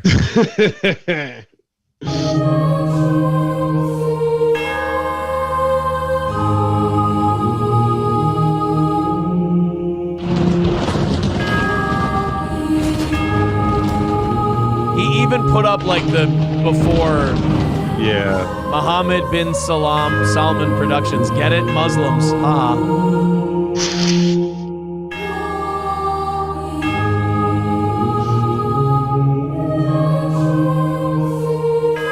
I have an idea. Definitely keep doing more of these so people don't think that you're a closeted homosexual theater kid. And this is QuickTime stock footage shit that they're adding in. So, I mean, the first things were some Photoshop work there. I'm gonna skip ahead for you here because I want you to get the meat and potatoes of a good Crowder parody sketch. Looks like they're just filling time here. April 6th, 2021. Crowder's fate lies in YouTube's hands.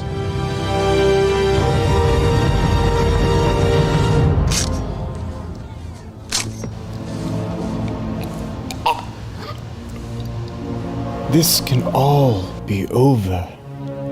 All the deplatforming can end.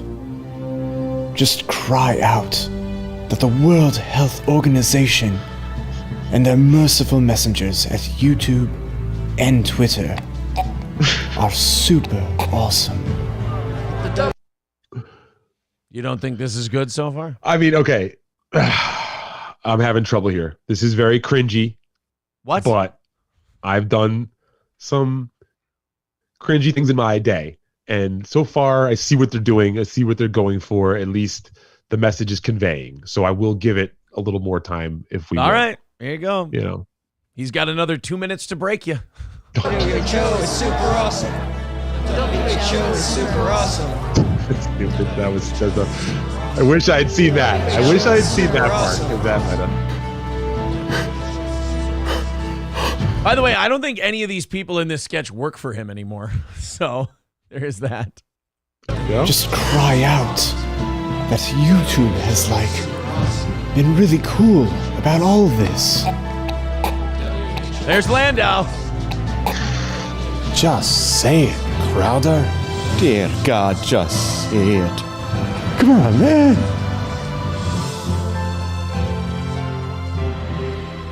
The band comedian wishes to say a word. You get it? Because he's dangerous? Do you think Dave Landau wanted to do this sketch? He's a comedian? Oh, no, Dave Landau. Yeah, they want to bring Dave Landau out. Yeah. No, he's the band comedian. You see, he was so dangerous because YouTube suspended him because he actively thwarted the rules of YouTube, so they gave him a strike for it.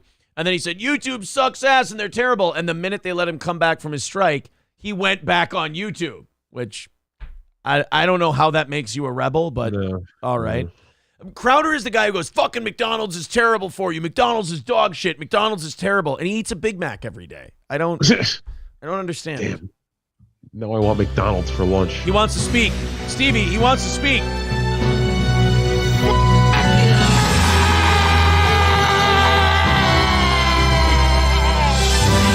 See, he yelled, fuck you. Oh, I thought he said the other F word. I thought he said. Yeah. I'm a get. Yeah, that's what I thought he. My. No, that's the reenaction of his deathbed confession.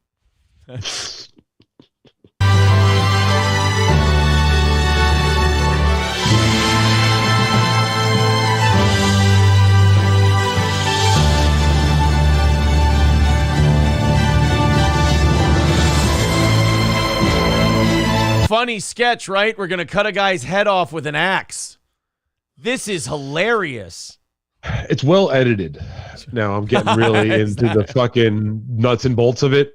Whoever edited this is a pro. Yeah, but Stevie, Crowder's still gay. He's fucking gay. This editing is gay. Editing doesn't sound taken. Fucking sucks. Crowder's a fucking hack. Clip it.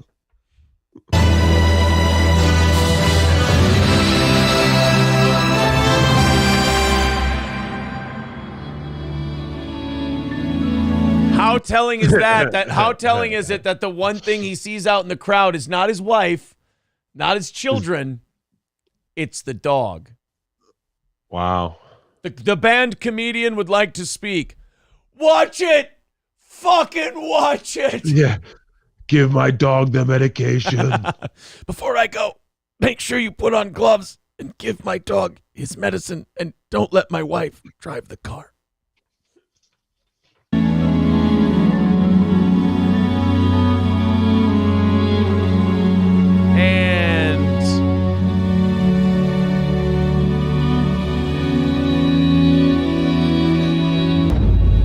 Oh, he dropped his. Oh, you dropped your mug. No. Oh. Ew, brave mug.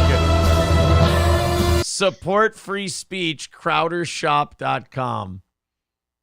Yeah, I went a long way on that one. Right. Everything is just everything has this noble intention and it's going to be this amazing thing. And then it's buy a fucking cup, you mark. God. Yeah. At least you're selling your coffee straight, fucking no chaser whatsoever. You're not buying freedom. You're buying down our goal. That's it. When you buy this coffee, you're getting delicious coffee, and we don't charge our audience as much up front. Bingo.